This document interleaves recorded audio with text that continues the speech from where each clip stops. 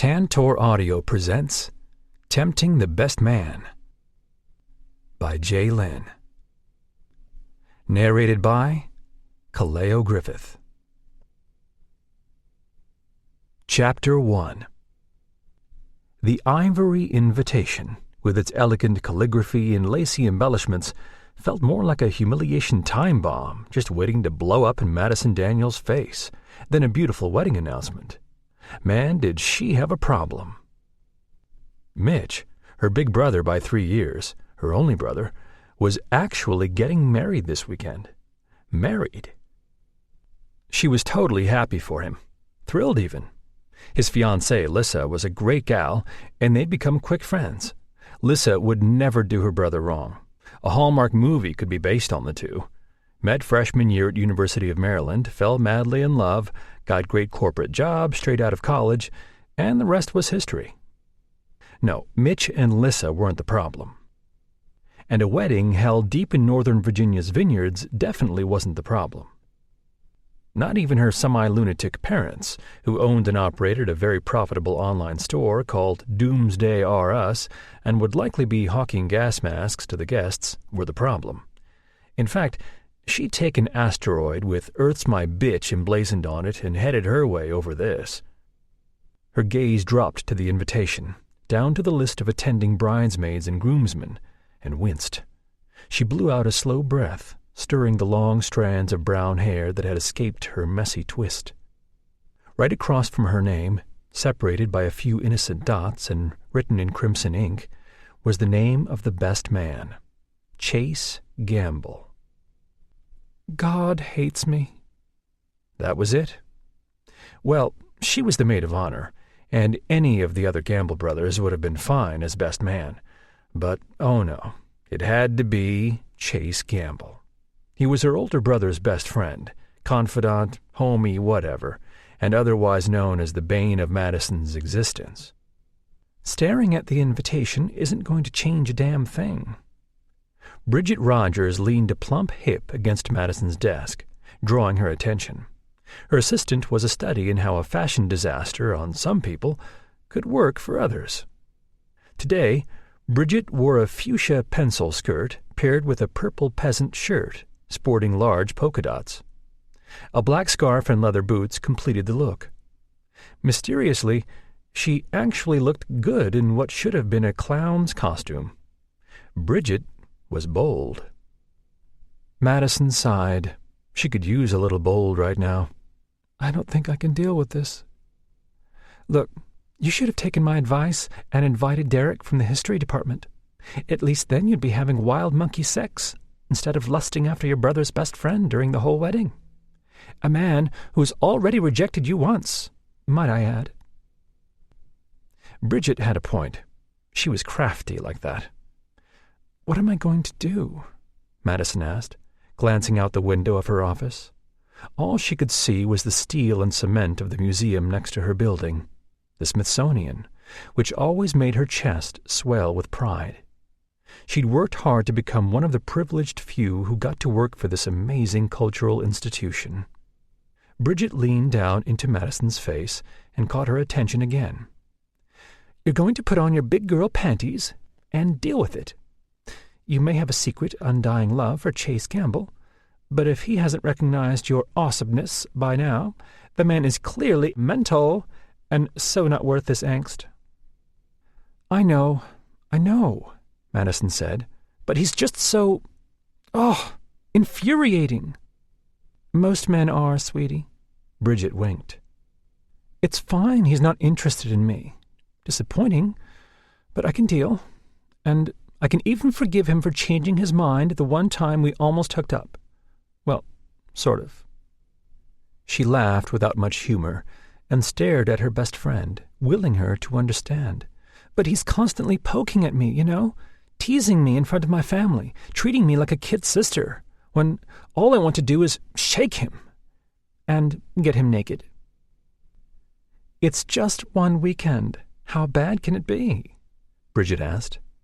She was trying to add the voice of reason to what was going to be the worst weekend of Madison's life. Dropping the invitation on her desk, she leaned back in her chair and sighed, idly, contemplating calling the history department. Ever since she could remember, there was Chase. Always Chase. They'd grown up on the same block in the suburbs of D.C.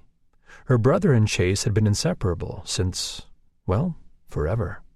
Which meant, being the baby of the family, Madison had nothing better to do as a kid than follow behind Mitch and his friends.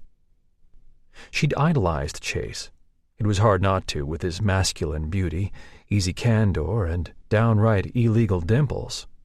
As a boy and into adulthood, Chase had a fierce protective streak that could make a girl's heart do a little flutter in her chest. He was the type of guy who would rip off his shirt in the middle of Snowmageddon and give it to a homeless person on the street.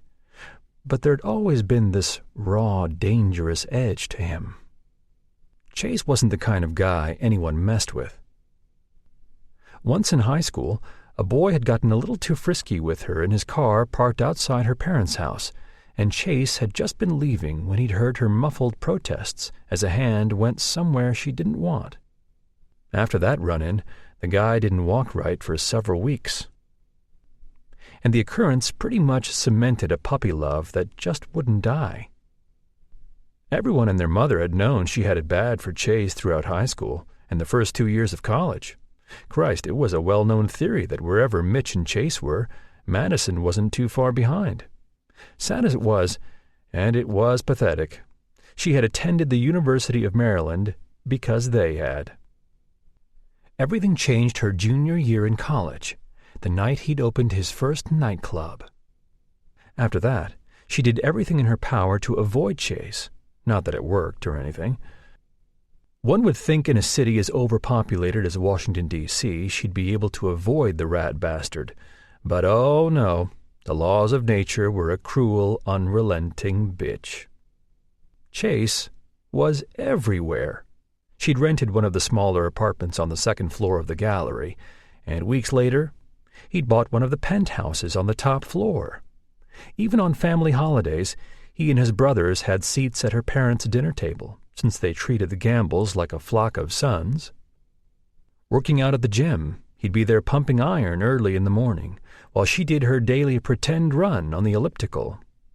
And when he got on the treadmill, oh wow, who knew calf muscles could be so sexy? It wasn't her fault that she stared and maybe drooled on herself a little, had maybe fallen off the elliptical a time or two when he'd lifted his shirt, revealing abs that looked like someone stuck paint rollers under his skin, for crying out loud, and wiped his brow at the hem. Who wouldn't be driven to distraction and take a tumble? Hell, if Madison went to the local grocery store on the corner, he'd be there too, feeling up the peaches, with his wonderfully long fingers that no doubt knew how to strum a guitar, just as well as they knew how to work a woman into the height of sexual frenzy, and then some. Because she did know, oh, did she ever know how good he was. Of course, half of D.C. probably knew how good he was with those hands of his by now. "You have that look on your face." Bridget raised a brow at her. "I know that look." Madison shook her head in denial. She really needed to stop thinking about his fingers, but there was no escaping her childhood crush, the embodiment of every fantasy she'd ever had, an infatuation she never grew out of, and the reason why no other guy lasted longer than a few months, though she'd take that little ditty to the grave. Chase was the Antichrist to her. A really unbelievably hot Antichrist. Suddenly it was way too warm, and she tugged on the edge of her blouse and scowled at the invitation. It was only 4 days in the romantic upscale vineyards. Hundreds of people would be there, and even though she had to deal with Chase during the rehearsal and wedding, she could easily find creative ways to avoid him. But the nervous flutter in the pit of her stomach, the excitement that hummed in her veins, was telling a whole different story. Because seriously, how was she going to steer clear of the only man she'd ever loved and wanted to maim? "Toss me that employee directory," Madison said, wondering if Derek might be available after all. The drive to Hillsborough, Virginia on Wednesday morning wasn't a pain, since everyone else was streaming into the city for his or her daily commute. But Madison was driving as though she was auditioning for NASCAR. According to the 3 missed calls from her mother, who thought Madison had been kidnapped in the big bad city and was now being held for an ungodly sum of money, the 4 text messages from her brother wondering if she knew how to navigate the Beltway, because apparently little sisters couldn't drive, and the voicemail from her father warning there was a problem with the reservations, she was late for brunch. Who in the hell still ate brunch? Thrumming her fingers against the steering wheel, she squinted as the late May sun glared off the exit sign. Yep, as she zoomed on by, she'd missed the exit. Damn it. Tossing a glare at her cell phone, because she so knew it was going to ring in a hot second, she darted into the other lane and took the next exit so she could backtrack to where she needed to be. She wouldn't be running late and be so discombobulated if she had spent last night packing like a normal, emotionally stable woman in her mid-20s, a successful, emotionally stable woman, instead of bemoaning the fact that she had to walk arm in arm down the aisle with Chase, because, for real, that was just plain cruel. The fact that Derek had another date that weekend and couldn't accompany her was like adding insult to injury. Her cell phone went off the moment the wheels on her Charger hit the correct exit ramp, and she growled at it, wishing the damn thing into the 10th circle of hell. Were there 10 circles? Who knew? But she figured by the time everyone got drinks in them and started talking about how Madison used to run around shirtless as a child, there'd be 20 circles to hell, and she'd have visited every one of them. Tall black walnut trees crowded either side of the rural route she flew down, shading the road and giving it an almost ethereal feel. Up ahead, the deep blue of the mountains loomed over the valley. There was no doubt, as long as the weather held up, the outdoor wedding was going to be beautiful. A sudden pop jerked her chin up, and the steering wheel to the left, right, and then left again. Heart racing, she gripped the wheel as she weaved and crossed the center line like a poster child for DUIs. "Damn it," she muttered, eyes going wide as she regained control of the Charger. A tire had blown. A mother-freaking tire had blown. Why not? Debating whether or not to attempt the next 10 miles on her rim, she strung together an atrocity of curse words that would have made her brother blush. She whipped the wheel to the right and coasted to a stop on the shoulder of the road. Throwing the car into park, she debated getting out and kicking the damn car. Instead, she did the mature thing, placed her head on the steering wheel, and cussed some more. This was so not starting out well. Lifting her head, her gaze slid off her cell phone. She snatched it off the seat, thumbed through her contacts, and quickly hit the call button. After only 2 rings, someone grabbed the line. "Maddie, where in the hell are you, girl?" Her father's concerned voice exploded. "Your mother's about to call the state police, and I'm not sure how much—" "Dad, I'm fine. I blew a tire about 10 miles out." Over the sounds of laughter and clanking silverware, her father huffed. "You did what?" Her stomach rumbled, reminding her that it was past 11 and she hadn't had breakfast yet. "I blew a tire." "You blew what?" Madison rolled her eyes. "I blew a tire." "Wait, I can't hear you. Guys, can you keep it down?" His voice got a little farther away from the mouthpiece. "Maddie's on the phone, and she blew something." The room erupted in male laughter. Oh, my freaking God. "Sorry about that, honey. Now, what happened?" her father asked. "You blew a fire?" "I blew a tire. A tire? You know, those things that are round and made of rubber?" Oh, now I get it." Dad chuckled. "It's an animal house in here. Everyone eating all at once. Did you remember to get that spare tire of yours replaced since your last flat? You know, dear, you should always be prepared. What if you needed to leave town during an evacuation?" She was seconds away from smacking her face off the steering wheel. She loved her parents to bits, but she really didn't want to talk about her lack of planning skills while a room full of men laughed about her blowing anything, while Chase laughed, because she'd definitely picked out his deep baritone in the background. Her belly was already filling with knots at the thought of seeing him soon. "I know, Dad, but I haven't had a chance to get a new spare tire yet." "You should always have a spare. Have we not taught you anything about preparedness?" Well, wasn't that a moot point right now? And it wasn't like a comet had struck her car. Her father sighed like all fathers do when their daughters need rescuing, no matter how old they were. "Just sit tight and we'll come get you, honey." "Thanks, Dad." She ended the call and dropped the cell into her purse. It was so easy imagining her absurdly large family crowded around the table, shaking their heads. Only Maddie would be late. Only Maddie would blow a tire and not have a spare. Being the youngest in a family that consisted of blood relations and the gamble horde sucked. No matter what she did, she was always little itty-bitty Maddie, not Madison, who oversaw the volunteer services at the Smithsonian Library. Being a history geek growing up, she considered her career choice fitting. Madison tipped her head back against the headrest and closed her eyes. Even with the air conditioner running, heat from the outside had begun to seep in. She undid the first couple of buttons and was grateful she'd opted for lightweight linen pants instead of jeans.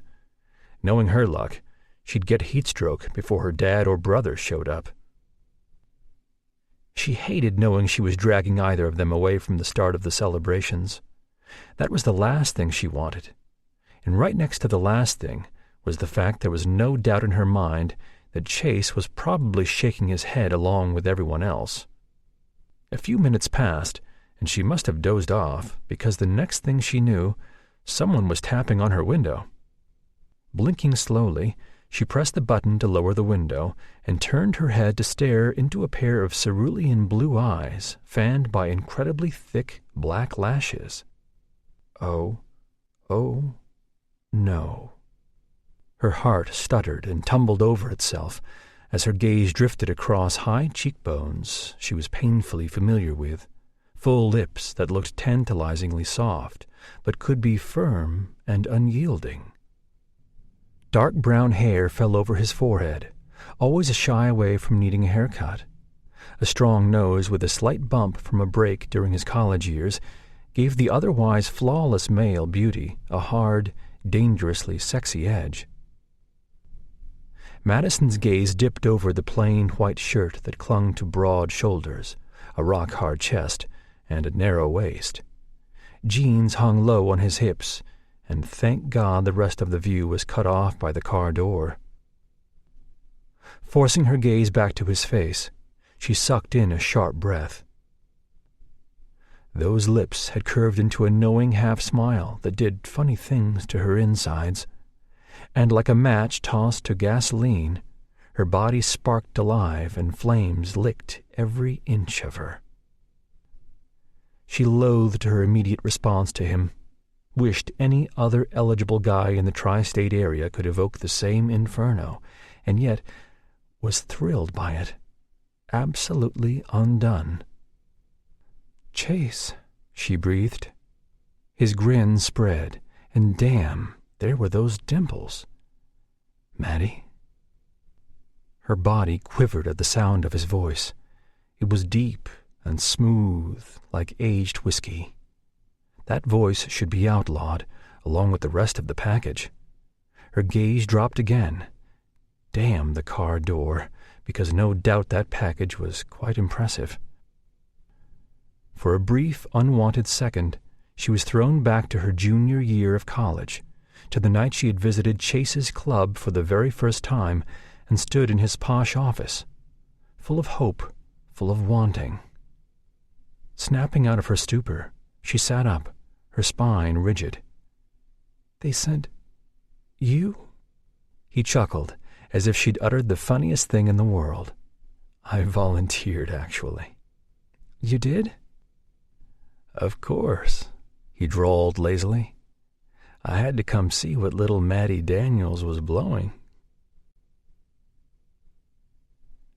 Chapter 2.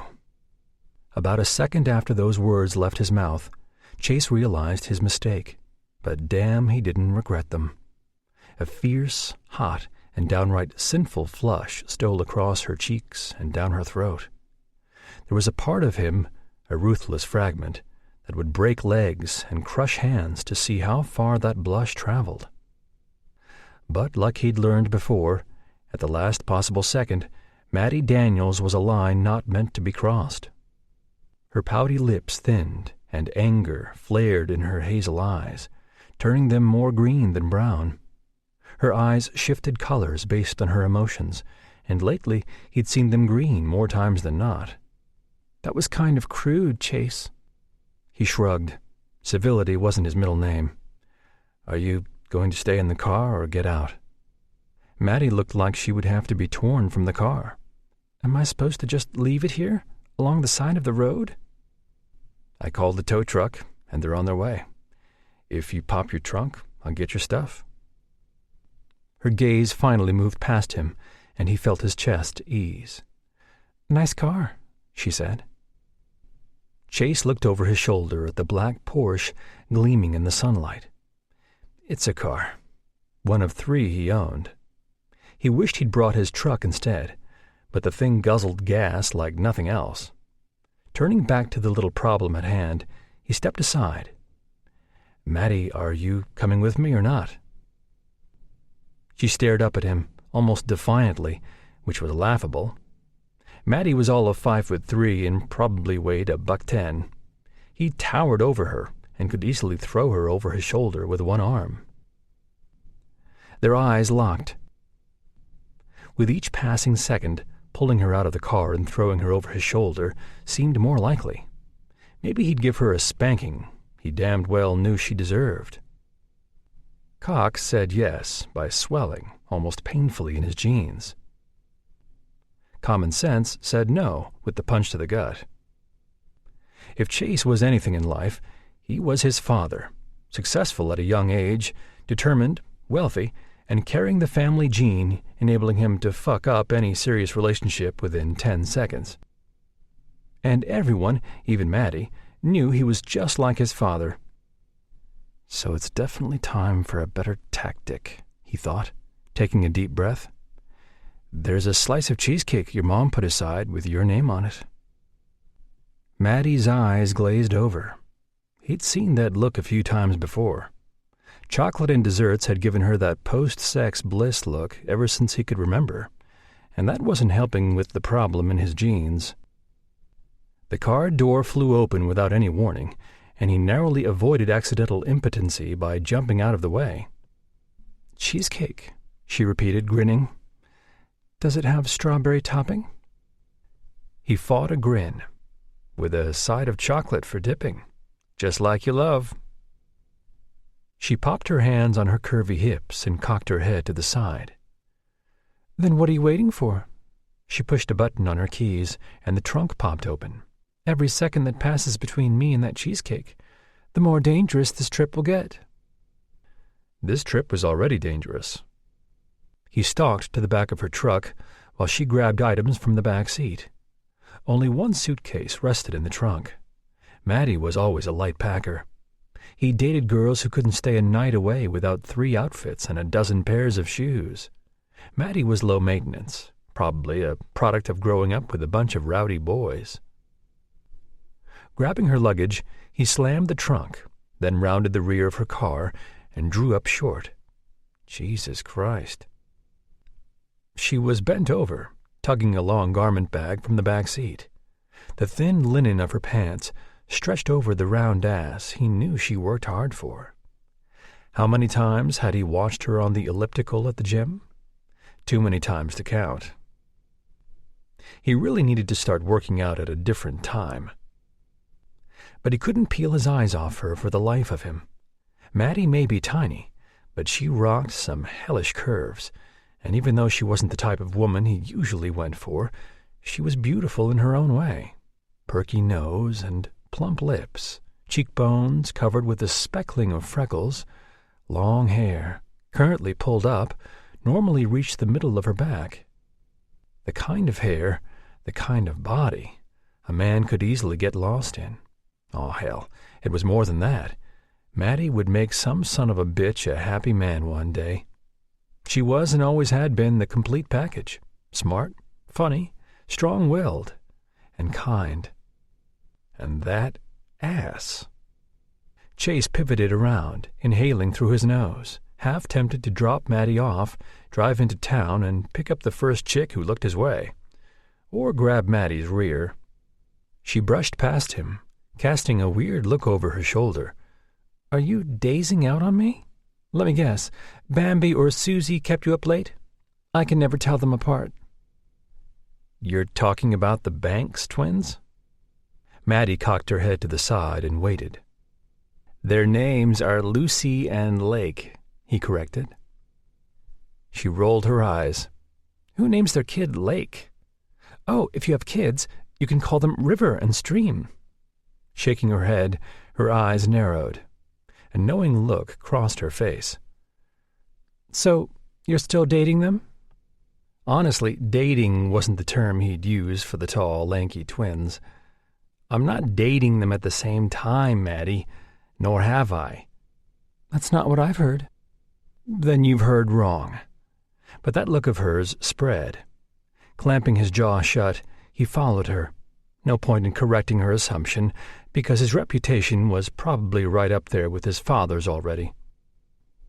Opening the back door, she frowned. "Haven't made it to your room yet?" He placed her bag in the trunk alongside his own. "Haven't checked in. I'd only arrived about 15 minutes before your rescue call went out." She smoothed invisible wrinkles from her pants, chin tucked low. "I didn't need rescuing." Chase arched a mocking brow. "That's not how it looks to me." "Just because I blew—" "Say that again?" Maddie lifted her eyes to his again, and he felt their soulful depths in his gut. She could always take his breath away with a single look. "Say what?" "Blew." She rolled her eyes. "That's real mature." "Anyway, you blew a tire and I had to come out here and get you. How is that not me rescuing you?" Huffing, she spun around and returned to her car. With her purse in hand, she stalked over to the passenger side of his Porsche. He grinned. "You should always have—" "I know, a spare," she said, cutting him off and sliding into the car. Laughing under his breath, he climbed in and sent her a sidelong glance. She was staring out the tinted window. Her hand clutched her cell phone like a lifeline.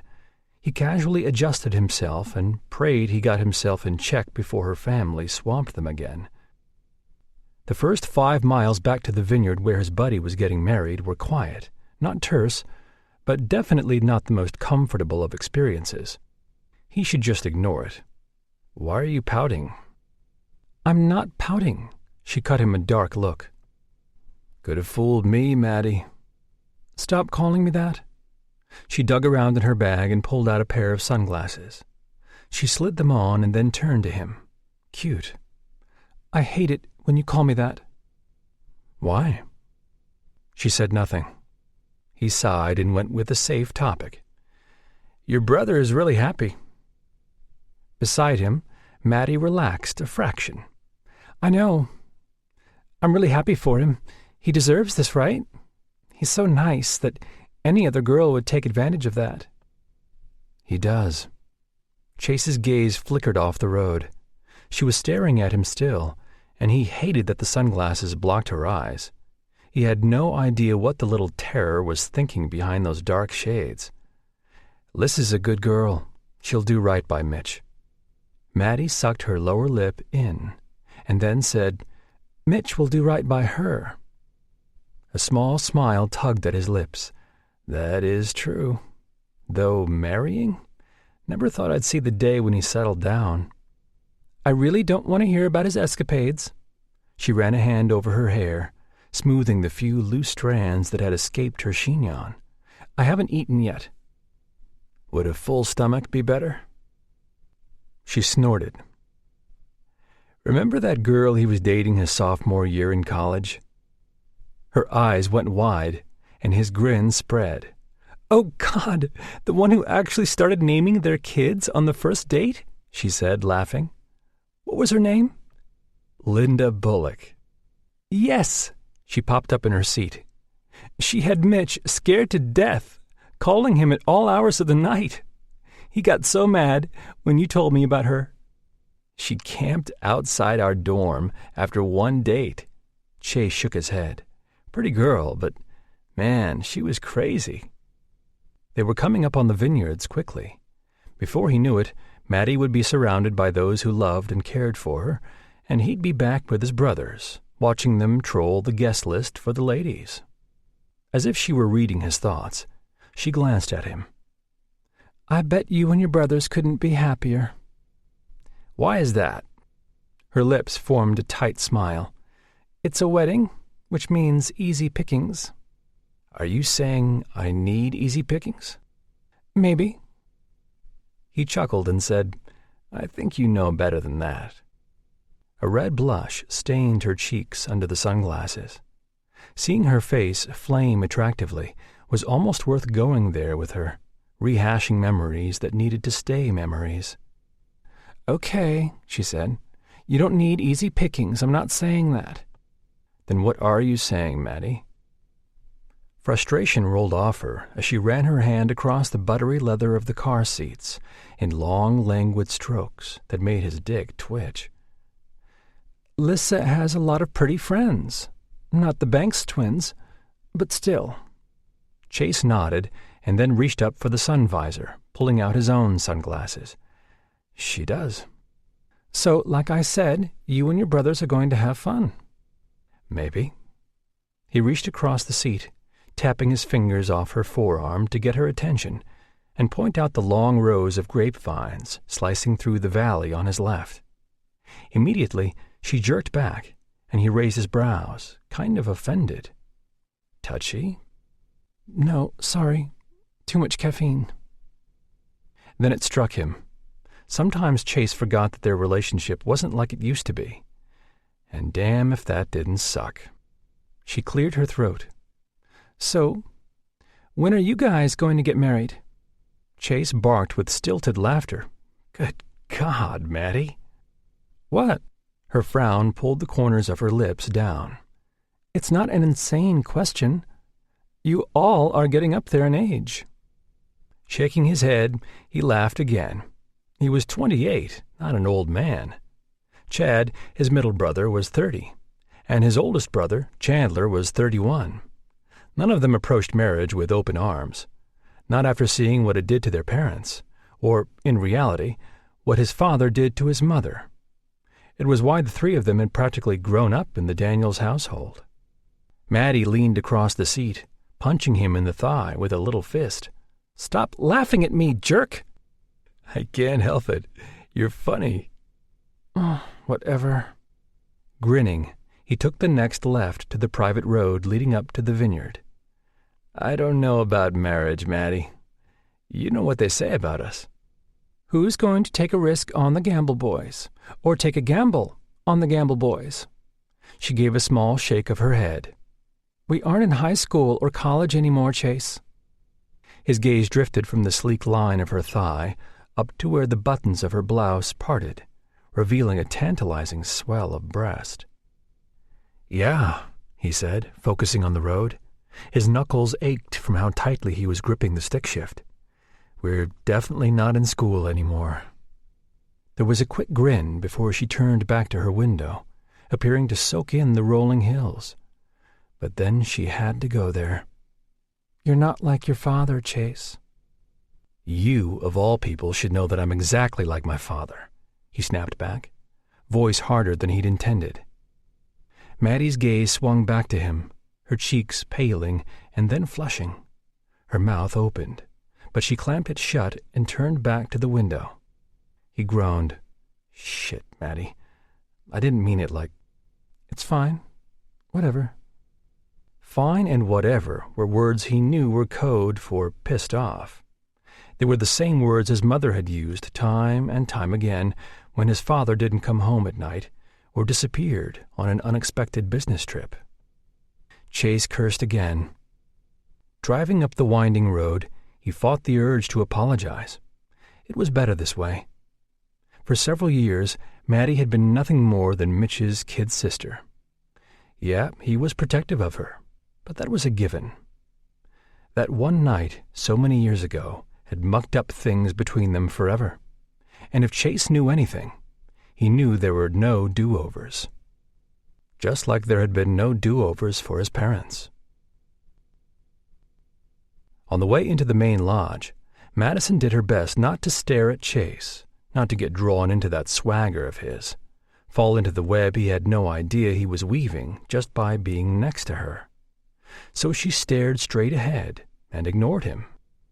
An elderly couple inched their way down the pathway, their hands joined together tightly. The looks they shared were so full of love that Madison felt a pang of envy. That was the kind of love she had dreamed of as a little girl. Love that didn't dull after the decades, but only grew stronger. The woman's thick-soled shoes slipped on one of the pebbles. Her husband easily caught her arm, but her purse dropped off her other arm, spilling the contents along the white stones. Madison rushed forward, kneeling down as she quickly scooped up the lady's belongings. "Oh, thank you, dear," the old woman crooned. "I'm getting terribly clumsy in my old age." "It's no problem," Madison smiled, handing the purse back. "Have a nice day." Returning to Chase's side, she found him smiling at her. Not a full smile that showed off those dimples, but a small, private one. "What?" "Nothing," he said with a slight shake of his head. The moment Madison stepped inside the cozy atrium of Bell's Vineyard, her family attacked her. Bone-breaking hugs were given by first cousins, second cousins, a few people she didn't even recognize, and an uncle. Hugs that lifted her clear off her feet and left her a little dizzy. But when she saw her brother beyond the atrium, standing before several long tables covered in white linen, a wide smile broke out across her face, and she took off. Mitch was tall, like their father, and his brown hair was clipped close to his skull.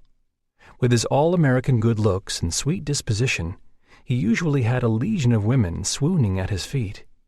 Many of them included her friends. The single ones were no doubt mourning this weekend, but he'd only ever had eyes for Lissa. He caught her halfway and spun her around. "We were starting to think you were boycotting the wedding." "Never," she laughed, clasping his arms. Not since Christmas had she gotten to see her brother. He and Lissa had moved to nearby Fairfax, and with their busy careers, it left little time for family reunions. "I've missed you." "Now come on, don't start crying on me already." She blinked. "I'm not crying." "Good." He enveloped her in another massive hug.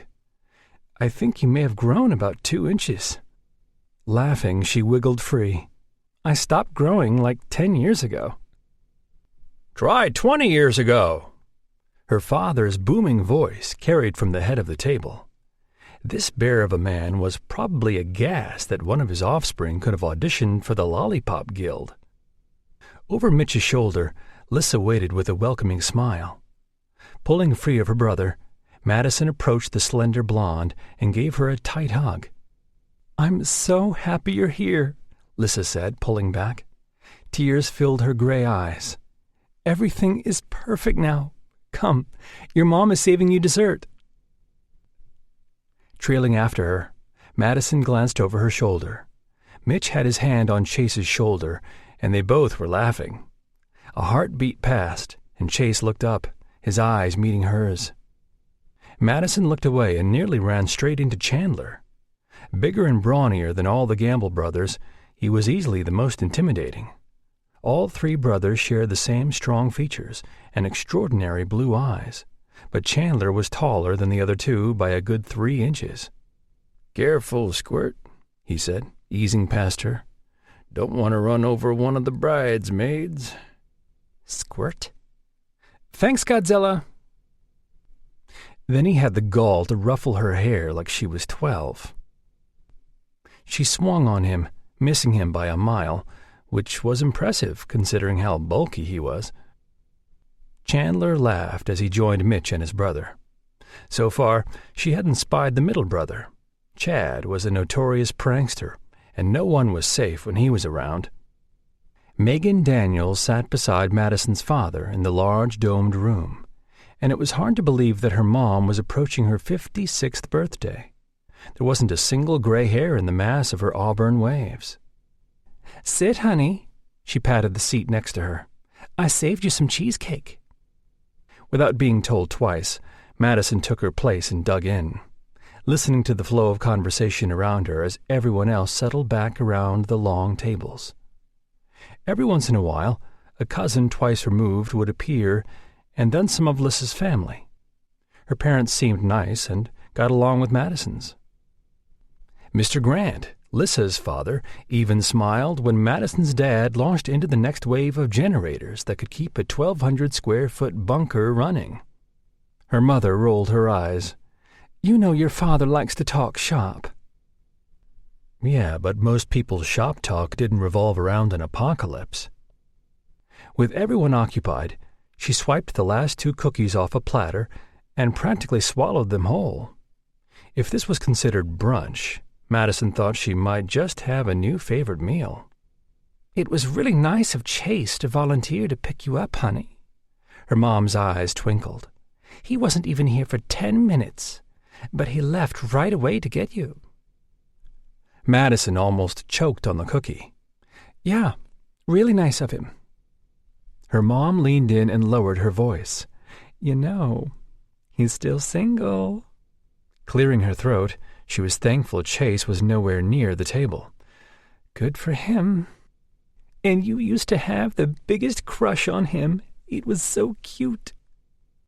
Madison's mouth dropped open to deny it, but Mrs. Grant responded before she could say a word. "A crush on who?" "Chase." Her mother nodded sagely toward the front of the room. "She followed Mitch and him around like a—" "Mom," Madison groaned, wanting to hide under the table. "I did not follow them around like a puppy." Her mother just smiled. "That is so sweet," Mrs. Grant said, her gaze traveling up to where Chase and the rest of the men stood. "And he seems like a lovely young man. Mitch was telling us how he owns several nightclubs in the city." Mom launched into a detailed account of Chase's successes, which were quite impressive. Within the last 7 years, he'd started several profitable upscale bars, easily placing him as one of the most eligible bachelors in the district. But her mother had glossed over Chase's well-known playboy social life. Madison hadn't been to any of his clubs since she was 21, since that disastrous night when alcohol and several years of crushing on a guy came to an utterly humiliating head. After taking a sip of water, she excused herself to check on her room reservation and strolled between the tables and out into the wide foyer on her way to the reservation desk. Once outside the breakfast area, though, she realized she had company. Chase fell into step beside her, hands shoved into the pockets of his jeans. He was a good head and then some taller than her, and she always felt like a dwarf standing next to him. She arched a brow at him, totally trying to play it cool, even though her heart was pounding walking this close to him. "Following me?" "Thought I'd change up the pattern." "Ha ha." He flashed a grin. "Actually, I was going to pick up my cabin key." "So am I." Bell Vineyards had several cabins nestled across their estate, and they had reserved most of them for those attending the wedding scheduled for Saturday. She bit her lip, realizing she hadn't thanked him yet. "Thank you for coming and getting me. You didn't have to." Chase shrugged but said nothing. They wound their way through the elegantly designed hallways with exposed log walls and eventually arrived at the front desk. An older man behind the counter with a name tag reading Bob smiled at them. "How can I help you?" Chase leaned against the desk. "We're here to pick up our room keys." "Oh, for the wedding." His hands paused over the keyboard, ready to fly. "Congratulations." Madison choked back a laugh. "We aren't. There's no need for congratulations. He and I aren't like that. Aren't." "What she's trying to say is that we're not the bride and groom," Chase replied evenly, smirking. God forbid anyone thought that. Geez. "We're with the bridal party?" Chase gave their names while Madison mentally kicked herself for sputtering like an inept teenager, but standing this close to him was more than distracting. His presence, his spicy scent that was part cologne and part male, had her senses firing left and right. He always had to stand close.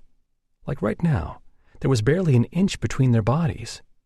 She could feel the natural heat that rolled off him, and if she closed her eyes, she was pretty sure she could remember what it felt like to have his arm around her, cradling her to his hard chest as his hands skated under the hem of the dress she'd worn just for him, sliding up.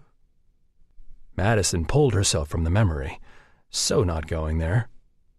"I'm sorry," the clerk said, drawing her attention back to what was important. "There's been an unfortunate mix-up." Suddenly, she remembered her father's message. "Has something happened?" The clerk's cheeks turned ruddy. "We had another wedding party that ends on Friday, and, well, to put this bluntly, one of the part-time workers overbooked the cabins, which pushed out the last 2 reservations made." Which, of course, would have been Chase's and Madison's reservations, because if they had anything in common, they always did things last minute. Chase frowned as he leaned a lot farther in. Well, there's got to be a fix. Swallowing visibly, he glanced at the computer. "I was under the impression that Mrs. Daniels had already addressed this issue." Madison had a really bad feeling. "We explained the problem upon her arrival. We only have one cabin available, the old honeymoon suite about to be remodeled." "Honeymoon suite?" Chase repeated slowly, as if those 2 words made no sense. Her stomach dropped. The clerk looked visibly uncomfortable. 2 people can definitely room there. Mrs. Daniels said it wouldn't be a problem." She was going to kill her mother. "I'm sorry." Chase drew up straight, and at over 6 feet tall, that was a lot of looking up to do. His voice was firm. "We cannot share a cabin." Ouch. Sharing a room with Chase wasn't on her list of things to do, but damn, she wasn't the worst possible option. "Money is not an issue," he continued, eyes darkening to a navy blue, a sure sign his temper was about to make an appearance. "I can pay double or triple to get 2 rooms." Okay, now that was just insulting. She glared at him. "I agree. There's no way I can stay with him." Chase cut her a look. The clerk shook his head. "I'm sorry, but there are no other rooms available. It's the old honeymoon cabin, or it's nothing." Both of them stared at the clerk. Madison had a sinking suspicion Chase was about to grab the man, turn him upside down, and shake him until room keys fell out. She could get behind that. "Rooms should become available Friday morning, and we will ensure both of you are first in line. But unfortunately, there isn't anything I can do." Madison ran a hand over her hair, stunned. Rooming with Chase? There was no way. Between gawking at him in close proximity and wanting to beat him over the head when he opened his mouth, she was going to go insane. The days leading up to the wedding were supposed to be fun and relaxing, not a trip into crazy land. And her mom, her nutso matchmaking mom, had a hand in this. She was going to bury that woman in a bomb shelter. Madison peeked at the still silent form of Chase. A muscle worked in his jaw like he was grinding his molars down to the gum. This was horrific for her. But for him? God, he was probably ready to make a bid for the clerk's room. No doubt this would put a major crimp in his woman-seducing plans. "You've got to be kidding me!" Chase twisted away, placing his hands on narrow hips. He swore under his breath. "All right, give me the damn keys." Madison flushed. "Look, I can—" "You can what? Room with your mom, who's on a second honeymoon with your dad? Or maybe you'd prefer to room with one of the other couples and ruin their romantic weekend." A note attached to 2 keys dropped into his open palm. "Sleep in your car, even?" "We don't have a choice." His eyes met her wide ones.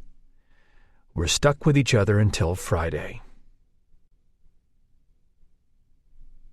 Chapter 3. "Oh, man, you two are not going to make it to the wedding." Mitch leaned back in his chair, eyes glittering with amusement. "No way." Madison sighed. "Why?" her mother asked from the end of the table. "They'll do just fine." "They'll kill each other," Mitch said with a laugh.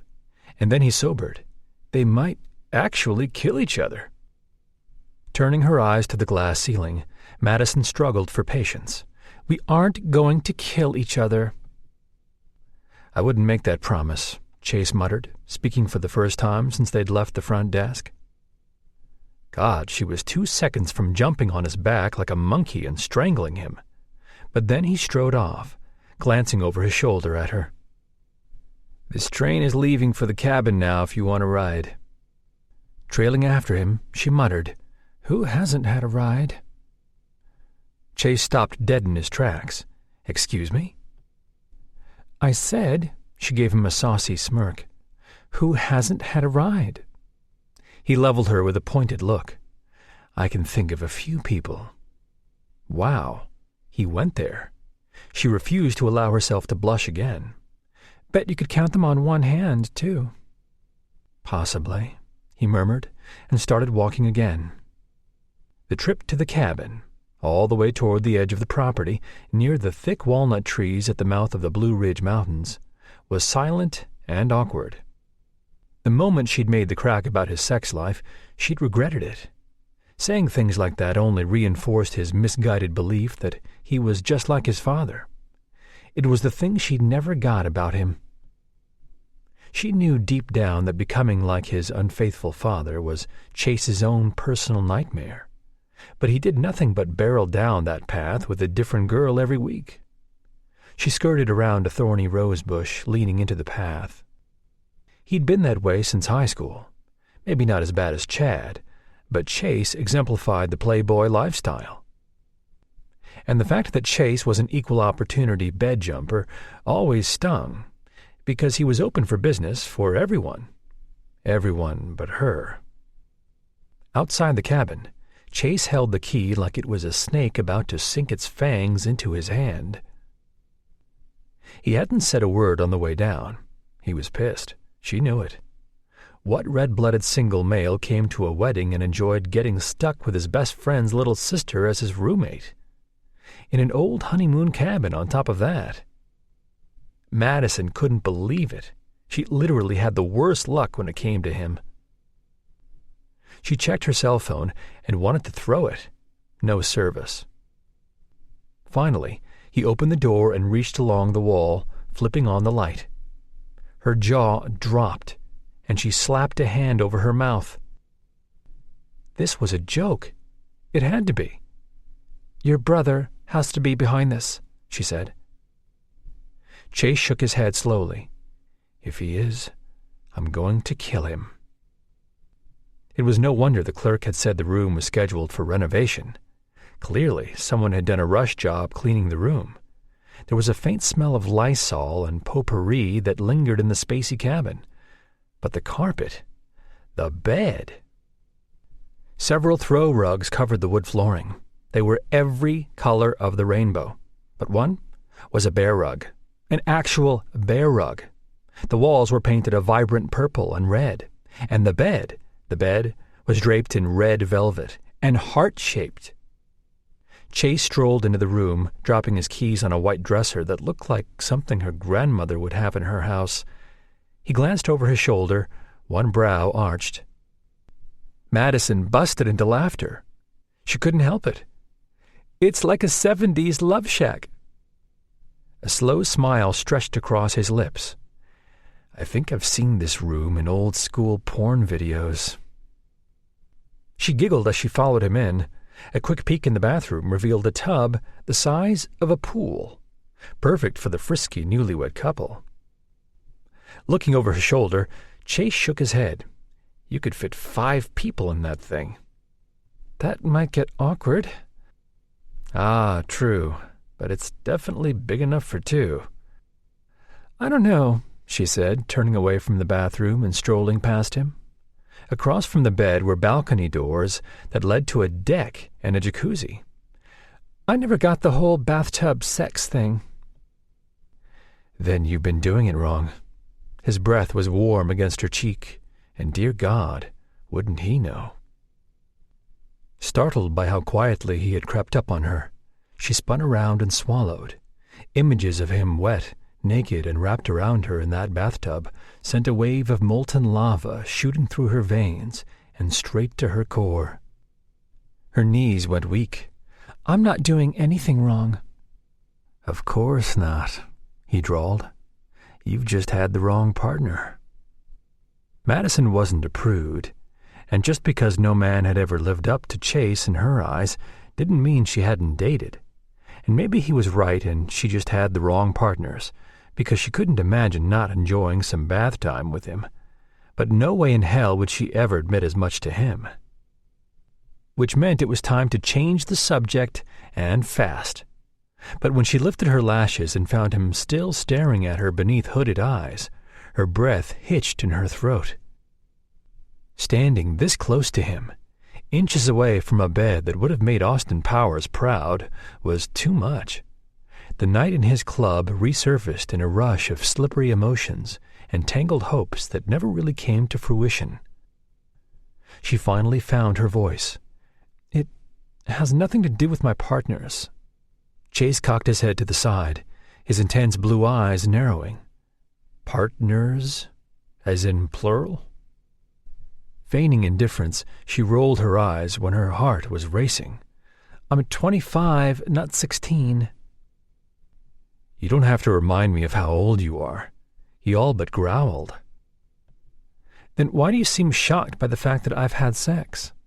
He took a step forward. She took one back. With more than one person?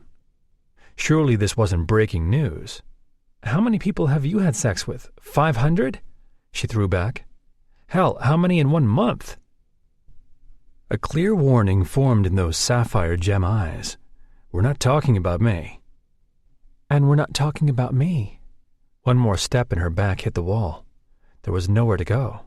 So let's just stop. Stop what? He leaned in, his breath tantalizingly warm against her cheek, and he planted his large hands against the wall on either side of her head. Madison's gaze dropped to his lips, and she hadn't the foggiest idea what they'd been talking about. Something about sex and God. Talking about sex with Chase was not a good idea, because now she wanted sex. With Chase, she wanted to feel him inside her. Only him. Always him. She wanted so much. A liquid fire had spread through her veins, licking at her. Lust rose so quickly, pulsing through her limbs, hitting her hard and fast, leaving her senses spinning. A small part of her brain that still functioned fired off warnings left and right. It was insanity to even entertain the idea of anything going down between her and Chase. But as her gaze moved up, colliding with his, her heart stopped. Tell me, he ordered, voice low and gravelly. How many boys have you let touch you? Part of her bristled at his demand, but the other incredibly stupid part was thrilled that he cared. I've never been with boys, Chase. Anger and something far more potent flared in his blue eyes. Oh, so that's how it is.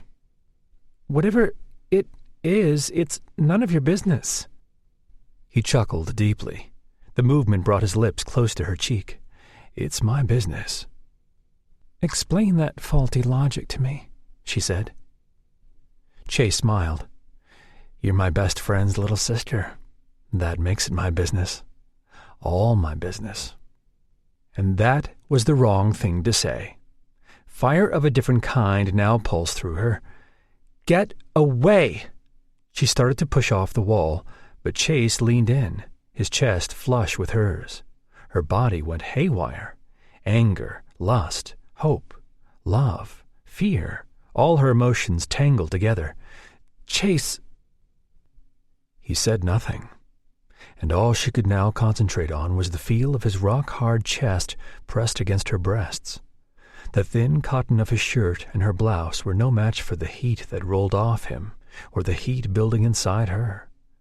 Her nipples hardened to aching, wanton pearls, and she dragged in a deep breath, biting back a moan. His lips parted. There was no hiding her reaction, not from a man like Chase, who knew every flavor of woman, and she wanted to be his flavor, his favorite. A tight coil wound deep inside her. She was panting now, and he hadn't even really touched her. She tried to disconnect from her out-of-control hormones, going as far as thinking about the D.C. Metro, and still her body was turning on her. His breath hitched, and then he scowled at her, even as he pressed his forehead against hers. Her lashes fluttered shut, and she grew very still, barely daring to breathe as his breath danced over her brow, down her temple, and across her cheeks. His lips hovered over hers. "No," he snarled. Madison wasn't sure to whom he was talking, but then his mouth was crushing hers, and her world became him. The touch and feel of his lips pressing down, forcing hers to respond. It wasn't a gentle kiss or a sweet exploration.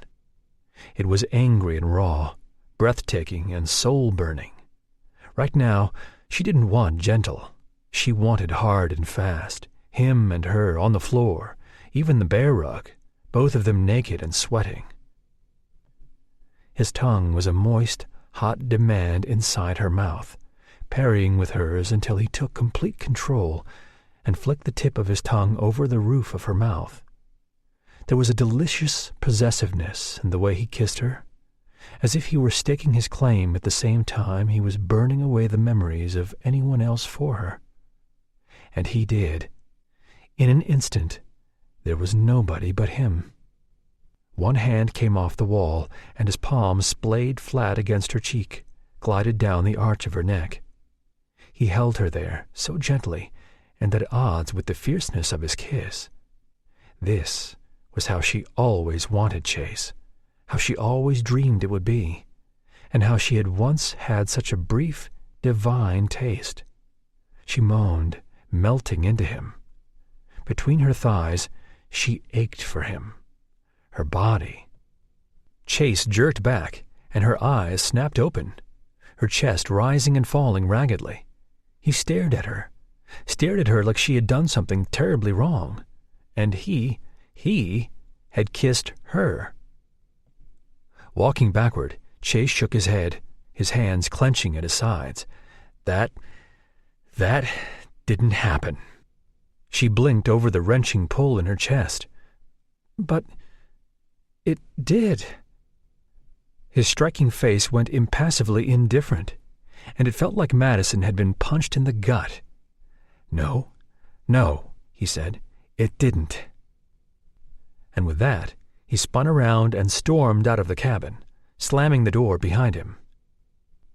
Madison blinked slowly. Oh, hell to the no. He did not just storm out of there like a drama queen. She was going to find him and then castrate him. She winced. Okay, maybe not that extreme, but she'd be damned if she let him kiss her like that and then run. Madison was well on her way to getting drunk. Not fall on your face or strip off your clothes drunk, although without all the family around that might have sounded fun, but there was definitely a wine-induced headache in her near future. Sitting on a bench along the sprawling deck outside the main lodge, she inhaled the scent of mountain air and grapes. Members of her family and Lissa's chattered around her. The low hum of conversation would have normally been soothing, as she was a lover of all sorts of background noise, but right now She wanted to slide through the narrow spaces in the wooden rail around the deck and fade into the night. Taking another long sip, she gazed out over the lawn. Paper lanterns hung from the poles spaced along the pebbled pathway, casting a faint light across the grounds. She glanced down at her third glass of petite and bit back a strangled giggle. Such a lightweight, but the heady thrum in her veins helped ease the mixture of shame and unquenched lust that burned in her stomach, an all too familiar feeling after a rather idiotic run-in with Chase. He had kissed her. And then, in the ultimate heart-crusher, he'd wanted her to forget it. Been there, done that, and she definitely had the wounded heart to prove it. Why had he kissed her if he was so obviously disgusted by the idea? Who knew? Maybe the answer was in the depths of her dark purplish wine? Her father's boisterous laughter brought a faint smile to her face, and she twisted around on the bench. He stood with her brother and two of the three Gamble men. Chase was hiding somewhere else, most likely from her. After he'd kissed her, and she felt the need to keep reminding herself that it had been he who'd kissed her, she hadn't seen him. Like the child he treated her as, she'd conveniently hid away in the bathroom while he deposited their luggage in the gaudiest cabin ever. Not her proudest moment. Madison just couldn't make sense of any of it, and it wasn't fair. The last thing she wanted to be dealing with during her brother's wedding was this. It was a time to celebrate and laugh, not a time to add another notch on the humiliation belt. But of course, here she was, grateful that it was dark enough to hide the flush that hadn't faded yet. Worse still, that kiss had sent her spiraling backward in time to the one night she never wanted to remember, but also didn't want to forget. Except now she couldn't stop the onslaught of little vignettes replaying from that evening. It had been her junior year in college, and, as usual, she was in between boyfriends, still madly infatuated with her childhood crush, and the happy owner of one sexy little black dress that months of her part-time research gig at the university had paid for. The opening night of Chase's nightclub, Komodo, had changed everything. All these years, and it seemed like yesterday. The drinks, the dancing. Everyone had been there, her brother, Lissa, Chase's brothers, her friends. It had been a great night, one for celebrating. The evening had been a raving success, and Madison had been unbelievably proud. So many people had doubted him, but she never had.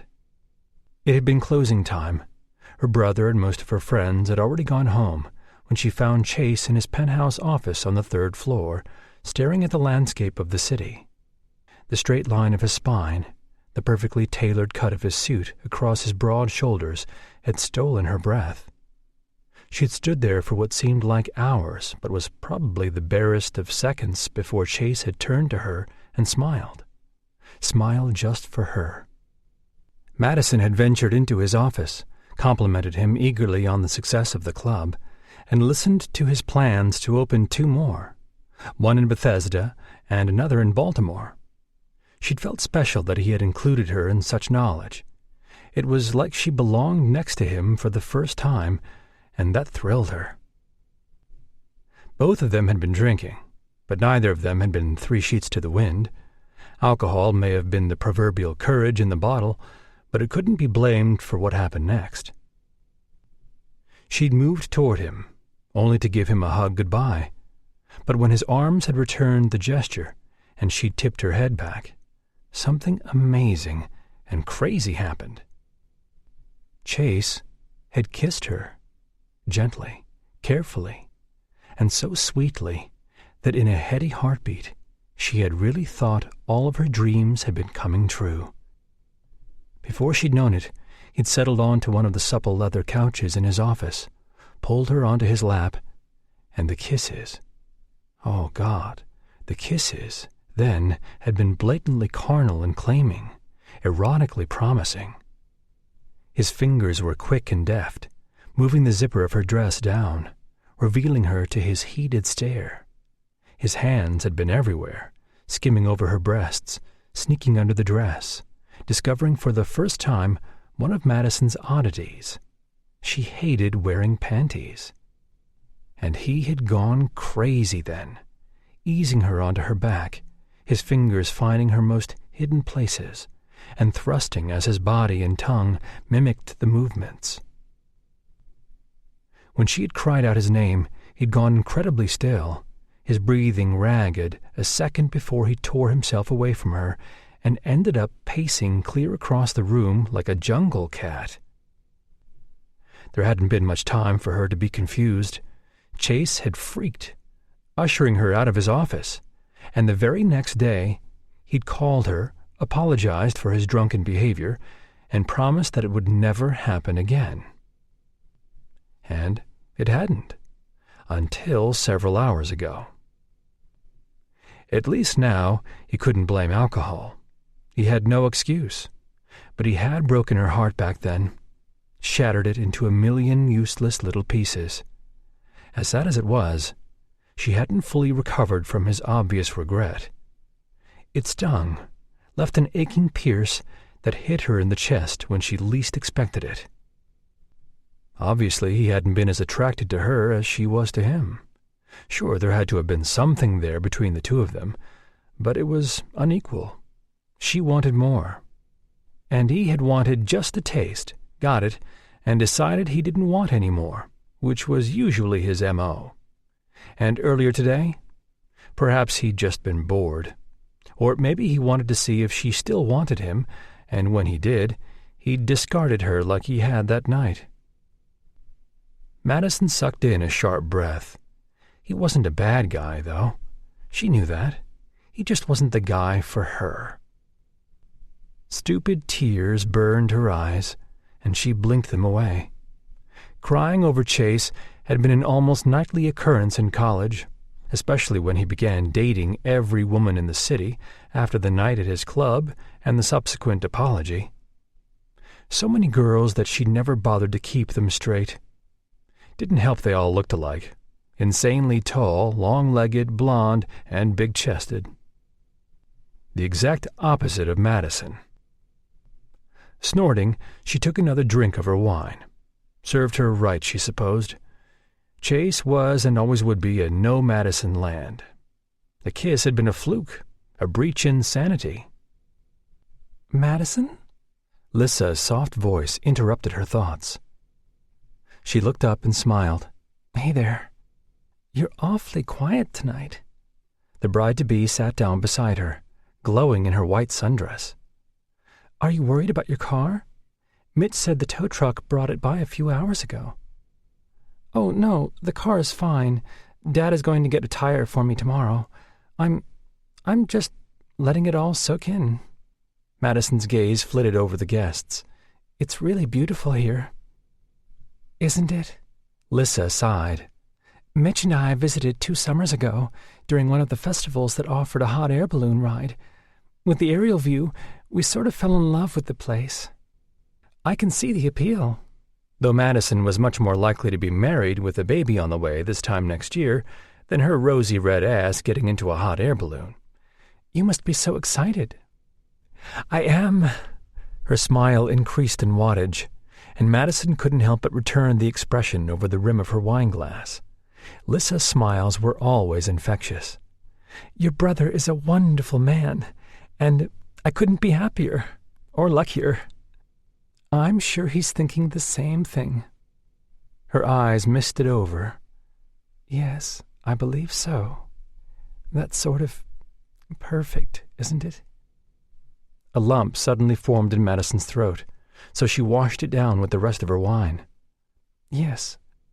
Lissa's gaze slid to her. "You look really nice tonight." "Really?" She plucked at the sleeveless, gauzy blue dress that ended just below her thighs.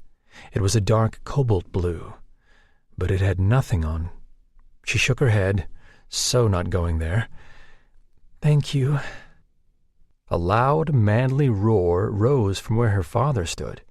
Madison turned, and her breath got stuck in her throat. Chase had arrived. Madison glanced down at her empty glass and groaned under her breath. Lissa nudged her. "He's something else, isn't he?"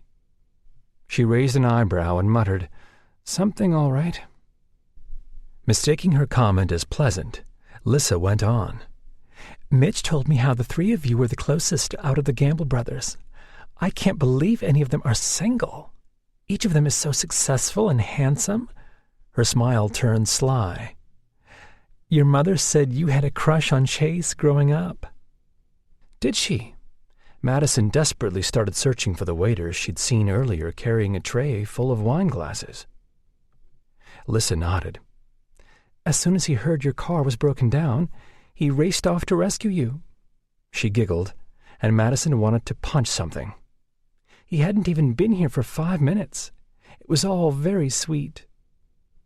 Like before, she refused to read too much into his motivations, and then she spied the crisp white shirt of the server. Bingo. "Have you ever considered—" Madison turned hot, and then cold.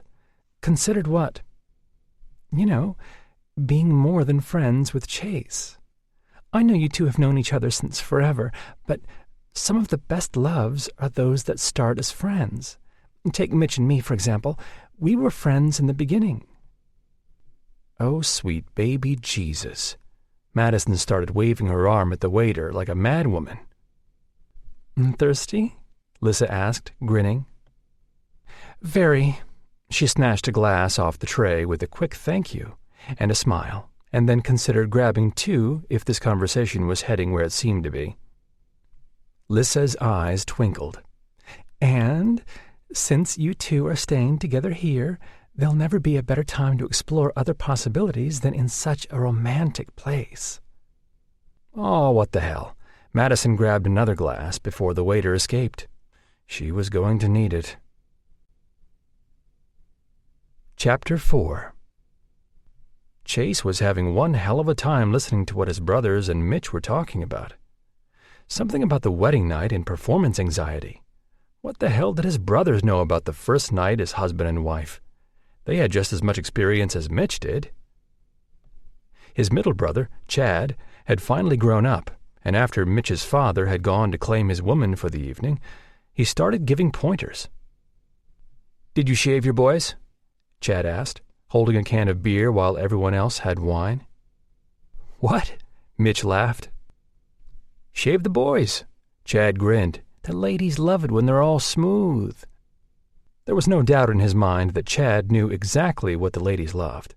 Everyone in D.C. believed Chase was the man-whore of the clan, but in reality, it was Chad. "I really don't want to talk about my balls with you," Mitch said. "Not now, not ever." Chase snickered. Thank God.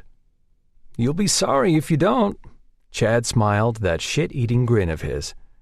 "You should also bring in some toys. That will—" Chase zoned his brother out at that point. He wouldn't be surprised if Chad already had Mitch's honeymoon cabin decked out with all kinds of perverse things just for the fun of it. Leaning against the railing, Chase took in the group around him. Most had already left, including Mitch's and Lissa's parents. The younger crowd was still up, though. The type of people who'd be at one of his clubs. His skin itched. He hated being away for days without the ability to make sure things were running smoothly. His managers were on the up and up, more than able to keep the wheels churning. But even though it would be a slow night, he was having a hell of a time fighting the urge to call and check in every 5 seconds. He was also having a hell of a time not thinking about what went down in that god-awful cabin. Fuck. What in the hell had he been thinking? Kissing Maddie? Again? He glanced at Mitch and could almost feel his balls being castrated. And he'd deserve it. With his reputation, Chase was sure that Mitch wouldn't be too pleased to know Chase had molested his sister. Though Mitch had never outright condemned the idea, hell, several times he'd actually suggested Chase and Maddie get together, there was no way that was going to happen. And he doubted Mitch would be so supportive if it became reality and one took into consideration Chase's track record with women and the DNA he shared with his father. Mitch's suggestions weren't a green light. Folding his arms, He ran his gaze over the sea of faces laughing and drinking around him. There she was by the benches. She had to be in her 4th glass of wine by now, due to the amount of empty ones sitting around her, and if she was still anything like he remembered, this was going to be a long, albeit interesting, night. Maddie. Little freaking Maddie. When he'd kissed her earlier, God, he didn't know a more responsive woman. The way she arched into him. The breathy feminine sound she made had nearly undone him, and that had been his wake-up call. But she had been so damn hot. She was still too damn hot. Chase widened his stance, biting back a growl. What had happened this afternoon, like what had happened that night in his club, had been a mistake. A mistake he enjoyed, but something that couldn't happen again. That was his best friend's sister, who was now standing on a bench, a half-empty wine glass hanging from her slender fingers as she swayed her hips to the light thrum of music coming from inside. God damn. One of Mitch's work buddies stood below her, grinning like he just won the fucking lottery or something. Or, as she raised her arms and her body moved in sensual curves to the rhythm of the music, the guy was thinking his chances of getting laid tonight were pretty high. Without thinking, Chase pushed off the railing and took a step toward them. Seconds away from walking right up to her and pulling her off that damn bench, he forced himself to stop. What the hell was he doing? She wasn't his problem. But damn if a part of him wanted her to be his problem. Going back to leaning on the railing, he clenched his jaw shut so tightly that his teeth ached. Who was that tool talking to her, coaxing her off the bench? Robbie, Bobby, some dickhead name like that? Whoever he was, he reached up, placed his hands on her hips, and lifted her down onto the floor.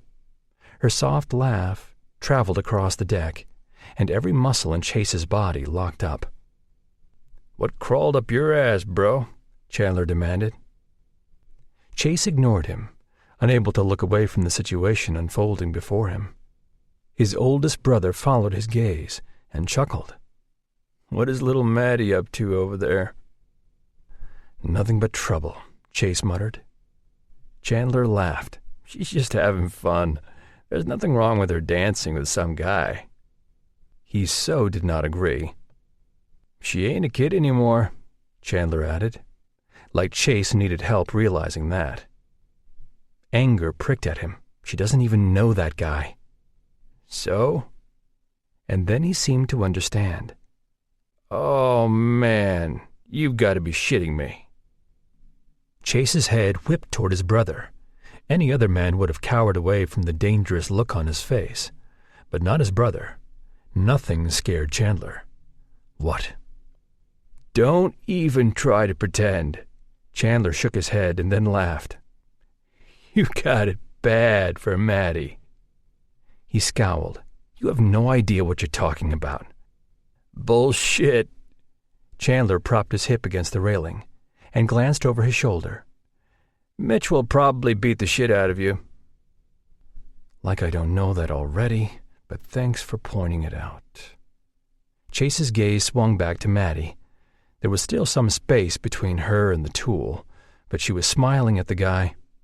The kind of smile that was innocent and sexy as hell at the same time, and Chase's gut clenched. Chandler clasped his shoulder. "But I think after he knocked the crap out of you, he'd probably thank you." Doubtful. For what? His brother stared back at him like Chase was an idiot. "Maddie could end up with someone worse." "Wow, thanks." A wry grin tugged at his lips. "You know what I mean. Once he gets over the idea of you and her, he'd be more than happy about it. He knows you, trusts you." Yeah, and that was the bitch of it. Mitch trusted Chase, so doing anything with Maddie was spitting in Mitch's face, because there was no doubt in Chase's mind things would end badly. "Yeah, it's not going to happen," he said finally. Chandler was quiet for a long moment as his gaze fixed on the swaying grape trees. "You want to tell me why?" "Do I need to?" There was another pause, and then, "I just don't get it. Maddie has always loved you. Don't give me that look. Everyone knows it." His brother flashed a rare grin. "You two would be good together. She would be good for you." He refused to even think about that. "And you're good enough for her," his brother added quietly. Chase thrust a hand through his hair. "Why are we having this conversation? Hell, if anything, her brother should be taking her little ass back to her cabin before she gets into trouble with what's-his-dick." Chandler chuckled. "Looks like Mitch is taking his fiancée out behind the bushes." And hell if Mitch wasn't. Not that he could blame him. Chase blew out a long breath, considered heading back to the cabin, or sleeping in the car for the night. It was getting late, and standing here, watching her. Maddie's laughter rang out like wind chimes as she was lifted into the air, wine glass long forgotten. The guy had his arms around her waist, pulling her closer to him. And that was it. Chase stopped thinking. Pushing off the railing, he barely registered his brother said something taunting to his retreating back as Chase prowled across the deck and came up behind the guy, ignoring his brother's distant laughter. For a moment, the two before Chase didn't seem to notice him, but then Maddie's glossed-over gaze drifted beyond the guy's shoulder. The tool stiffened and then turned around. One look at Chase's face struck the idiot speechless. "Good." "Maddie," Chase said, voice surprisingly calm, "it's time to go back." She stared at him, her cheeks flushed prettily. "Why?" His look should have said he really didn't need to explain, but it was obvious she just wasn't seeing things clearly. "I seriously think it's time to call it a night." Maddie pouted and then turned, searching for her glass. "It's still early, and I'm not ready to go back. Bobby, did you see where I put my glass? It's around here, I swear." Her refusal must have given the little twerp courage, because he planted himself in front of Maddie and Chase. "I'll make sure she gets back to her room safely tonight." "Yeah, that's not going to happen." Bobby dipshit held his ground, while Maddie peered into the shadowy corners, searching for her lost glass. "She's cool, man." "She's nothing to you." Chase brushed past the guy, leaving him standing there with his ruined plans for the evening. No way in hell, if he was alive and breathing, was some guy like that going to end up making Maddie a one-night stand. Chase gently wrapped his fingers around Maddie's arm and pulled her away from where a bottle of wine was chilling in ice. "Come on, let's go back to our room." He gave Bobby a pointed look, satisfaction settling in Chase's belly, as his words sunk in and Bobby's eyebrows shot up, his hands raised in surrender as he backed away. "Yeah, game over, asshole." She started to protest, but then she swayed to the left, pressing her hand to her mouth and giggling. "I may be a little tipsy. Not too much, but I think I might be well on my way." Chase arched a brow. Maddie giggled again as she peered up at him through thick lashes. "You look like you've sucked on something sour. What's your problem? I was just dancing and—" "And what?" he growled lowly. She scrunched her nose. "Well, I was... I don't know." He rolled his eyes. "Come on, let's get you to bed." "Oh, listen to you! Ordering me to bed! For shame!" she said, giggling as she wiggled free from his light grasp. "What would people think? The controversy, Chase." "Maddie?" She flounced off ahead, and he sighed, trailing after her.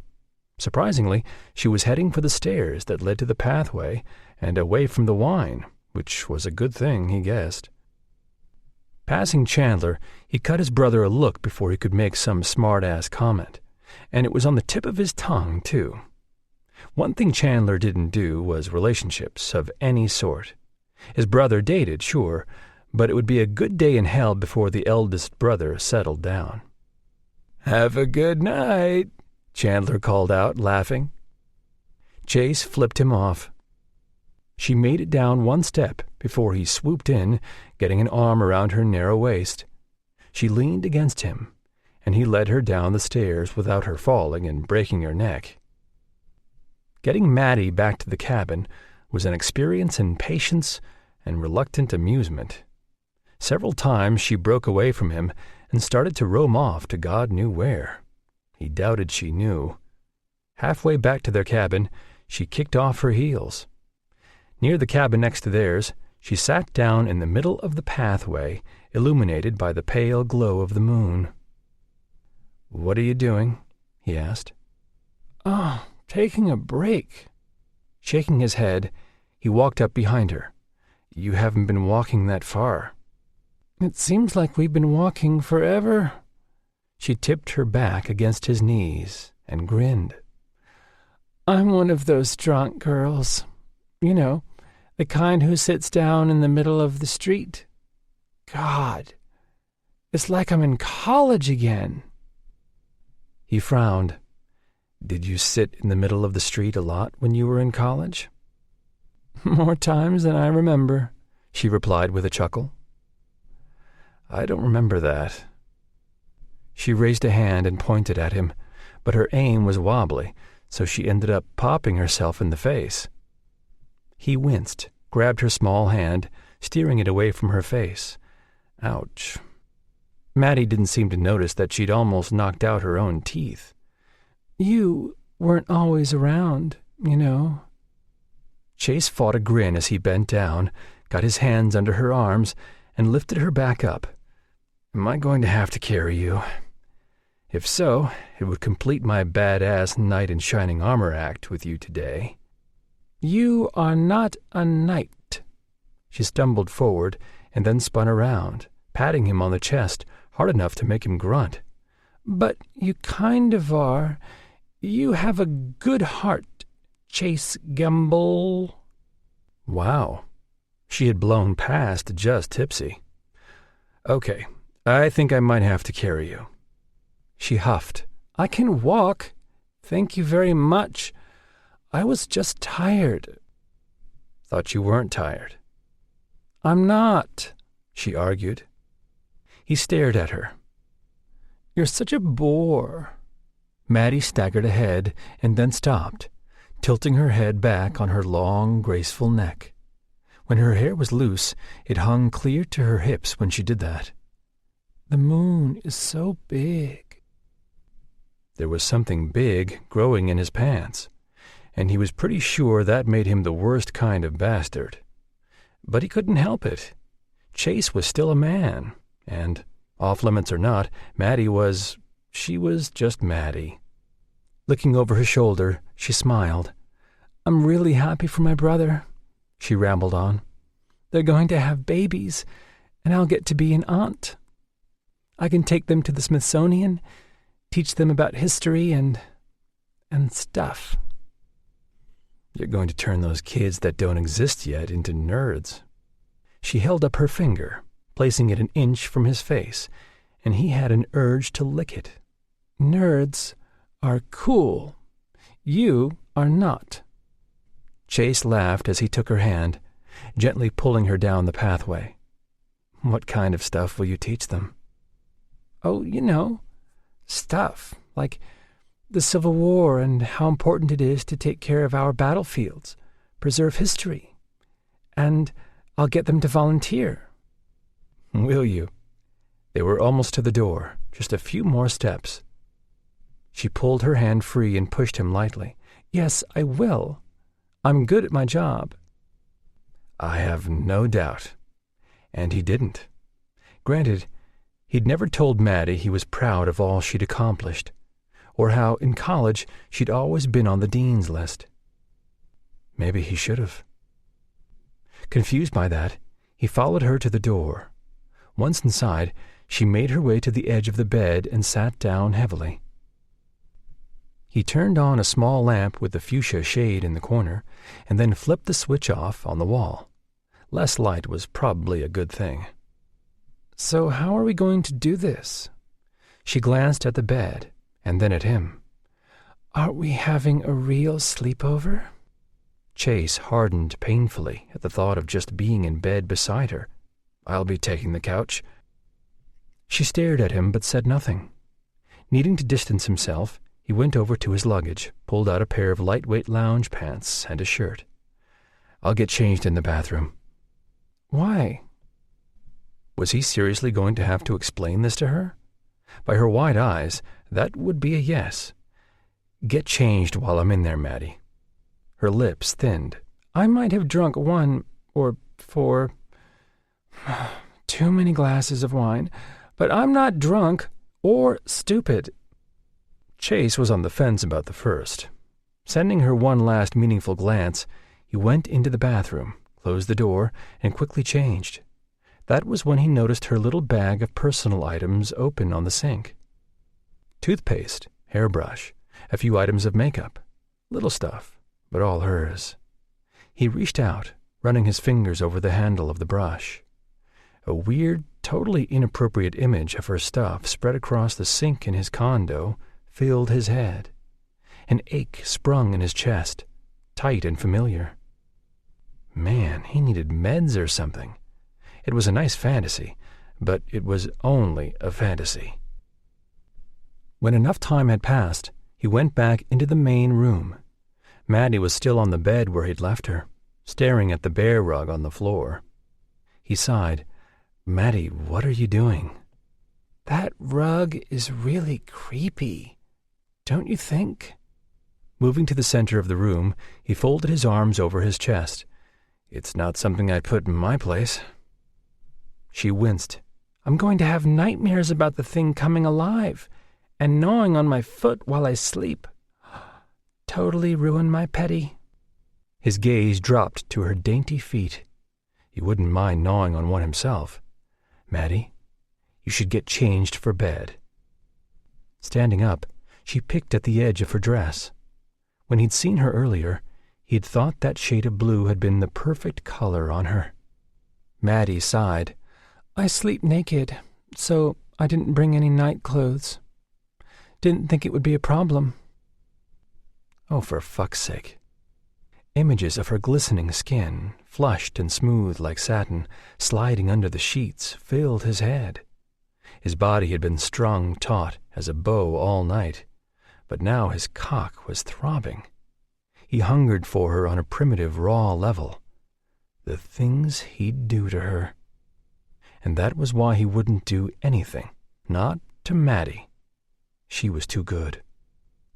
Turning away from her, he frantically searched for a resolution. I have some shirts that will be long enough for you to wear.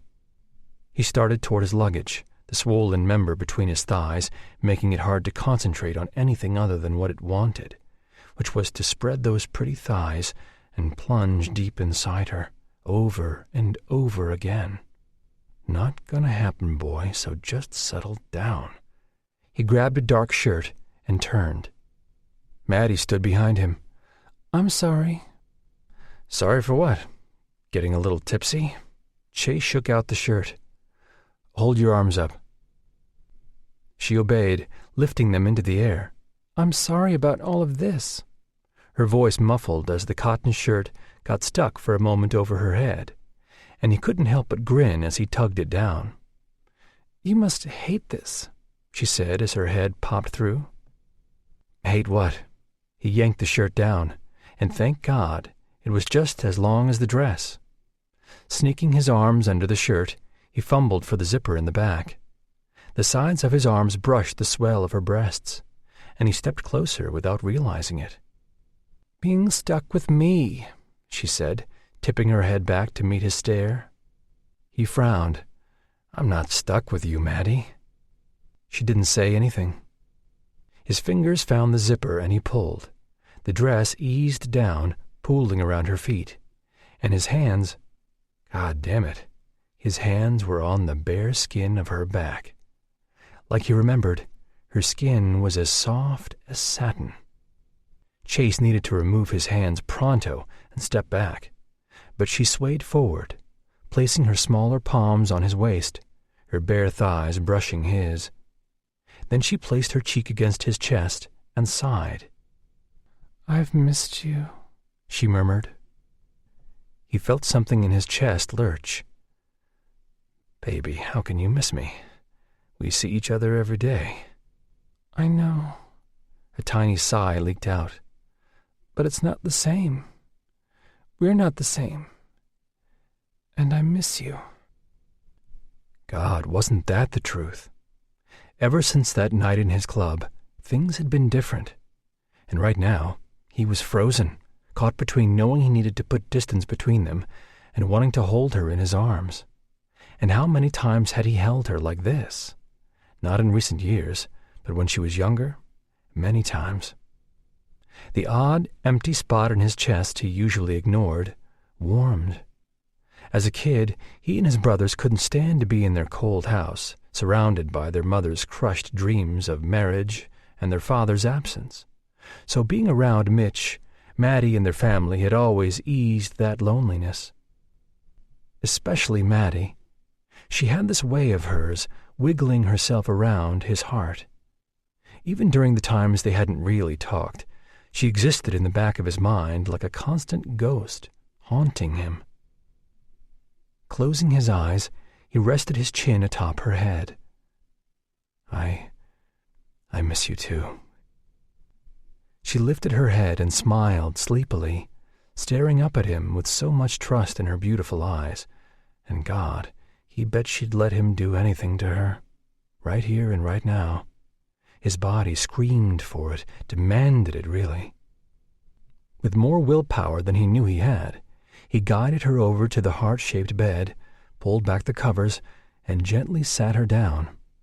In a surprising turn of fate, she didn't argue with him, but slid those curvy, sexy legs under the blanket and laid down. "Where are you going to sleep?"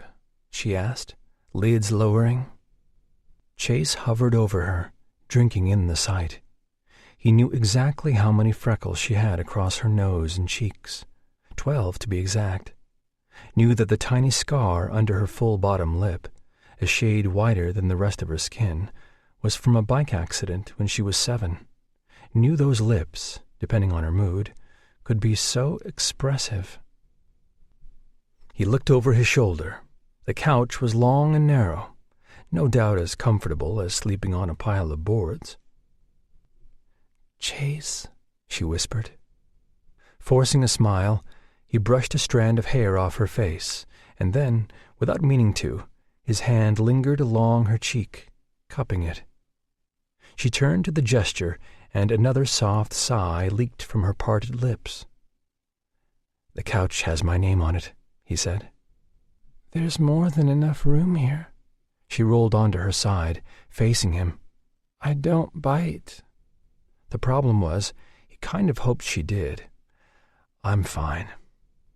Remarkably, she was asleep before he could say anything else, which was a good thing, because if she offered the bed to him again, he wasn't sure he could refuse a second time. Chase lowered his lips to her cheek and pressed a kiss there before backing away. Turning off the light, he went to the couch and stretched out, doing his best to get comfortable. That ache was back in his chest again, and this time, he knew it wasn't for the lack of her hugs. It was for the lack of her in his life. Chapter 5. With half a bottle of Tylenol trying to work its magic on the wine-induced headache, Madison winced behind her sunglasses as she shuffled alongside her mother. Touring the vineyards sounded fun, would probably have been pretty interesting too, if she wasn't certain a psychotic drummer had taken up residency in her head. God, she really drank a little too much last night. Dancing on a bench? Having to be escorted back to the cabin by a surprisingly rational Chase? Shamed and more than a little frustrated with herself, she kept close to her family as they piled onto the seats in the back of the bed of a cattle truck, where they'd view the vineyard up close and personal. Robbie, whatever his name was, he'd ended up in the other car, thank God. She couldn't even look at him without wanting to hide herself under the hay covering the bed of the truck. Every bump went straight to Madison's temples. She gripped the seat, jaw clamped tight as the vehicle swayed along the narrow road. Under the brim of her mother's wide straw hat, she grimaced. "You're looking a little peckish." Before she could respond, Chad cut in with a grin. "She drank like 20 glasses of wine last night." "Madison," her mother admonished, her brows slamming down. She rolled her eyes. "I didn't drink 20 glasses." Her father rubbed his trim beard. "How many did you drink?" "I don't know." She glanced at a silent Chase. "Maybe 4." Her mother gasped, but Lissa giggled as Madison's brother grinned and shook his head. "What a wino," he said. Madison made a face and then turned. As far as the eye could see, there were grape trees and rolling hills under the bright glare of the sun and blue skies. Luckily, the conversation turned from her hangover to wedding plans. Friday night, there would be a rehearsal, since the bachelor and bachelorette parties had been held the week prior. There was a busload of wedding programs that needed to be folded, and wanting to be of some use to the whole shindig, Madison offered to do it before dinner. "Thank you," Lissa exclaimed, obviously grateful. "You'll probably need some help. There are a lot of programs, plus the little card holders. I'm sure some of the other bridesmaids would love to help." Being the maid of honor, she knew these were the kind of things she should be doing, and she actually wanted to. And the other girls had done so much, stepped in whenever Madison had needed their help. "It's okay, I can do it. Let them relax." Lissa relented, but she passed a look to Mitch. Madison loosened her grip and smoothed her hands over her denim skirt. Sitting across from her was Chase. Even though he hadn't said more than 2 words to her since she crawled out of bed, she could feel his eyes on her. Last night, dear God, he'd had to help her change out of her dress, and she'd admitted that she slept naked. Well, she definitely added another notch to the humiliation belt. Swearing off wine forever, she stole a quick glance at him. Their eyes locked just as the tour guide stopped by a large stone building. Everyone unloaded in a rush. Mitch and Lissa in the front, their arms snug around each other's waists. Her parents were just as cuddly. Like Chase had said earlier, they were treating the trip like a honeymoon. They hadn't had a real one after they married, so Madison was glad to see them having so much romance and fun. "Here," said a deep voice. Madison looked up, surprised to find Chase beside her, holding a bottle of water. She took it, offering a tentative smile. "Thank you." He shrugged. "I've seen many hangovers worse than what you have, but the water should help." Chase would know, she thought, unscrewing the lid and taking a drink. Besides running 3 clubs where liquor poured from the ceilings, he'd been quite the partier in college. And then there had been his mother. Chase and his brothers had probably learned how to treat a hangover at an early age. She always found it strange that Chase had gone into the nightclub business, but he was clearly determined to be like father, like son, she supposed. His dad had owned dozens of bars and nightclubs. It seemed only natural that one of the brothers would have followed suit. But Chase? He wasn't like his father, not really. He wasn't as cold as the elder Gamble, or as selfish. A fine shudder rolled through Madison as she recalled the few times she'd been in the Gamble house. Once when she was just a kid, and then when she'd been 17. Both times, the house had been sterile and frigid. His mother had been a lifeless shell, living from one wine bottle and prescription pill to the next. The woman had loved the boy's father to the point of death, and their father, he hadn't seemed to care. Discreetly peeking at Chase from behind her sunglasses, she noticed again how, out of the 3 brothers, Chase was the one who resembled his father. But even with the clubs, the girls, and the success, he was the least like him. He just couldn't seem to stop acting like he was. When he glanced at her, she looked straight ahead. Why was she even thinking about the stuff? It didn't matter. And if she didn't start paying attention, She'd tumble right down the narrow steps the guide was leading them down into the wine cellar, where thousands of bottles were racked and stocked from the floor to the ceiling. Something was different about Chase today as he joked with his brothers and Mitch. Like a tension in his shoulders that hadn't been there yesterday morning had set in. She hoped it wasn't from sleeping on that terrible couch. The air was several degrees cooler in the wine cellar, and she rubbed her arms, chasing the chill away. Since wine storage wasn't of much interest to her, she roamed off, following the maze of bottles. Good Lord, if she were claustrophobic, being down here would be a problem with how tight and narrow and tall the racks were. Her flip-flops smacked on the cement floor as she tried to read the names on the bottles. Most of them were unpronounceable to her, and honestly, she'd go to the grave before she had another sip of that stuff. The voices of the group faded off as her fingers trailed along the chilled bottles. She wasn't a big drinker, obviously. Last night had been out of the norm. Stopping at the edge of the rack, she glanced over her shoulder, suddenly realizing she couldn't hear anyone anymore. Frowning, she backtracked to where she thought she'd left them, but no one was there. "Crap," she muttered, hurrying down an aisle. This wasn't happening. They did not leave her.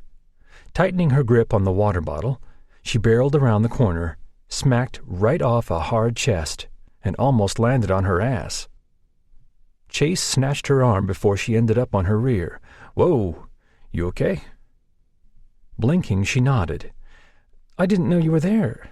She took a step back, ignoring the sudden increase in her heart rate. Her reaction was ridiculous. "Why are you here?" He cocked his head to the side.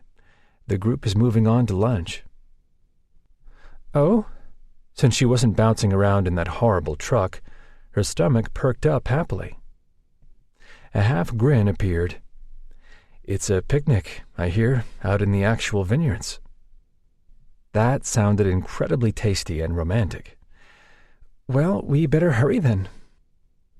Stepping aside, Chase let her walk by. He followed behind her silently, and she wished he'd say something, anything. But then again, she had no idea what to say either.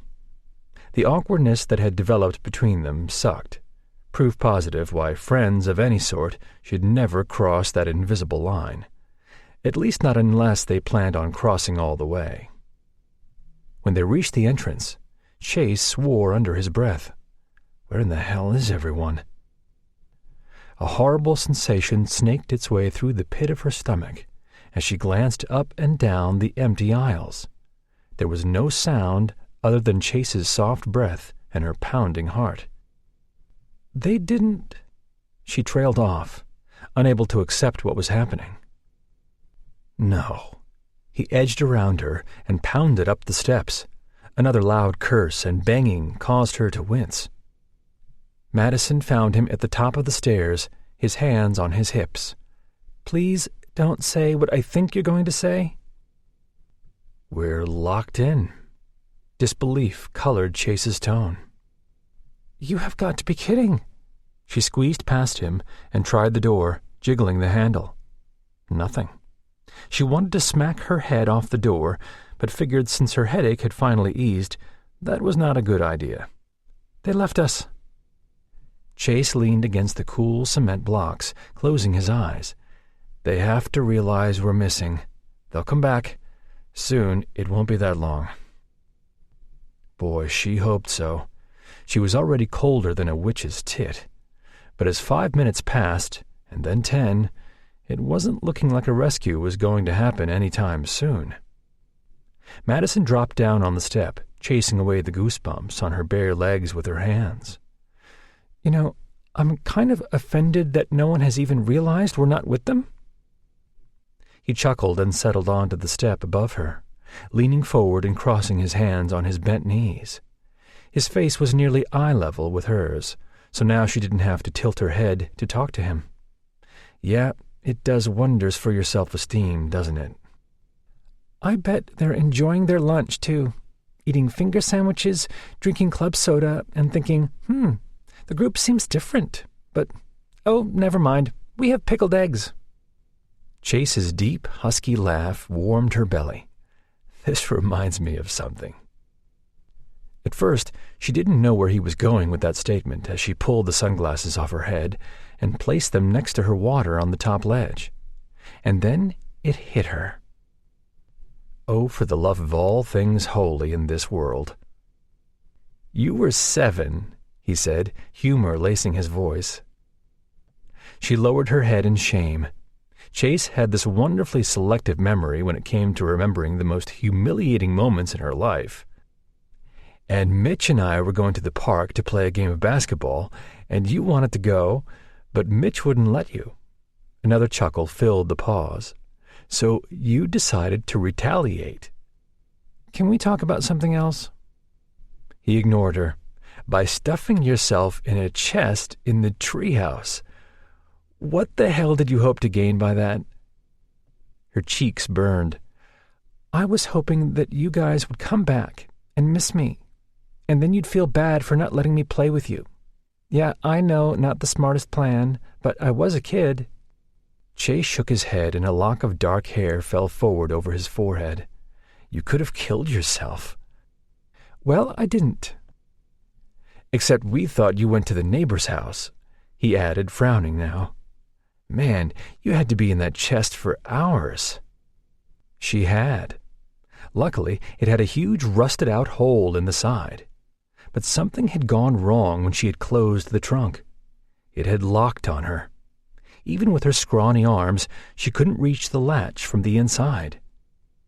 So she had stayed in that damn chest, helpless as night fell, and she felt like spiders were crawling over her. She remembered crying for what felt like days, and then finally falling asleep, positive she was going to die alone. "When your dad realized you weren't at the neighbor's, and no one had seen you since we'd left for the park, I thought he was going to lock us in one of his bomb shelters." Imagining how angry her father must have been, she laughed. Half the reason why she'd been able to tail them so much as a kid was the fact her parents had put the fear of God in Mitch and the Gamble brothers. If Madison wanted to play with them, she got to play and set the rules. Too bad it didn't work that way now. "You found me," she said, closing her eyes. "I did." "How?" she asked. It was the one thing she'd never figured out. Chase was quiet for so long, she thought he might not remember. "We searched everywhere. My brothers and your family. They'd been in the treehouse, but I don't know why I checked it again. I saw that damn chest we used to sit on and looked in that hole. I saw your red jumper and about had a heart attack. I called your name and you didn't answer. A heartbeat passed. I thought you were dead in there. I had to use that busted old hammer to pry the lock open." He took a deep breath. "You scared the hell out of me." She bit her lip as she remembered him picking her up and carrying her back to the house. "Sorry, I didn't mean to scare you guys." "I know. You were just a kid." There was a pause, and then she said, "Sorry about last night." He shrugged it off. "No, really, I was pretty blitzed, and I vaguely remember hitting myself in the face." The skin at the corners of his eyes crinkled as he chuckled. "You did do that." "So embarrassing," she muttered. "Anyway, I'm sorry you had to deal with that." "Don't be. It was fun." "Fun?" He nodded. "You were pretty keen on the moon and teaching Mitch and Lissa's kids about volunteering and stuff. Lots of stuff." Madison grinned. There was a drawn-in breath, and then, "So, you sleep naked?" "Oh, man." "All the time?" Curiosity marked his tone. She sighed. "All the time." "Nice." Peeking over her shoulder at him, she raised her brows. He winked. And then he said nothing else. In the silence that followed, she searched for something to say. "How are the clubs going?" Good. He folded muscular arms over his chest. I'm thinking about opening a fourth in Virginia. Really? Wow. That's a lot to handle. I don't know. Nothing is in stone yet, but it's looking good. There's fathers' clubs, but they seem to be doing well under their own ownership. Never thought to step in and buy them out from the management he had in place.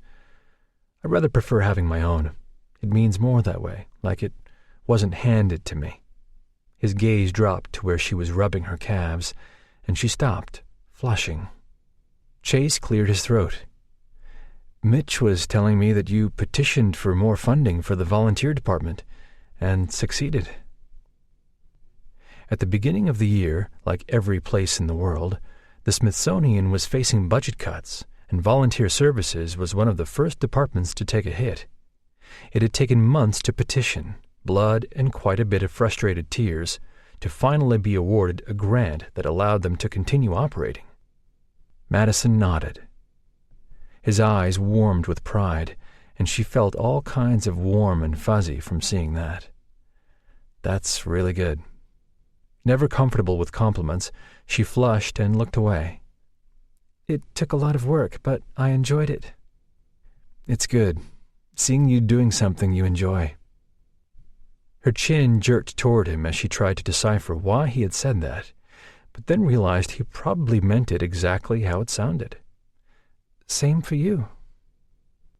Chase nodded and then took a deep breath. Madison steeled herself. She knew that sound, knew he was going to say something she probably wouldn't like. About what happened yesterday afternoon? A muscle pulsed in his jaw. I shouldn't have left like that. Surprised, she stared for several moments and then found her voice. No, you shouldn't have. He took that in stride. It did happen, and I shouldn't have told you it didn't. She wondered if there was an apocalypse going on outside. Comets falling from the sky, poles shifting, icebergs melting. Her parents would be thrilled. The tips of his cheeks flushed. And I'm sorry. I shouldn't have... Don't, she said, on her feet before she realized it. In the cramped space, there was very little room between them, and her anger was like a third person crowding them in. Don't tell me you shouldn't have done it. His eyes went wide and then narrowed. Maddie. And stop calling me that. Her hands balled into fists. I think you've made it perfectly clear how unattractive you find me. Whoa, wait. He threw up his hands. This has nothing to do with that. She huffed. Yeah, because when you're attracted to someone, you actually enjoy kissing them. And afterward, you don't act like you kissed Adolf Hitler. His lips twitched as if he were trying not to smile. And he stood, too. For one thing, that's not how I acted. And secondly, I don't want to hear kissing and Hitler in the same sentence ever again, because now I'm picturing you with that little Hitler mustache. Shut up. And that's not hot. Not hot at all. His tone was light, playful even, but now her face was burning, and there was no escaping him. Whatever. Anger darkened the hue of his eyes, turning them cobalt blue, and the mischievous glimmer was gone. Talking about this, trying to be a decent guy about the situation, was obviously a mistake. Just like kissing me was yesterday, right?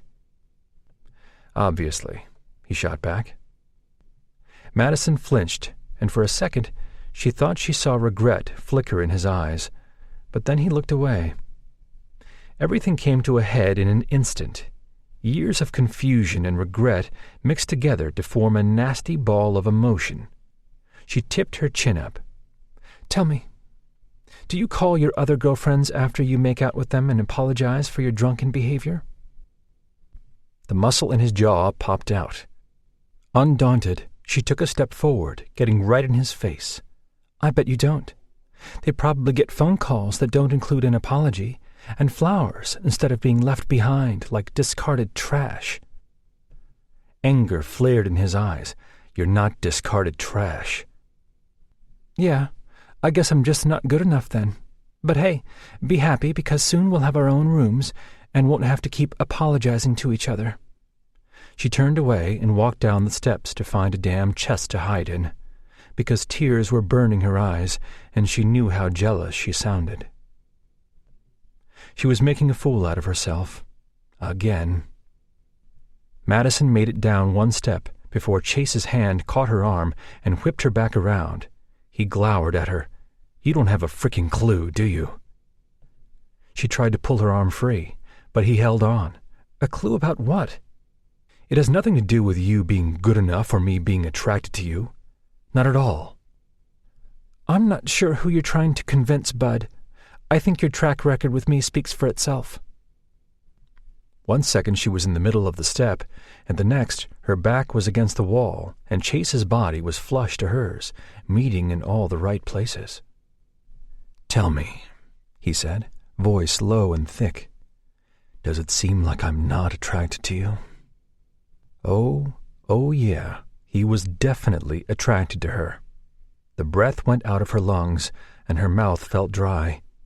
Every inch of his body pressed against hers, and she could feel his erection, long and thick against her belly. Electricity hummed over her entire body. I'm starting to get the picture," she said. "It's a pretty big picture." Any other day, Chase might have laughed, but not now. He was furious, and there was more, but she wasn't afraid. Fear and Chase's name were two things that would never go together. She tried to swallow, to take a breath, but her eyes met his, and there was nothing but aching intensity in his gaze, and she was drawn in, swept away. Maybe she really didn't have a freaking clue. Chase's warm hand slid up her bare arm to the edge of the tiny strap on her tank top. A wave of small bumps followed his touch, and when his fingers edged under that fragile slip of material, her legs would have cut out from under her if he hadn't been pressed so tightly against her body. He dipped his head, placing his mouth to the space below her ear. He nipped her there, just a tiny bite that sent a wave of heat through her veins. And then his lips moved lower, leaving a hot trail behind. "You drive me insane, absolutely freaking insane. Do you know that? I bet you do." Hushing the voice in the back of her head that screamed and ranted 1,000 warnings, she gripped his shoulders as her head fell back against the wall, giving him all the access he wanted. And he did want. Those firm lips of his traveled back up her throat to pause above her own.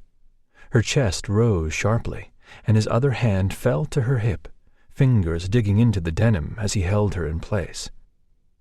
Their eyes locked. "We shouldn't be doing this," he growled, and then he kissed her deeply, stealing her breath as he pulled back, nipping at her lower lip. "Not because I find you unattractive." His pelvis thrust against hers as if to drive his point home. "And not because I don't think you're good enough. You're too good, Maddie. Too damn good. And that's the problem."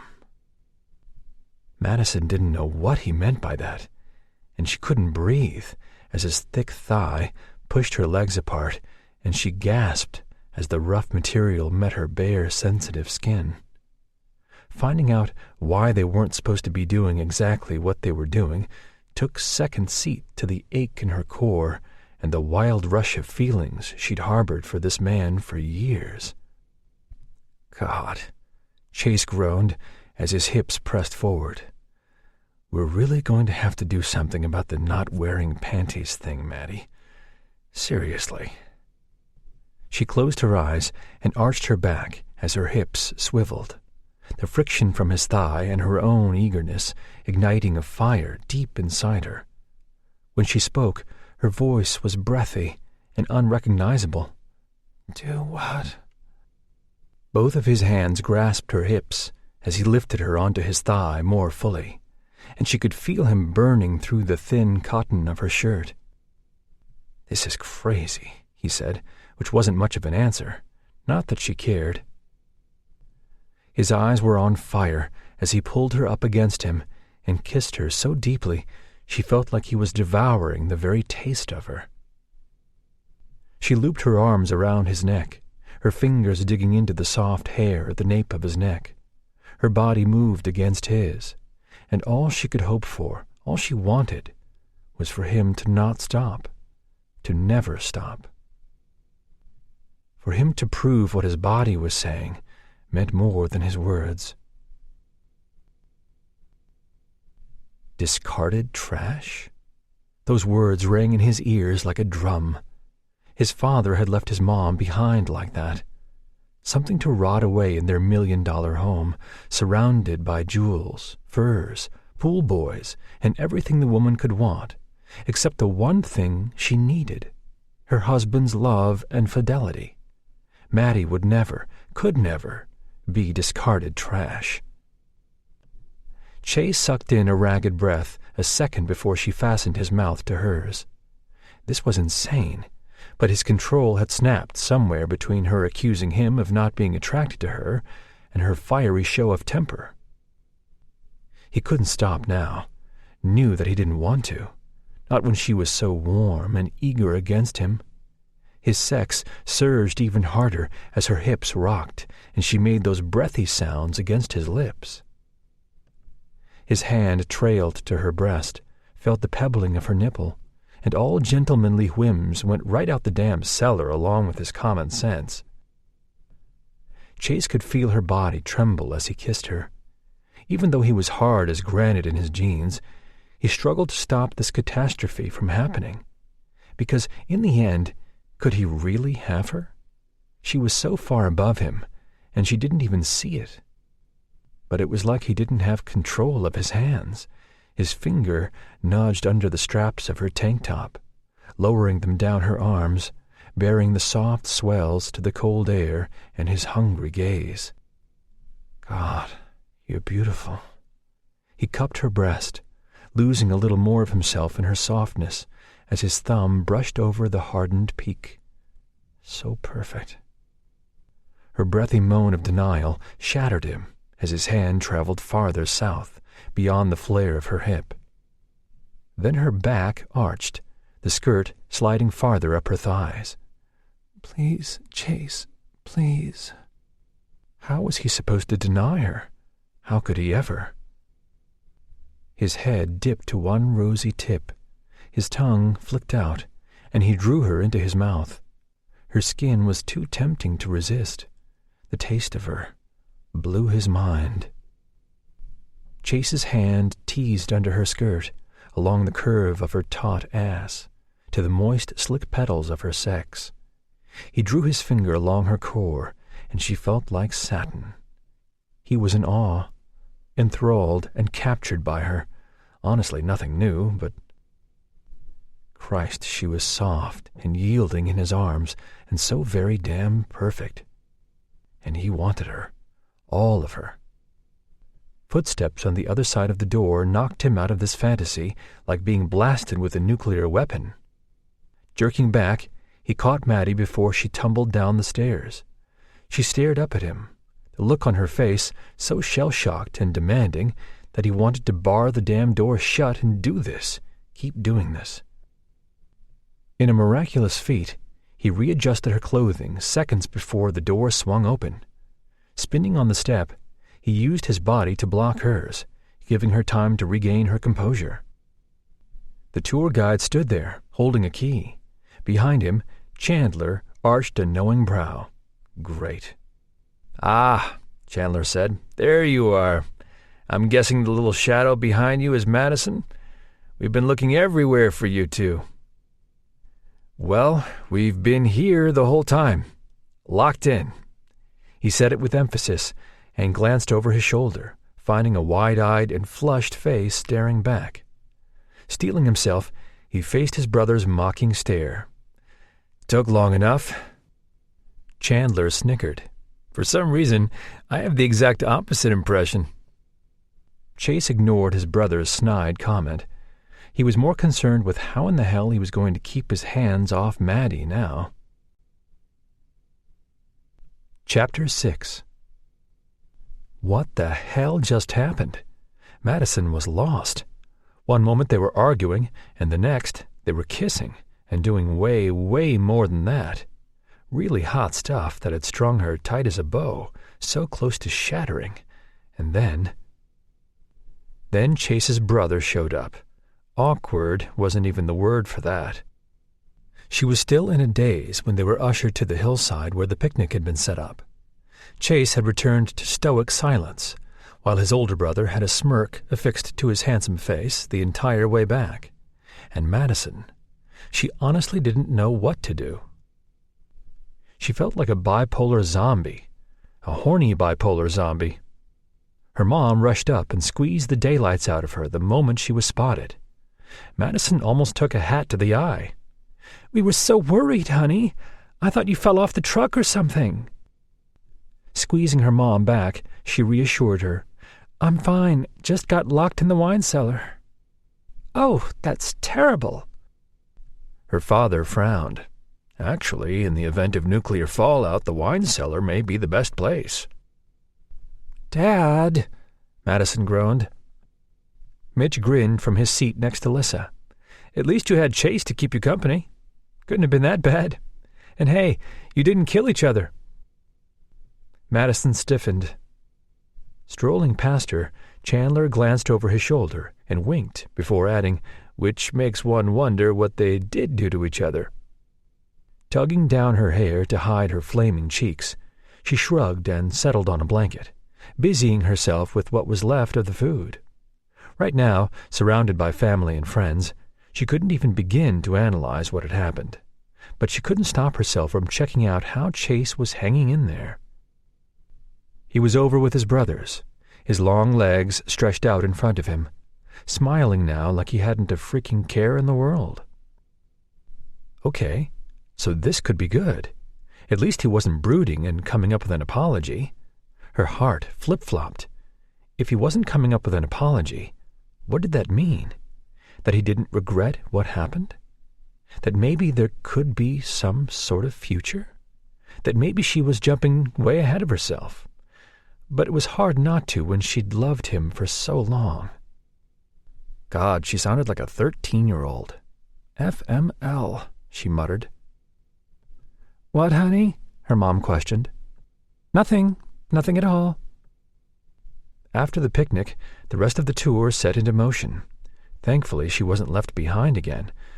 Or maybe not thankfully, she thought as she glanced over at Chase for the 100th time.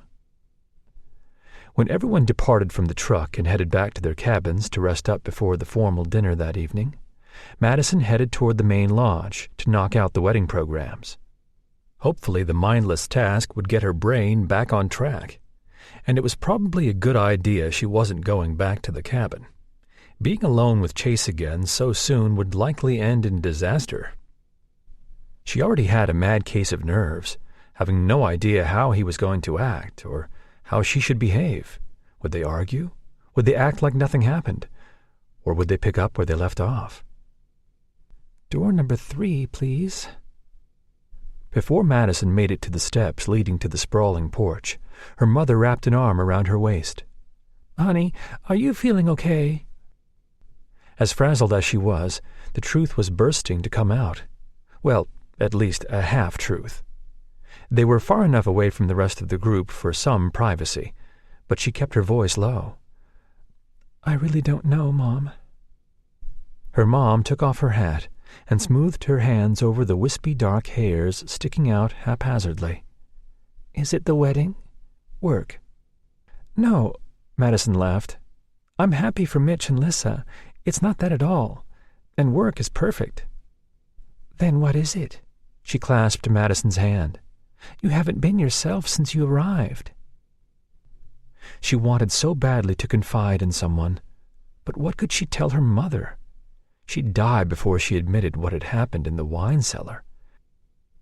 "It's really nothing," she smiled, and then her stomach dropped as she caught a glimpse of Chase stretching. In the afternoon sun, he looked amazing. His shirt rode up, revealing the dip and roll of his abs. She had to tear her greedy gaze away. Her mom may say and think some crazy stuff at times, but man, was she observant. Yes, I see. You see what? Madison frowned. Her mom chuckled softly. Chase. It's always Chase. As offensive as the statement was, there wasn't anything Madison could say. Too nervous, too anxious about what had happened, what might happen between them, she kept her lips glued shut. You two have played cat and mouse for far too long, her mother said softly. More like they played cat and cat. Madison shook her head in denial. Honey, I know your heart has always belonged to that Gamble boy, from the moment you started seeing him as something other than Mitch's friend, which I think was when you turned 10. Mrs. Daniels glanced over to where he stood with the guys.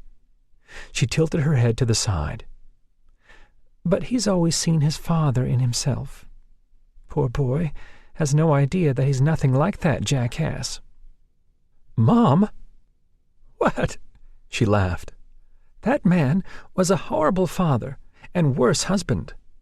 What that boy needs, what every Gamble boy needs, is a good woman to show him he's worth loving. Madison opened her mouth to change the subject, but something else entirely came out. He'll never see himself as anything different, and he'll never see me as anything other than Mitch's sister. No, my dear, he already sees you as something other than Mitch's sister. He just doesn't realize it yet. Her mother's words lingered long after Madison settled into the small room in the back of the main lodge, seated on the floor, legs tucked under her. 2 heavy boxes sat in front of her, one full of programs and another stocked with little cards and holders. Maybe she should have asked for help. She was going to be here all night. Glancing at the deer head mounted on the wall, she shuddered. Sighing, she reached for the programs and began trifolding them. He just doesn't realize it yet. Could that seriously be the only thing holding him back after all these years? He wanted her, cared for her, but hadn't come to accept it all yet? There was no way she believed that, and she also didn't think it was his father's influence. Either you wanted someone or you didn't. In her mind, there was no in-between. She'd considered calling Bridget, but her friend would just rant and rave over how idiotic Madison was being, which she probably deserved. Doing the non-platonic thing with Chase was stupid, but damn it, she had no willpower when it came to him. There was a neat stack of 10 folded programs by the time someone knocked on the closed door. A second later, it swung open, and Chase stood in the doorway. Hey. Shocked to find the object of her angst standing in front of her, all she could do was stare and remember how freaking wonderful he'd felt pressed against her. Hey?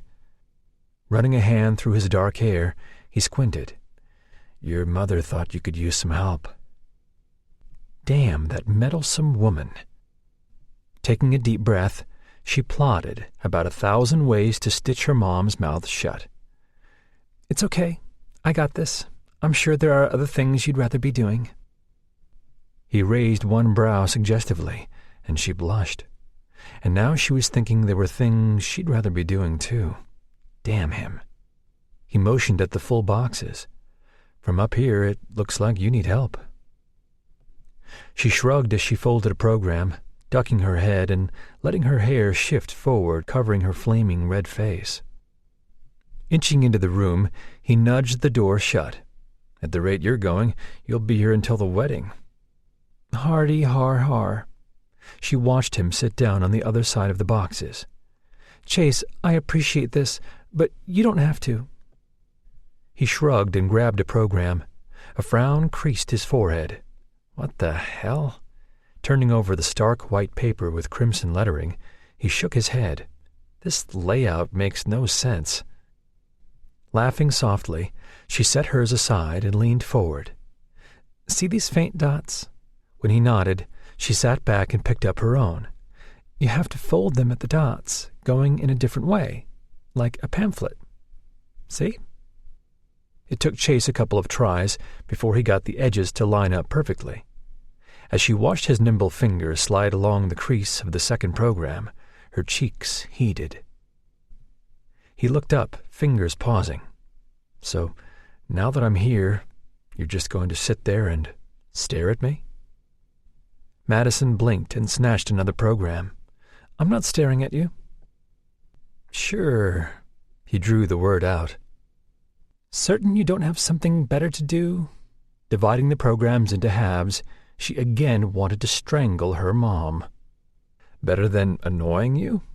There's no such thing. Madison tried to ignore the teasing tone to his words, but it was hard. A small grin broke free, and after a couple of moments, they fell into an easy, companionable silence as they worked on the programs. The quiet was broken by Chase's low chuckle, drawing her attention. What? She asked, wondering what she had done now. It's just strange seeing you do this. Crafts aren't your thing. Relaxing, she studied the growing pile between them. You never struck me as a craft guy either. He laughed again. I have no idea what I'm doing. You're making sure that Mitch and Lissa's wedding goes off without any problems. And helping you. Madison smiled at that. And helping me. By the way, I'm really grateful you are helping, because this would have taken me forever. Pausing, she placed another on the stack and reached for one more. But I'm sorry my mom conned you into doing this. Chase's fingers stilled over the program, and his gaze met hers. It was crazy. Dressed down in worn blue jeans and a black shirt, he was the most beautiful man she'd ever seen. And the moment was sort of perfect. Even with the deer head staring over his shoulder like a total creeper. His gaze moved to the program in his hands. Your mom did mention you were doing this now. His sentence seemed loaded, like she was missing the punchline or something. Tilting her head to the side, she waited. Okay. But she didn't ask me. The tips of his cheekbones flushed. I figured you could use the help. Her mouth opened, but nothing came out. Sure, he was just helping her fold programs out of the goodness of his heart, so it wasn't a ringing declaration of love, but still. Chase cleared his throat, and with all this wine laying around, someone needs to keep an eye on you. Madison laughed. I'm not a wino. You were last night. Was not. He arched a brow. You were dancing on a bench with some tool. Shaking her head, she smiled. His name is Bobby. I think his name is Rob. Oh. She bit down on her lip. Same difference. He leaned forward, tapping her knee with his knuckles, and you sat down in the middle of the pathway. She remembered. I was tired. And you started talking about how big the moon was. He sat back, grinning, and suddenly it was 5 years ago, and everything was normal between them. Her chest ached, but in a good way. It was like you'd never seen the moon before. Surprised you still don't think it's a ball of cheese in the sky. She threw her folded program at him. I'm not 5, Chase. He picked up the paper. But you were that tipsy. Giggling at his comment, she grabbed the box of programs and realized it was empty. Scooting over, she reached into the other one and pulled out a dozen place card holders. Disappointment swelled when she realized they'd be done within an hour. Madison also remembered what she'd said to him last night as he held her so tenderly in his arms, which was proof that she hadn't been that drunk. She had admitted that she missed him, missed this, just being together, teasing each other, or sitting in comfortable silence. Back in the day, they could go for hours like this. It was why, for the longest time, she believed they were meant to be together. Seemed silly now and maybe even a little sad, but she didn't want this moment to end. Most importantly, she didn't want to miss him anymore. Chase watched her stick the little cards into the holders, wondering what had caused the glimpse of sadness that had flashed across her face. The smile was back now, and she was telling him about the project she was delving into at work. He liked her like this best. He could easily see her with someone just sitting around shooting the shit and still being incredibly sexy. Maddie had this ease about her, a natural charm that drew people in. Some guy was going to be a lucky son of a bitch one day. The cold slice of air that came out of nowhere and shot down his neck was hard to ignore. Pushing those thoughts away, he told her about the couple his manager had caught last weekend in the storage room. Stefan got an eyeful when he went back to get fresh towels. Madison tipped her head back and laughed. And this was at Komodo? Don't they have to go through the employee lounge for that? How did they get back there? One of the waitresses left the door unlocked. He grinned as her laugh bubbled up again. Stefan said they had their iPhones out and were filming the whole thing. Wow, she snickered. Amazing multitasking skills. Jealous? Her eyes rolled. Yeah, there's nothing more romantic than getting it on while someone is shoving a phone camera in your face. An image of Maddie under him, naked and writhing, getting it on with the camera, and then without the camera, flashed in his head. Yeah, not romantic, but sexy as hell. It suddenly felt stifling in the small room, and he tugged at his shirt collar. Maddie's brows furrowed. What are you thinking about? You don't even want to know. A sweet, hot flush swept over her cheeks, and she quickly returned her attention to sticking the cards in the holders. It didn't seem possible, but the swelling between his legs was increasing. Jesus H. Christ. Chase stretched out his legs. Didn't help. So... She peeked up. So what? So when are we going to be doing this for your wedding? For a long moment, long enough to realize what a crap hole he'd just stepped into, she said nothing as she stared at him. Chase started to laugh it off, but then she spoke. I don't know if I'll get married. A real fucked up part of him shouted with glee, and that was wrong, because she wasn't his. She would never be. And he wanted her happy. And Maddie could never be happy alone forever.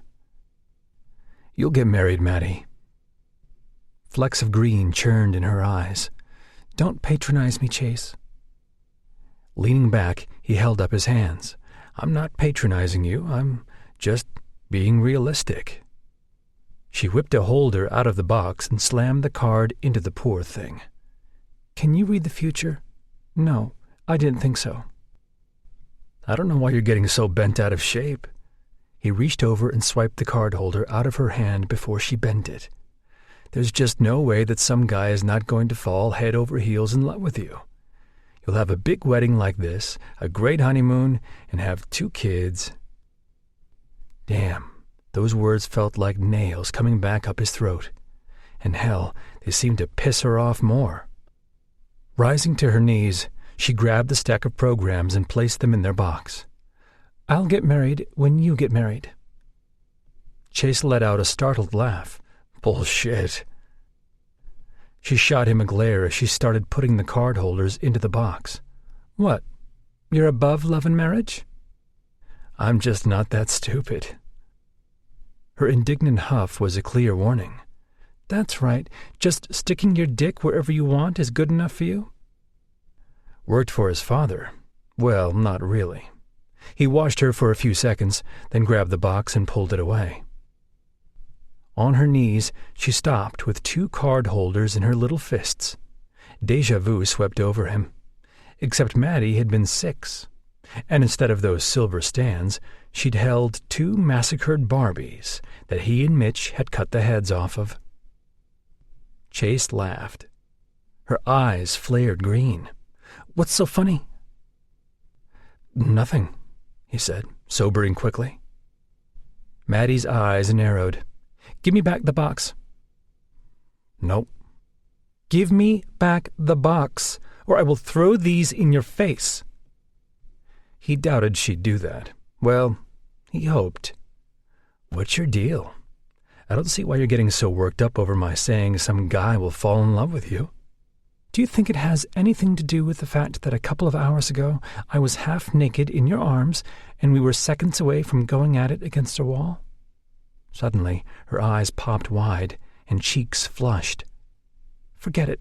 Forget I even brought it up. Something in his chest swelled, because even with his thick skull, he got why she was angry. But then the feeling deflated, because it didn't matter. Oh, hell, Maddie. I said forget it.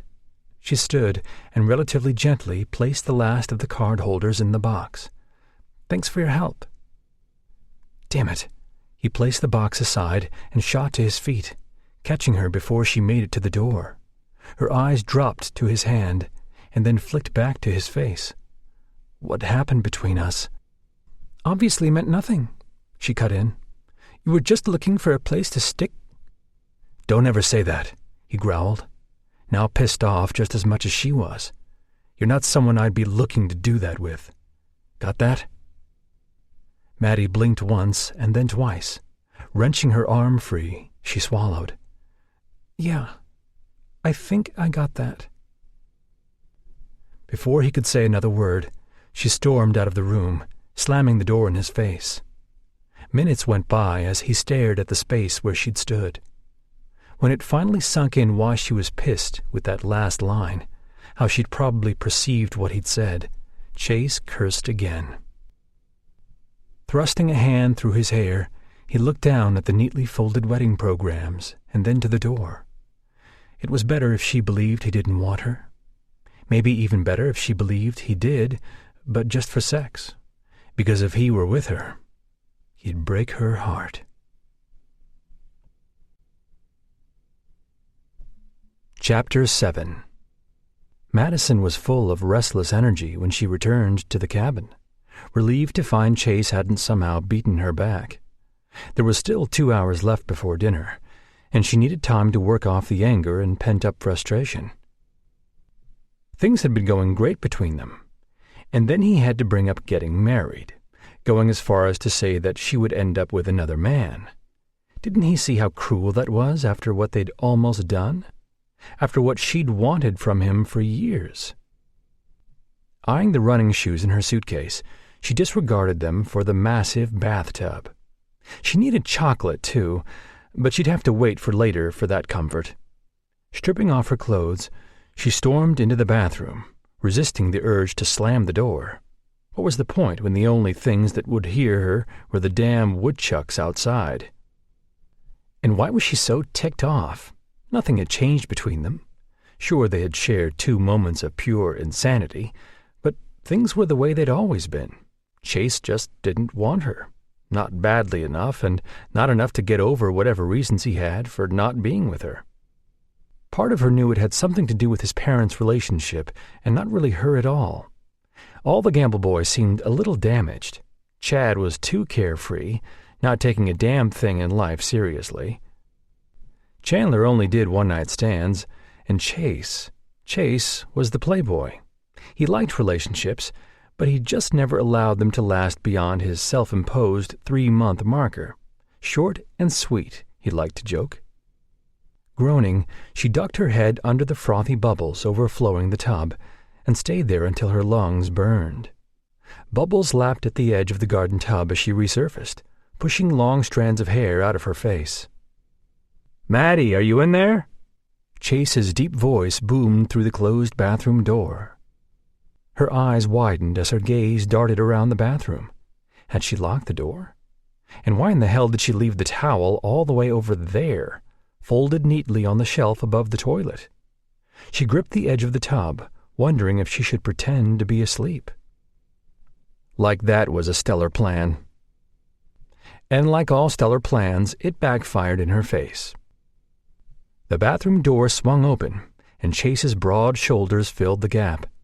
Her mother would have called those shoulders doorbusters, and damn if she wasn't right. Madison squeaked and frantically started moving the bubbles up over her chest. Seconds later, she realized how stupid that was, considering he'd seen her goodies only a few hours ago. But hell, she wasn't holding peep shows. "Why did you bust in here?" she demanded, striving to sound calm and unaffected by the fact he was near and she was naked. Chase folded his arms. "I called for you, but you didn't answer." "So the next logical step was to bust into the bathroom?" He shrugged. "I was worried you were hurt." "In the bathroom?" "With you, anything is possible." He stared at her, not even attempting to look anywhere else like most guys would. But Chase wasn't most guys. He was a walking contradiction. Her gaze narrowed. "Gee, thanks." Chase said nothing as he stalked into the bathroom and leaned against the his and hers sinks. Madison's heart skyrocketed into uncharted territories. Can I help you with something?" His lashes lowered, and she knew where his gaze went, to the rapidly thinning bubbles, and heat zinged through her veins. "I'm not sure," he said finally. Then his eyes settled back on her face. "We need to talk." "Right at this very moment?" "What's wrong with right now?" Was he daft? "I'm in the bathtub, Chase, in case you haven't noticed." "Oh, I've noticed." His voice dropped low, husky, and sexy as hell. And her body went right into Take Me Now land. God, there needed to be an anti-sex pill or something for when she was around him. She eyed the towel across the room and sighed. "Can it wait until I'm done?" They had a few hours left before dinner, so time wasn't an issue. Being in the bathtub was, however. "I've seen you naked before, Maddie." Her mouth dropped open. "You have not seen me completely naked, thank you very much." His eyes glittered. "Actually, once before I have. When you were, like, 5. You ran through the house buck-ass naked when you had chicken pox." "Oh, dear God, why do you remember these things?" She was going to drown herself right here in the tub. A half-smile appeared. It was kind of traumatizing. "Yeah, well, this is traumatizing, so we're even." Since it appeared he wasn't leaving, she scooped more bubbles over her breasts. "Okay, what do we need to talk about?" "You, me, what's been going on between us?" He said it so matter-of-factly, she thought she'd misheard him at first. But she hadn't. She sunk her hands under the water as she stared at him. He seemed transfixed by where her hands had gone. "There's something going on between us?" Chase's expression was unreadable as he nodded. "First off, I didn't mean to insult you about the not going there thing. That came out the wrong way." Unwanted hope sparked in her chest. Pretending nothing happened between us within the last 24 hours is as stupid as pretending nothing happened 3 years ago.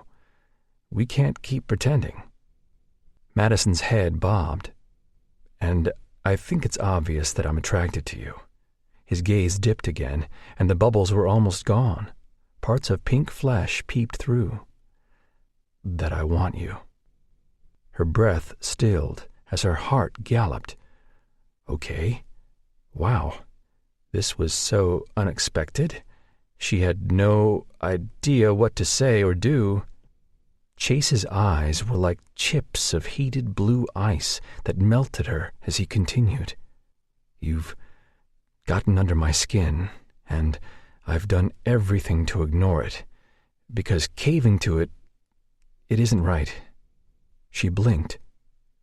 Why isn't it right, Chase?"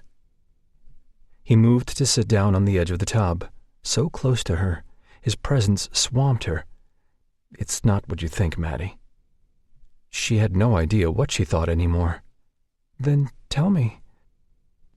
Drawing in a short breath, His gaze moved to where her feet popped out of the water, the nails painted a crimson red. He didn't answer. Unsure if his lack of response was a good thing or not, she lowered her feet under the water. It was growing colder, and she was going to be pickled if she stayed too much longer. He shook his head, that half-smile back again. "Wanting what I want from you. It's never going to work out. You know my history. You know what I grew up in. And you're Mitch's sister. It's like spitting in his face." Madison blinked. "You're not your father." Chase said nothing. "And Mitch does trust you, but you're not disrespecting him. It has nothing to do with him." Lifting her chin, she met his eyes. "I understand what you're getting at, but—" "But?" His brows rose. Madison took a deep breath. "But we're consenting adults, Chase. We don't need my brother's permission. And you're your own person." "It's not just about getting his permission." It struck her then that Chase needed someone to believe in him, because his hang-up wasn't Mitch, it wasn't even her. And suddenly the comment he made earlier about her being too good made sense. He honestly thought she was too good for him. Her heart squeezed. Couldn't he see what everyone else saw? That underneath it all, he was a good guy with standards? Could seeing his father mistreat his mom have warped him to this point where he believed himself incapable of being in a relationship? Even with her, someone who had known him his whole life. Maybe all he needed was a tiny push over that hang-up. And that push would have to be from her, and it would have to be drastic. Swallowing, she placed her hands on the cool edge of the ceramic tub and pushed herself up. Water ran in rivulets down her body. Soapy bubbles slid over her thighs. The air was cool against her warm flesh, and she couldn't believe she had done it. Stood completely naked in front of Chase. And if he refused her now, gave her any excuse, she would never be able to come back from that rejection. Chase's nostrils flared as he leaned back, his hands clenching in his lap. Jesus Christ. Feeling exposed, she fought to keep her arms at her sides and let him look his fill. And boy, was he ever looking his fill. Everywhere his gaze went, she felt the heated intensity igniting her flesh. Her skin pricked and flamed. Warmth flooded her, pooling in her core. "Towel," she said, voice husky. He stared at her so long, she began to wonder if he'd lost the ability to speak. And then she saw it, the moment he cracked wide open, and she was thrilled. "No." Her pulse pounded. "No." Chase placed his hands on her hips. The touch of his skin on hers sent chills over her. She let him help her out of the tub, made no sound as he tugged her between the V of his thighs. She waited with her heart in his hands as he leaned forward, pressing a sweet kiss against the flare of her hip. Madison's chest swelled, and heat speared her body as his mouth moved up her flat stomach, his tongue dancing around her navel. She grabbed his shoulders as her head tipped back, and his mouth traveled up and up. Her body went weak at the first touch of his mouth on her breast, hot and demanding. His lips were soft, yet firm, lingering and coaxing tiny moans from her parted lips. Her body turned to liquid under his skilled touch. "Open your legs for me," he ordered. Beyond control of her own body, she obeyed, and jerked when she felt the first light touch of his hand between her thighs. Chase's fingers were feather-light, teasing as he worked her into a state where her hips were moving against his hand, back arching, begging for more. And then he gave her more, slipping a finger inside her, and then two. Panting, she felt her fingers dig through the shirt he wore, into the hard skin of his shoulders as her body rocked. His thumb moved in circles over the bundle of nerves at the juncture of her thighs. Her body coiled deep inside her core, and she felt herself start to splinter, to come apart. Chase removed his hand, and before she could cry out in denial, he pressed his lips to the inside of her thigh. Her heart stopped and then doubled up erratically. It had been long, so very long, since something this intimate had been done to her. "I want to taste you," he growled, nuzzling the inside of her thigh. "Tell me you want me to. Please." "Yes," she moaned, and then nodded, just in case he didn't get the picture, because if he didn't, dear God, she was going to drown him in the bathtub. And wouldn't that be embarrassing to explain to the police and all the family? He slid to his knees, and the first touch of his mouth nearly broke her. It was a gentle sweep of his lips, a sweet, chaste kiss that started off as a slow boil and then exploded as he deepened the touch, his tongue slipping the length of her and then inside. Chase burrowed into her flesh, sucking, tugging, and licking until her back bowed and she cried out his name. She was on the verge, hanging over the edge, and then her release sped through her, pitching her so high to a place where only white heat and sensations existed. And he kept going, drinking her in as another climax started and broke apart again, her cries hoarse as her body spasmed. When she came back down, Chase had sat on the edge of the tub again and was holding her in his lap, his cheek resting on her shoulder. His hands traced an idle, smooth circle along her lower back, following the curve of her spine. Madison didn't protest when he leaned back, his vibrant blue eyes hooded. Those dimples appeared on his striking face, and she wanted to kiss them. She wanted to do all kinds of things, starting with repaying him. Madison reached down, wanting to feel his length, but he stopped her. "We still need to talk," he said, his fingers pressing into the flesh of her hips again as he placed her on her feet. Talk? She didn't think she was capable of forming a coherent sentence. Tiny droplets of water sprayed from her soaked hair when she shook her head. Chase chuckled as he rose. Reaching around her, he grabbed the towel and slowly, carefully, dried her off before wrapping the oversized material around her breasts. "Now," he said, pressing a kiss to her forehead, "I can concentrate." She stared up at him, doubting how affected he really was when he could engineer her lust like that and not take any pleasure for himself. Stirrings of unease began in her belly, a not so pleasant thing to feel after something so mind-blowingly wonderful. "Well, I can't." Taking her hand, he led her out of the bathroom to the bed. She sat, clutching the edge of the towel, very unsure of everything again, especially when his emotions were on lockdown, his face blank. But his eyes... He stood before her, legs spread in a powerful, dominant stance. "I want you." "You have me," she wanted to say. "I think we've established that." His lips curved at the corners. "And you want me."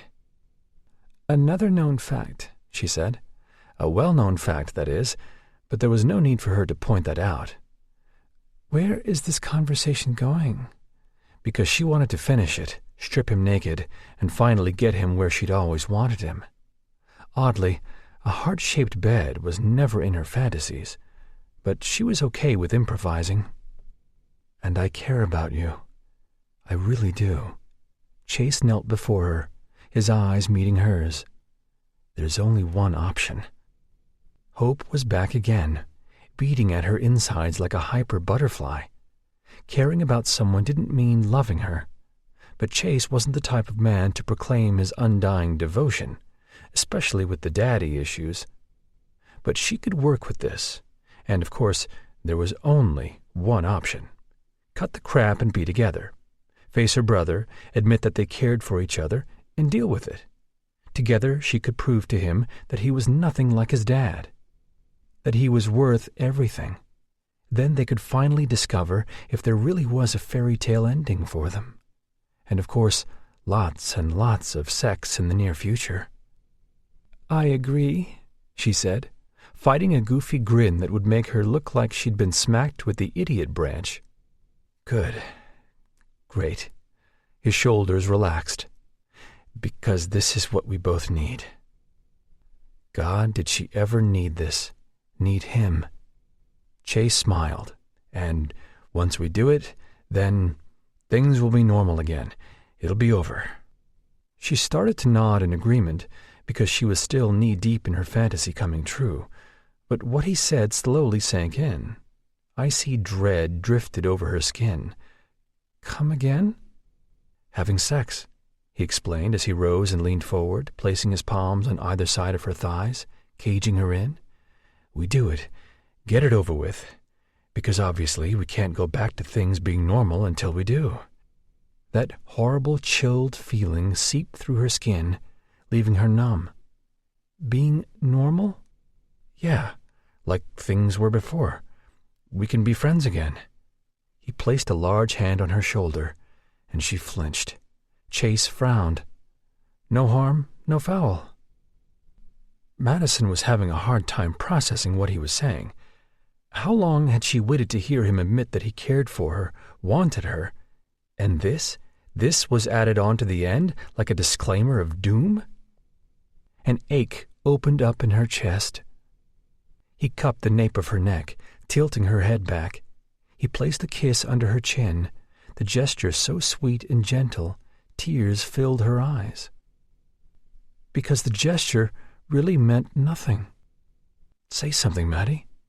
He let go, moving back onto his haunches. She wasn't sure if she could say anything. A lump had formed in her throat, and it was quickly moving up. Her insides felt bruised, and when she spoke, her voice was hoarse. So that's the magical fix? We have sex to get it out of our systems?" "I wouldn't call it a magical fix," he said, head cocked to the side. "But it's something, right?" It was something, all right. And no matter how badly she wanted him, it wasn't enough. And God, did that sting like a bitch. No, it was worse than a sting. It was like being cut wide open. "Wow," she murmured, somewhat dumbfounded. "That's such a romantic proposition. How could I refuse?" His lips formed a tight line. "You don't need to be a smart-ass about it." She laughed, but it was a brittle sound. "How am I supposed to be, Chase?" Standing straight, he took a step back and shook his head. "Maddie." "Let me get this straight," she said, coming to her feet. Her legs shook. Her one free hand trembled as she crossed the distance between them and stopped. "You're worried about disrespecting Mitch by being with me, and you don't want to treat me like your dad treated your mom, but somehow, in your head, sleeping with me to get it out of your system is less offensive?" Chase opened his mouth, but nothing came out. Maybe he realized his mistake, but it didn't matter. It was too late. Heart breaking into a million stupid little pieces, she smiled tightly. "And even if in some messed-up parallel universe where that would be okay to my brother and you, I wouldn't ever be okay with that." And then she did something she had never done in her life. Madison smacked him across the cheek. Chapter 8. Well, that hadn't gone as planned. Not that Chase really had a plan. Over an hour later, his cheek was still stinging like hell, and the bathroom door she had slammed shut in his face was still ringing in his ears. God, he'd mucked everything up in the worst kind of way. As he sat on the couch wondering how in the hell he could fix this, he'd heard the water running in the bathroom and knew she wasn't showering again. Maddie was too proud. She turned the water on to mask her tears. Damn it. The last thing Chase wanted to do was hurt her, and damn it if he hadn't. He felt like the worst kind of son of a bitch. Finally, she had emerged from the bathroom, eyes puffy but face clear as she stalked past him, dressed in another pretty little dress that matched the green flecks in her eyes, and left the cabin without saying a word, her spine unnaturally stiff. He'd tried to stop her. He'd gone to the bathroom door several times over, but he'd said nothing, because really, what could he say now? How could he fix this? He should have just kept his damn mouth shut and let it go. By the time he stood from the couch and changed into a pair of dark slacks and a light dress shirt for the formal dinner, he was already running a few minutes late. Most everyone had arrived to the dining hall in the main lodge by the time Chase finally trudged in. Mitch and Lissa sat at the head of the table, side by side, holding hands, and then on either side of them were their parents, followed by the bridal party. Maddie sat, one leg primly crossed over the other, hands folded in her lap, and spine still straight. The seat beside her was empty. The seating was assigned.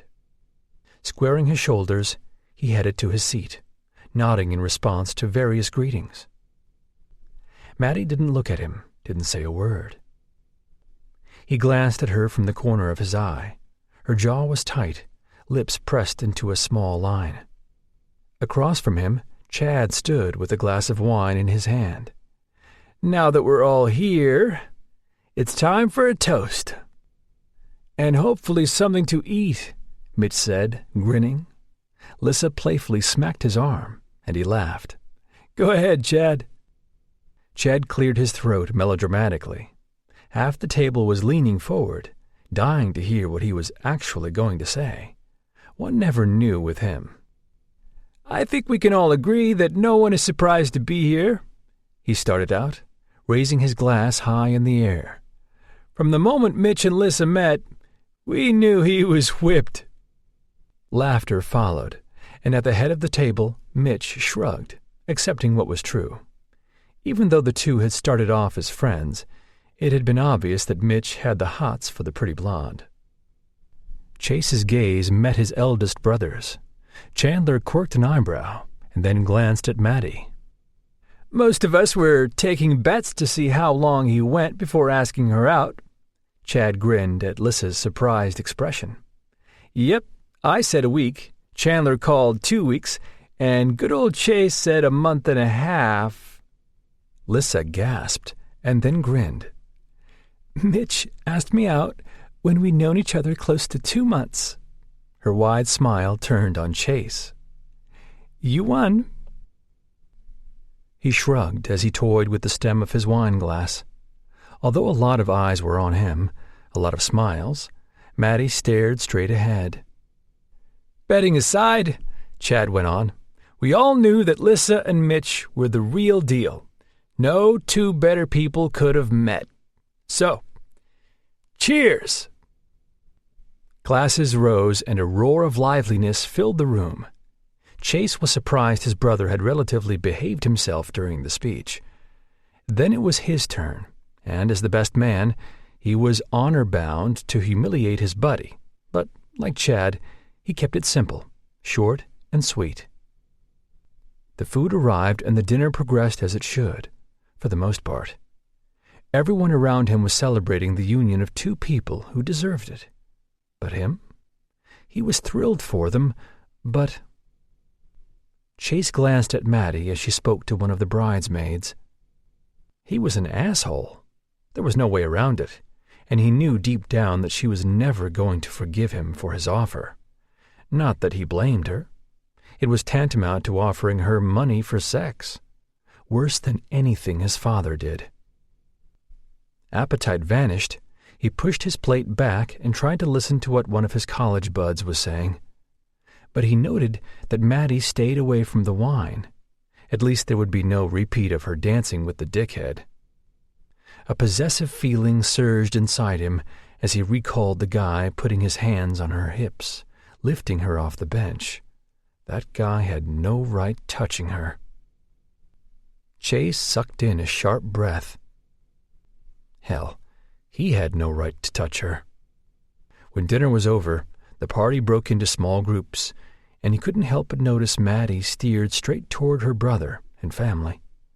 Pressure built in his chest, like a sudden weight, settling hard.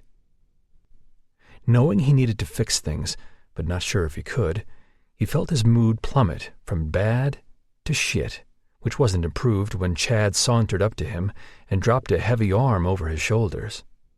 "Little brother," he said, "you've got that look on your face." Chase casually shrugged his brother's arm off, but took the beer he offered with his other hand. "What look?" "The same look you had before you knocked the crap out of Rick Summers for getting too friendly with Maddie in the car that one night." Chase didn't like where this conversation was going. "It's the same look you got when Maddie was a freshman in college, and some guy in your econ class said he wanted to tap that ass." The muscle in Chase's jaw started to tick. Only Chad knew about that. He'd witnessed it. Recalling the little punk and the horseshit he'd been saying pissed him off all over again. "And it's the same look you got on your face last night when she was dancing with that guy," Chad went on. He smiled when Chase sent him a look. "Yeah, I noticed. And you've sat through dinner like someone kicked your puppy into traffic, burned down all 3 of your bars, then pissed in your face and shoved a fat one up." Chase laughed dryly. "I get what you're saying." "You didn't even smile during my toast." He rolled his eyes. "And man," Chad said after a moment, "what did you do to Maddie? Because she had the same look on her face the entire time." "It has nothing to do with Maddie." He downed half his beer. "And I don't want to talk about it." Chad shook his head and ignored Chase's words. "It's always her." He went stock still, staring at the bottle of beer. "Is it that obvious?" he asked on a choked breath. He expected Chad to joke with him, but he remained dead silent. "Yep, it's that obvious," Chad said finally. "Always has been." "Great." Chad smiled then. "So what happened?" He took another long draught of his beer and then told Chad a brief, not-so-explicit version of what happened. As expected, his brother stared at him like he was the biggest kind of idiot. "I can't believe you made that offer." Shaking his head, he laughed. "What did you expect? For her to jump right on that?" Honestly, looking back, Chase wasn't sure what the hell he'd expected. Somewhere between the incident in the wine cellar and seeing her in the bathtub, so absurdly sexy surrounded by bubbles, it had been the best thing he could come up with. Chase tugged a hand through his hair. "I don't know what I was thinking." "That's the problem," Chad said. "You were thinking too much." Chase scowled. "That makes 0 sense." "You don't get it. You're overthinking this whole thing when you should be doing what your heart is telling you." Chase busted into laughter. "Wow, been watching a lot of Oprah reruns?" "Shut up," Chad said, stretching his arms over his head. Chase could tell he was uncomfortable as hell in the dress clothes. While Chase favored the nicer stuff, Chad was comfortable only in jeans. His brother flashed a wild grin. "Okay, how about starting to think with what's between your legs? Either way, the Mitch thing is bullshit. You know he wouldn't have a problem with you getting serious about Maddie. Unless you're only interested in hitting it. And hey, I can understand that. She's a fine piece of—" "Finish that sentence and I'll shove this bottle up your ass," Chase warned. Chad tipped his head back and laughed. "Yeah, so like I expected. It's not a one-night thing. So I doubt Mitch would have a problem with it. Let me ask you a question. If we had a sister, how would you feel if one of our friends was snooping around her skirt?" "That's a bad example." Chad folded his arms, eyes narrowing on one of the pretty bridesmaids. "Our friends suck." Chase snorted. His brother fell silent again, another oddity for Chad. Several seconds passed. "Bro, all of us are a little fucked up." "No shit." Chad let out a dry laugh. "What we saw our dad do to our mother was messed up. Father was a dick, dead or alive. But you know what the messed up thing is? That we're still letting him screw up our lives for us, and he's not even around. Part of Chase wanted to deny it, but he couldn't lie to his brothers. Of all people, they knew. I'm just like him. You're nothing like him, Chad said heatedly. But you make yourself like him. I don't even know why. It's like some kind of twisted, self-fulfilling prophecy. There's that Oprah shit again. Shut up, asshole. I'm being serious. Chad placed his hand on Chase's shoulder. Out of all of us, you're the best one.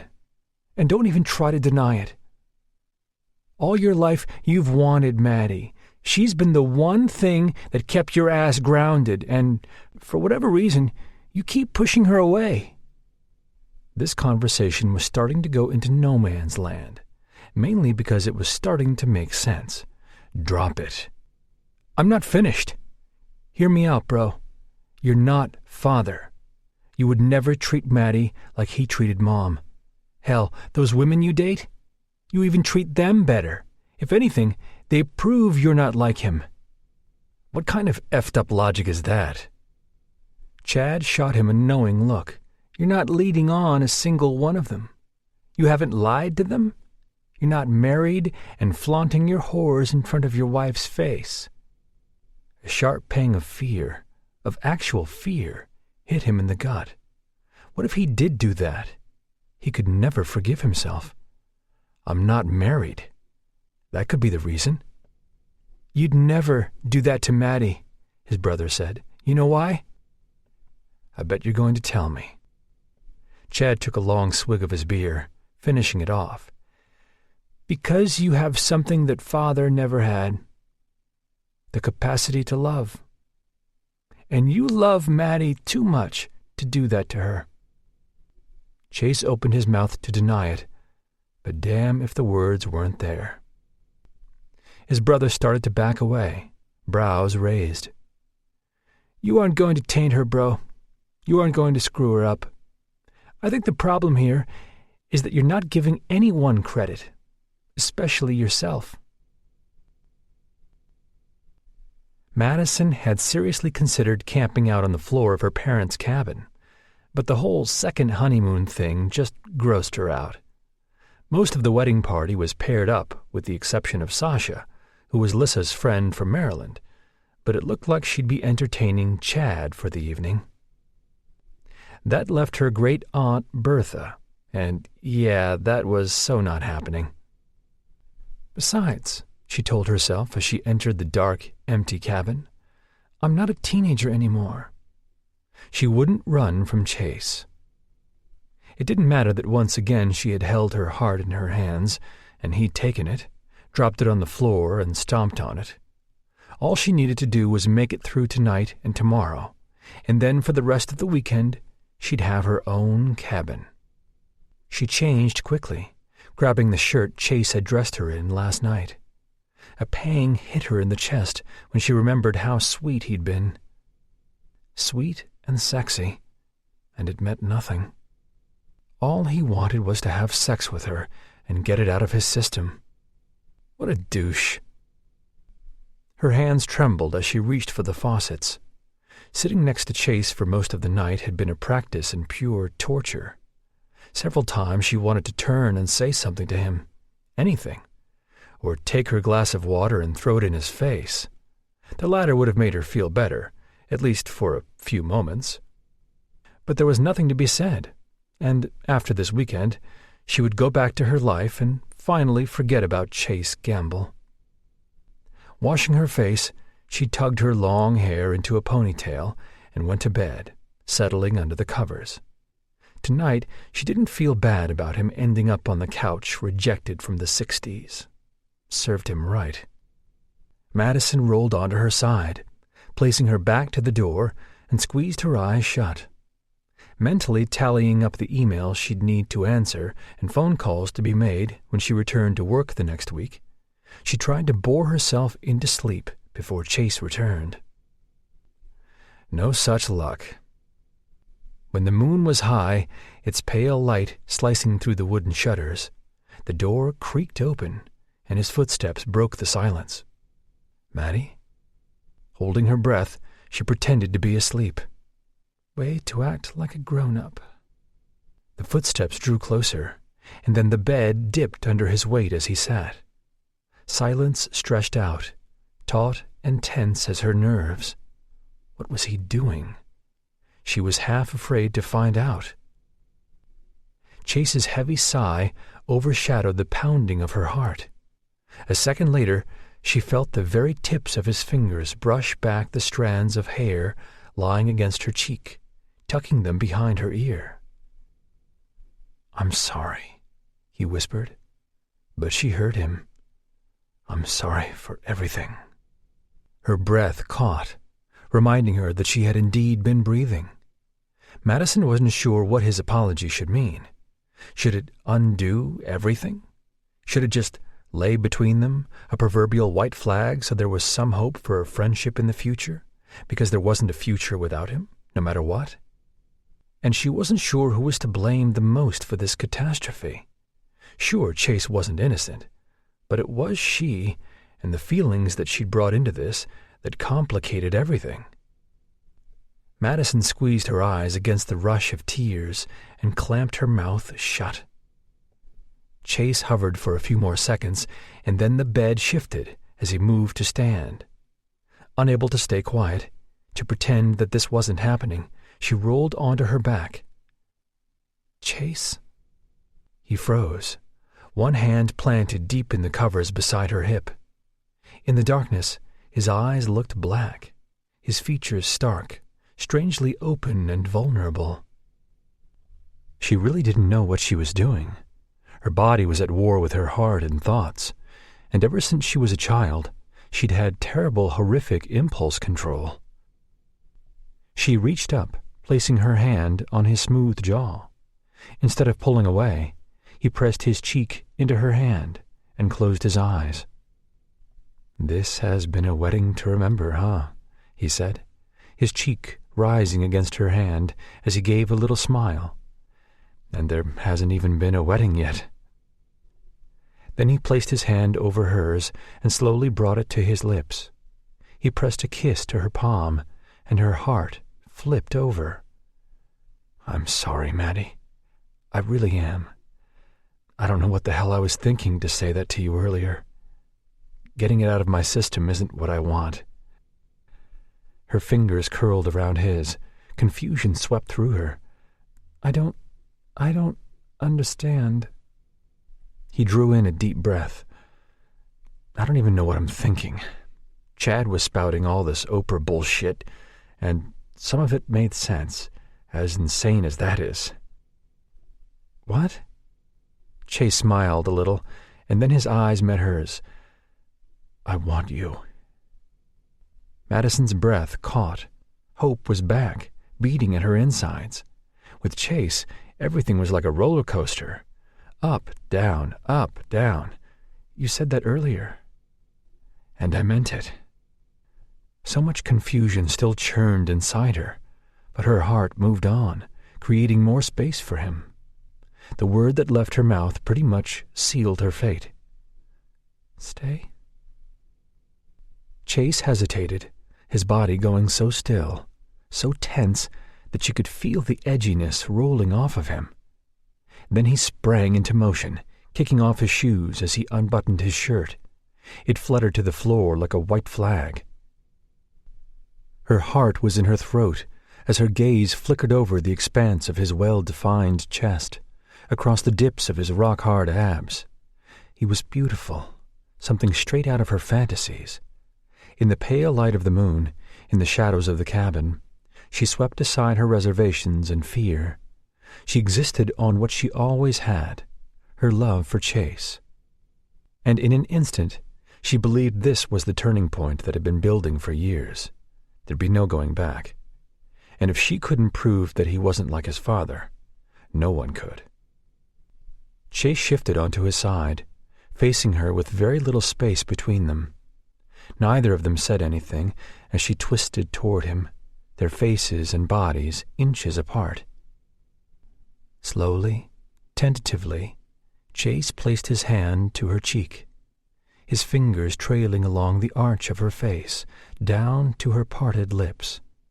She felt the light touch in every cell of her body, and her response was immediate, consuming. His fingers drifted down her throat, to the edge of her cotton shirt. A small smile played across his lips. "Do you know that seeing you in my clothes is a huge turn-on?"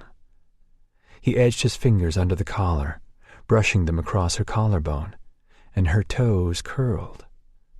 "I don't know why that is, but it is."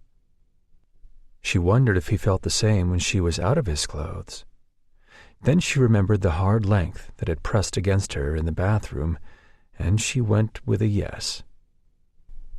"What do we do, Maddie?"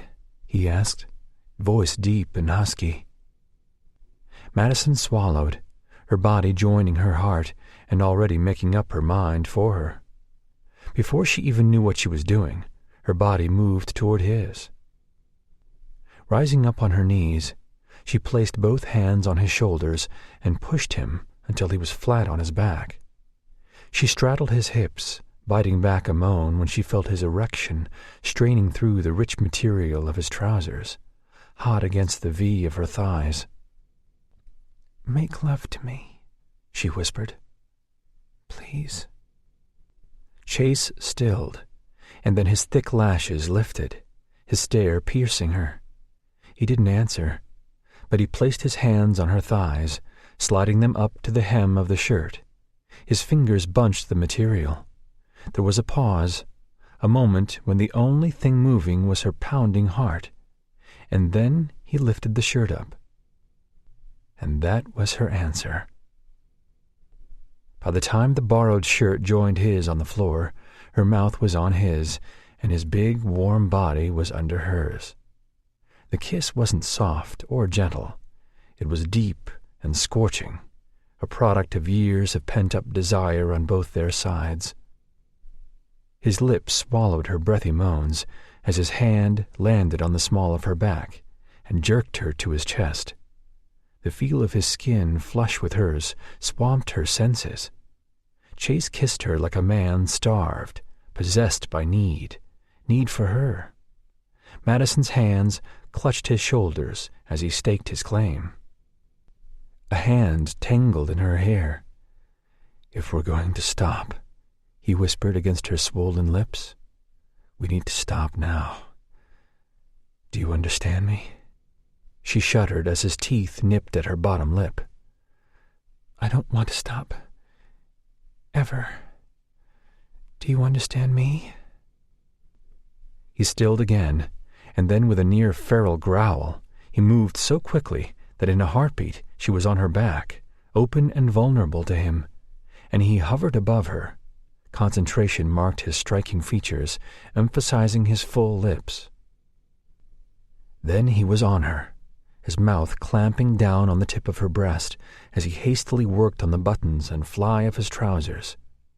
Madison let out a strangled cry as her back bowed off the mattress. Flesh against flesh, she felt him hot and hard against her thigh, and she gripped his arms, placing tiny kisses all over his face and down his throat. Chase caught Madison's chin, held her as his mouth plundered hers again, kissing her until she writhed and thrashed beneath him. He was in control. Part of her wouldn't have wanted it any other way. Some reality snuck back in, and she placed a hand on his chest. "I'm on the pill, but—" A wry smile tugged on his lips. "I got it covered." He was off her, rummaging around in his luggage for a few moments before he returned with a foil package in his hand. Madison arched a brow. "Planning to get laid this weekend?" "Not really," he admitted, "but I always have some with me." There wasn't any time to let jealousy seep in, because her gaze dropped and her stomach hollowed as she watched him slide the condom on his thick shaft. Then his lips were on hers, and he was guiding her back and stretching out over her. Amazed by the power in his body, She ran her hands down his ripped stomach and around his taut hips. His skin was like satin stretched over steel. Perfect. The taste of him was on her lips as the kisses slowed, turned tender as she felt him hot at her entrance. Rolling her hips, she moaned at the feel of him there, close, but not close enough. She was so ready, had been ready for what felt like an eternity. Rising up on his elbows, Chase stared down at her. His eyes were a heated, vibrant sapphire, penetrating and intense as they locked onto hers. "Don't stop," she whispered. "I want to feel you inside me." I couldn't stop now, even if I wanted. He kissed her, marking her with all the passion and yearning she had felt for so long. I need this. Damn it, I need you. And then he plunged into her with one deep stroke. Madison let out a keening cry at the feel of him stretching and filling her. None of her fantasies, none of the men she had been with in the past had ever felt like this. Because this was completion. He stilled, seated deep inside her. One hand came up, brushing the damp hair back from her forehead. "You're so tight." His voice was guttural, near animalistic. "Are you okay?" She nodded and then wrapped her legs around his hips. Chase tipped his head back, groaning, and then she rocked her hips up. The veins in his neck protruded as they did in his arms, and then he started to move, slow and languid strokes that drove her crazy. The friction of their bodies moving together, the sounds in the otherwise silent cabin, heightened her pleasure. Lost. Madison was lost. For so long he held back while she cried out for more, and when he finally gave it to her, she gasped as his hands clamped down on her wrists, holding her still. He thrust hard, her hips surging to meet his. Pressure built inside her, zinging through her veins like bottled lightning. It was too much, too intense. Her head kicked back, her body trembling. "Come for me," Chase whispered against her neck. "Let go." And Madison did. She came apart, shattering around him as she called out his name. 2 quick, hard thrusts later, and she felt him find his release. His huge body spasming over hers as aftershocks racked his body. When it was over, he eased out of her and onto his back, gathering her close so that her cheek rested above his pounding heart. Both of them struggled with their breathing. She'd never felt anything like that before, and she knew she'd never feel it again. Heaven. Madison closed her eyes. There was a good chance she'd regret this in the harsh light of the morning, and after weeks, maybe months from now. But in a few years, she'd be able to look back and know that she'd had him, if only for one night. Chapter 9. Lazily, Madison stretched and smiled at the pleasant burn in her muscles. Last night, yes, it had probably been the best night of her life. No lie. After Chase had a few moments to recover, he'd flipped her onto her stomach, drew up to her knees, and, yeah, like she said, best night of her life. And her body was already warming, readying for him again. Last night had to have been a turning point for them. The way he'd made love to her, it meant something deep, irrevocable and perfect. She just knew it. Somehow they'd burned down those barriers without words.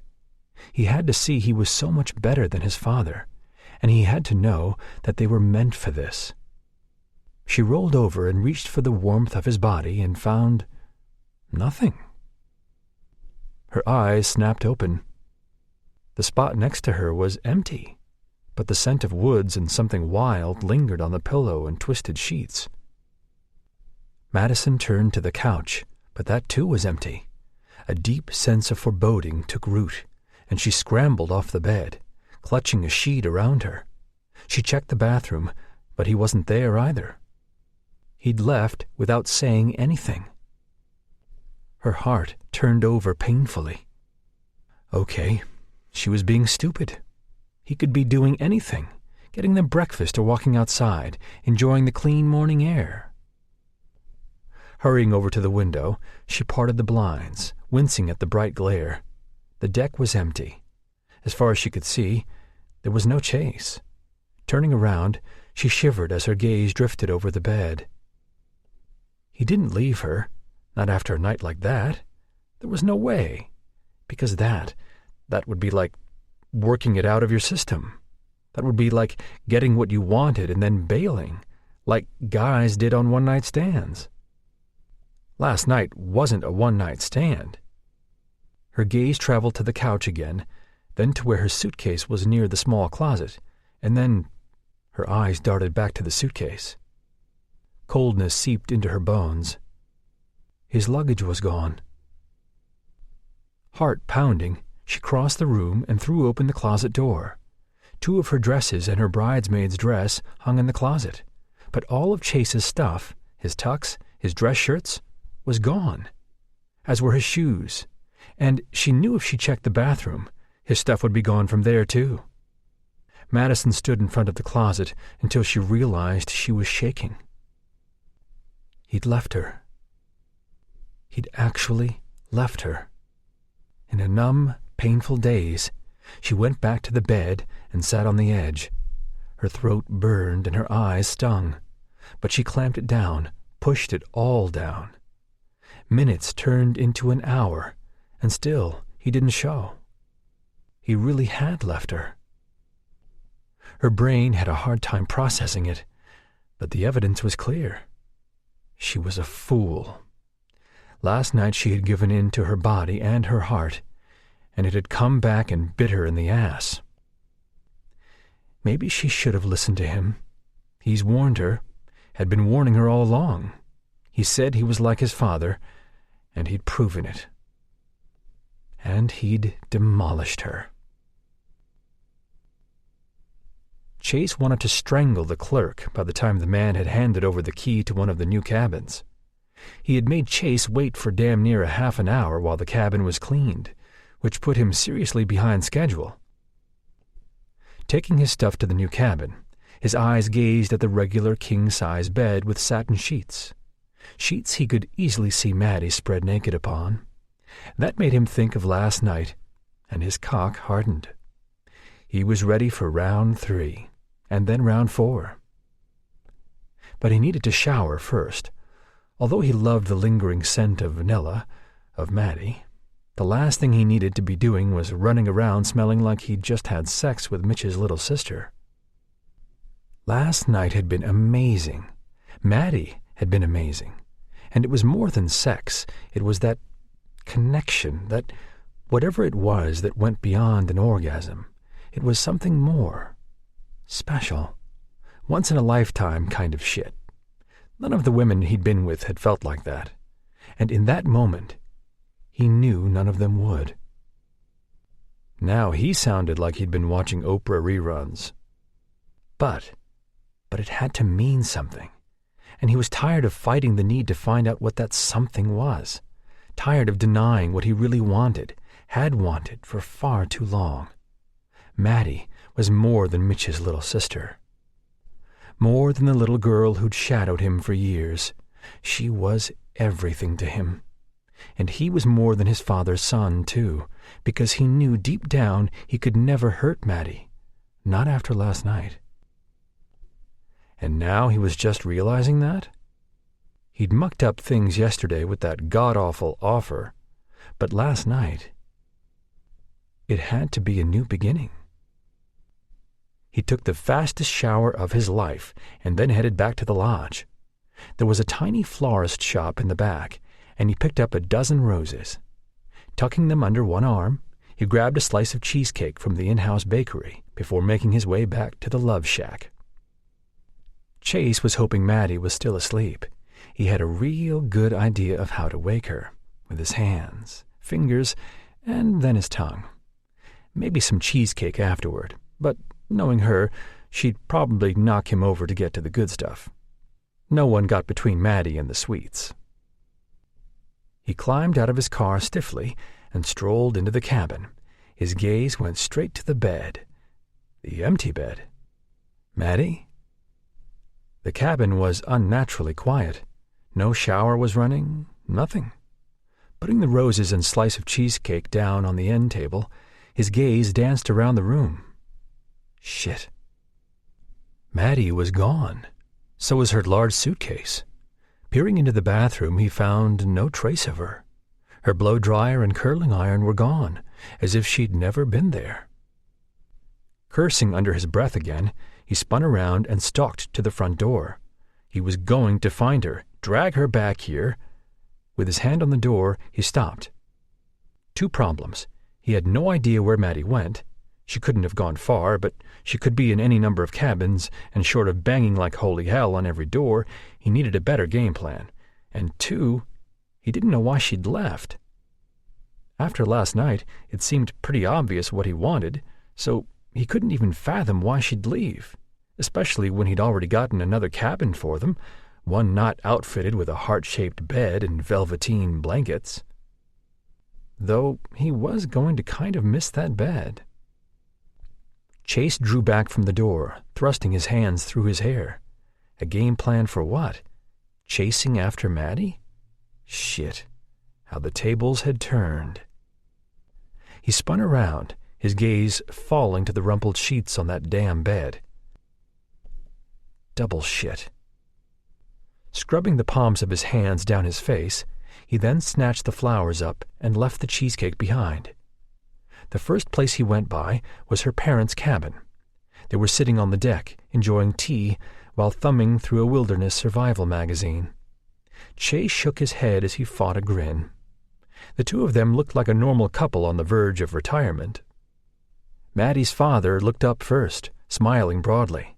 "Hey, Chase, what are you up to?"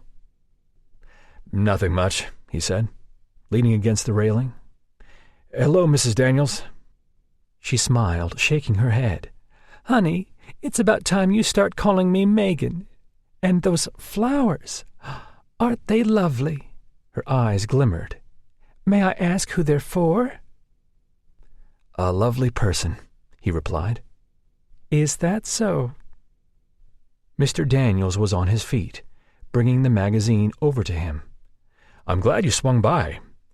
You can help end a debate between me and the wifey here." A picture of a man in a flannel jacket standing next to a herd of cows was shoved in his face before he could respond. "Organic beef," Maddie's father announced. "I'm trying to tell Megan here that even if an apocalypse happens, most people will still want some meat on their plates." So accustomed to these types of questions, Chase took it in good stride. "I'm sure people will still want a steak." "Exactly," Mr. Daniels agreed. "So I said we should sponsor a herd of cattle and put them up for sale. The lovely wife over there thinks it's a waste of time." "And money," Mrs. Daniels added, twisting in her seat to face the 2 men.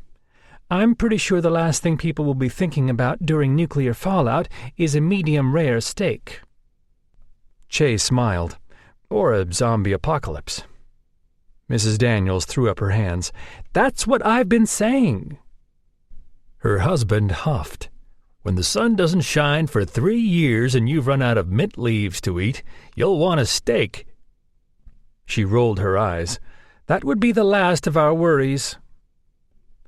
"Wait," Chase stepped in. "How would you be keeping the cows alive if the sun isn't shining?"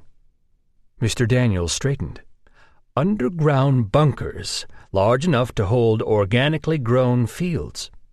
There are bunkers all over the world, bigger than 5 or so football field lengths. Like Noah's Ark." "Chase doesn't care about Noah's Ark, so before you get started on that, we're not going to start selling build-your-own arks either." She smiled at Chase. You couldn't imagine the cost of warehousing something like that." "No, ma'am," Chase said, grinning. Mr. Daniels snapped the magazine shut. "This discussion isn't over." Sighing, his wife shook her head. "Are you looking for Madison, dear?" Taken aback, Chase wondered if it was that obvious. "Well, actually, I was." Mr. Daniels returned to the table, smacking the magazine down. "You lose your roommate?" "Seems that way," Chase said. "We haven't seen her, dear, but you might want to check with Lissa." Mrs. Daniels took a sip of tea. "They're probably getting things ready for tomorrow." Thanking both of them, he started up the pathway. If Maddie was with Lissa, he didn't want to bother her. But Chase found himself at the front desk of the lounge. The clerk stared back at him, clearly not wanting to go for round 2 already. "Was the new cabin you gave me this morning the only one available?" Chase asked. Bob inclined his head as if confused. "No, there were 2. Both were ready this morning." He started pecking away at his computer. "Was the one we assigned this morning unsuitable?" He took a deep breath. "No, it's perfect. What about the other room?" "For Miss Daniels?" he asked, smiling fondly. Obviously, Maddie had left a much better impression on the clerk than he had. "She stopped by maybe 20 minutes ago and picked up the key for cabin 6. Chase stared at the clerk, feeling as if he'd been punched in the stomach. Anger lit off a firestorm inside him. As irrational as it was, he was pissed and offended. She left him after last night? Spinning around, he left the clerk without a second glance, tossing the roses in the trash on the way out. Madison was in a weird state of mind. Caught between the remnants of absolute bliss she'd experienced last night and the coldness that had lingered deep inside since she'd left the cabin, she wasn't sure if she should feel happy or sad. Mostly sad, she decided, as she stuffed little white bells into the boxes being used for wedding keepsakes.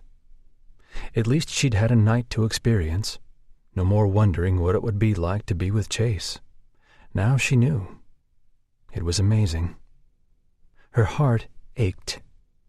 That afternoon she'd almost called Bridget again, but she figured that conversation was best to have in person. No way would she want to miss all of Bridget's what-the-hell expressions when she described how she basically straddled Chase and he'd bailed on her the next morning.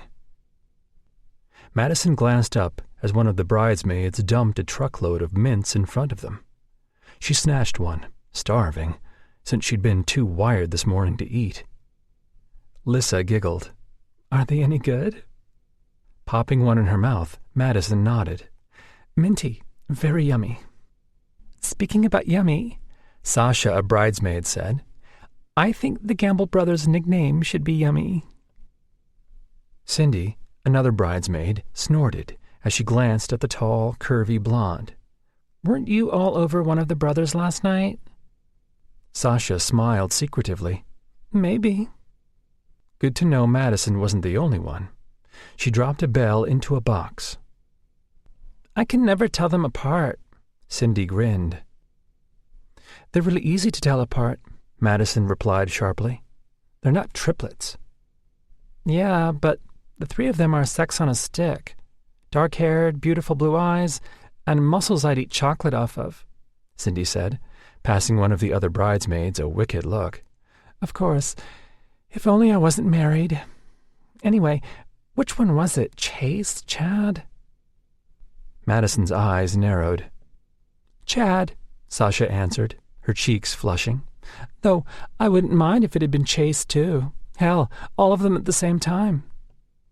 The bridesmaids laughed, but Lissa cut Madison a worried look. It probably had something to do with the expression on her face, one that said she was mentally going over how many little metal bells she could shove in Sasha's mouth. "Didn't you grow up with them, Madison?"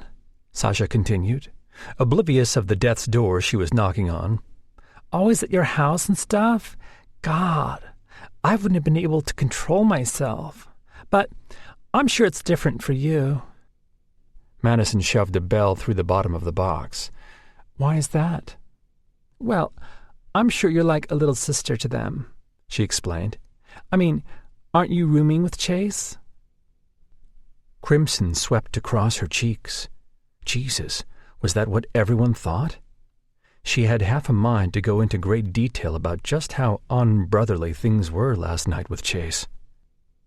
Actually, I'm not sure if that's the case, Lissa said, smiling evenly. Madison is close to all of them, but from what I've seen... She trailed off, sending Madison a sly look. Sasha arched an elegant brow. Well, then kudos to you. After that, the girls pretty much kept mum about the Gamble brothers and Madison, although they did hammer Sasha for juicy details. Once the boxes were made, the group broke apart to get ready for the rehearsal. Maddie gave Lissa a quick hug and headed back to her new cabin. She should be happy with her own space, but it was lonely and quiet, and when she took a bath, there was no hope of a surprise visit from Chase.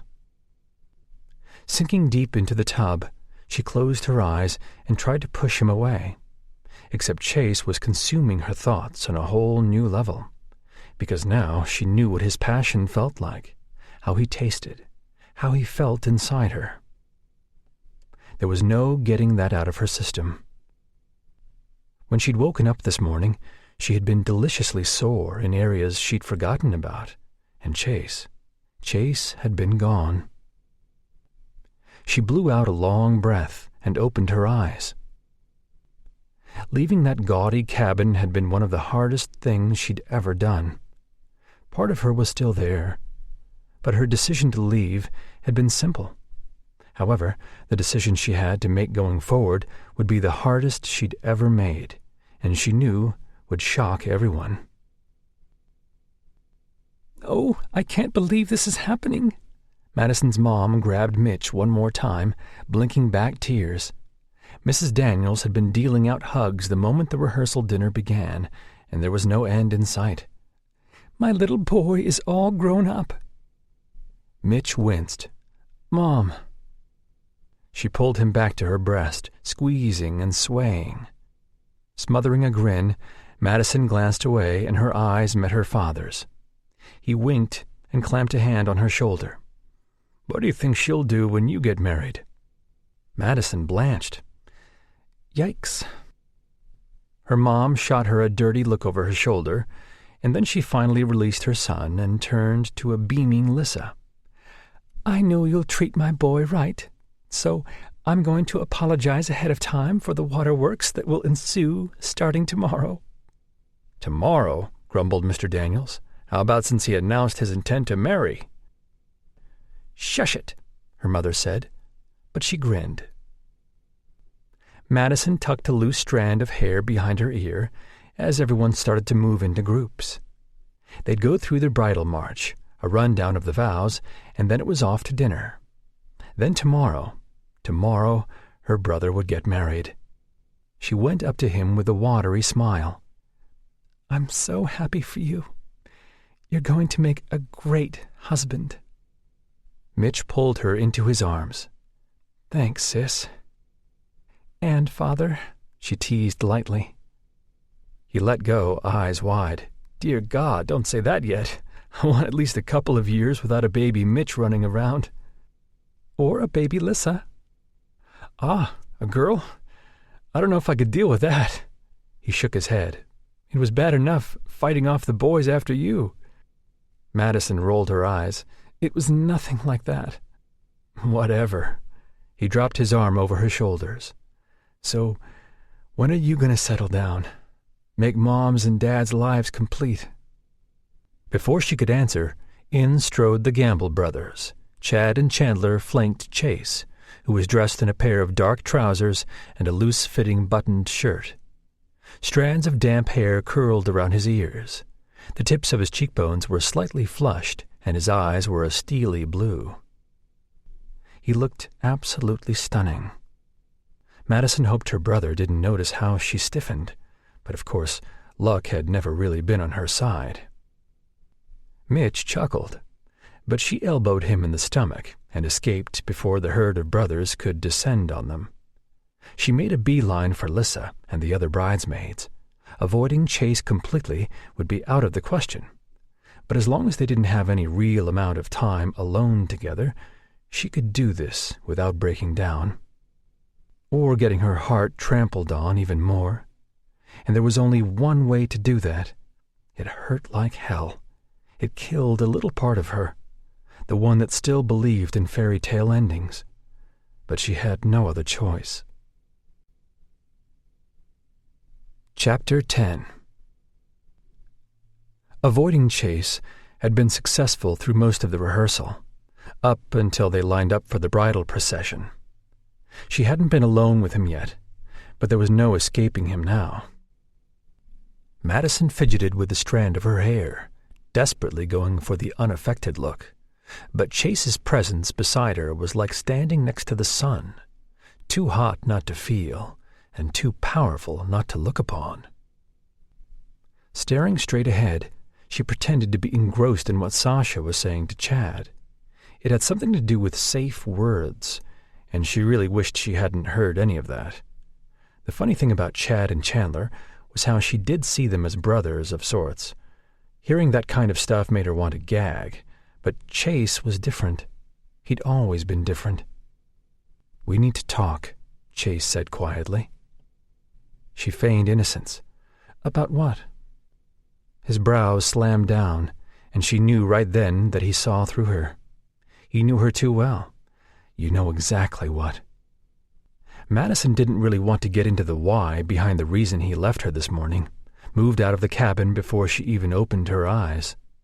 And if he offered an apology for last night, she would hit him. Seriously. Crossing her arms, she refocused on the back of Sasha's platinum hair. "There's nothing to talk about." Bullshit. At the sound of Chase's growl, Sasha glanced over her shoulder, brows arched, but Madison pretended she hadn't heard anything. Chase shifted closer, lowering his head as his fingers cupped her elbow. She jumped at the unexpected jolt that sent heat zinging through her veins. Against her will, her eyes found his, and she caught his smug grin. "That's what I thought," he said. She didn't move, couldn't, or just plain wouldn't. "Thought what?" When he spoke, his voice was a whisper against her cheek. "You're pretending like nothing happened, that you're unaffected, but I know better." Madison bristled and shot him a glare. "Excuse me?" "Oh, don't pretend now. You've been hiding from me all day like a little coward." "A coward? God, you—" Up ahead, the wedding planner cleared her throat, interrupting what would have been an epic tirade. "All right, we are going to run through the bridal party," the planner said, voice clipped and as professional as her tight ponytail and crisp pantsuit. "At the start of Canon in D, the first couple will lead off, and I will give a signal to each additional couple." Couple? Madison jerked her arm free. Chase smirked. The classic instrumental music keyed up, and the first of the procession started forward, arm in arm. Madison fixed an icy glare on Chase. "You're an arrogant ass," she finished. "I'm not caught up in you as much as you think I am." Says the girl who smacked me yesterday and then screamed my name as— "Shut up," she hissed, cheeks flushing. Sasha and Chad went next. The bridesmaid was clinging on to Chad's arm as if she feared he was about to run off. Smart move. Chase offered his arm. "M'lady?" Rolling her eyes, she debated ignoring him, but that would draw unnecessary and unwanted attention. Several pairs of eyes were already on them. So, okay, more attention. Begrudgingly, she placed her arm in the crook of his. "We're not going to talk about last night. It is what it is." He stared. "You make no sense." "And I drive you crazy. I get it." "Miss Daniels and Mr. Gamble," the planner called. Together they started forward stiffly. It had to be obvious to everyone present that something was going on between them. Chase looked like he wanted to strangle her, and she had the wide-eyed deer-in-headlights look. When they reached the end of the aisle, they parted ways. Taking her spot beside Sasha, she glanced over at the groomsmen. Chase watched her with an intensity that both unnerved and kindled excitement inside her. Betrayed by her heart and now her body, she forced herself to look away. Confusion swept through her like a cold splash of water. Chase didn't understand her? Well, there were two peas in a pod then, because he'd made it clear yesterday he'd only been interested in a one-night stand. And he'd gotten it. Unease replaced the confusion rising in her like wisps of acrid smoke. After Lissa made her entrance, the practice run went smoothly and quickly. Dinner was being set up in the nearest dining hall, and although she was hungry, her stomach roiled. The air became stale in the lodge, and she felt as if she couldn't get a breath. Excusing herself, she hurried out of the reception hall and toward the back of the lodge. On the deck, she dragged in the fresh, sweetly scented air. She placed her hands on the railing and squeezed until her knuckles ached. Before the rehearsal, she'd gone to the edge of the property and made a call that had nearly killed her. Her question had been met with shock and a promise to meet up and discuss a few days after she returned home. Hating what she had put into motion, but knowing there was no other option, she blinked back hot tears. It was the first step in the right direction, one that didn't include Chase Gamble in her future. Chase was frustrated, confused, and a whole lot of pissed off as he stared at Maddie's retreating back. Off and on throughout the years, he and Maddie'd had their spats, usually over some lame-ass guy she was dating, and after the night in his club, they'd had moments of awkwardness. But this? Never had it been like this. His hands opened and closed at his sides. Part of him, a huge part, wanted to go to her, pull her into his arms, and kiss the common sense back into her. But the other part was wary of all of this, of Maddie. He just couldn't figure it out. What the hell had he done wrong that had her so spitting mad at him? Ever since he discovered her gone that morning and settled into a new cabin, he wanted nothing more than to go to her. What he was going to do with her once he got her, he wasn't sure. But he was off-kilter and out of his element in this. His heart thundered in his chest as he crossed the distance between them. Propping his hip against the railing, he folded his arms. "Why are you hiding from me?" Those beautiful eyes were closed to him, her lips pinched. "Chase, do we really need to do this?" "What do you think?" He paused. "This isn't like you." She drew in a breath, and it sounded sharp to him. Her lashes swept up, and he saw that her eyes were glassy. There was that punch-to-his-stomach feeling. "I'm sorry for being such a bitch in there, but I haven't eaten anything all day, and I think I get moody when I'm low on sugar or something." "Maddie, But we do need to talk about what happened last night." She smiled, but it seemed forced and ugly on her lips. "You were right." For a moment, shock and surprise held him. "I was?" "Yes. Last night needed to happen." Okay, maybe this conversation was going to be better than he realized. Chase started to relax, but she went on, and damn if it didn't feel like the world was pulled right out from under his feet. "We needed to get this, whatever it is, out of our systems," she said, her gaze drifting beyond him to where the setting sun cast an orangey glow over the grape trees. "And we did. Things are normal now, right? We're still friends, and we can move on. That's what you wanted. What I want." Taken aback, he unfolded his arms slowly. That age-old saying filled his head, Be careful what you wish for. But it wasn't what he wished for. He had no intentions of getting what he wanted and moving on. Better yet, what the hell was happening? What did she think? "What are you guys doing out here?" Mitch called from the door. "Everyone is waiting for you two to start eating. And you know how Dad gets. He's about to eat the tablecloth." Blinking rapidly, Maddie laughed as she twisted toward her brother. "We were just watching the sunset, but we're heading in now." Stunned, Chase watched her walk up to her brother, hugging him tightly, before she disappeared back into the lodge. He stood there, incapable of moving or even processing what had just happened. Why was he so shocked? It was what he'd offered, what he'd initially wanted, initially being the key word. Fuck. That was all he could think. "You doing okay, man?" Mitch asked, striding away from the door. He stopped in front of Chase, eyes narrowed. "You're not looking too good." Chase blinked.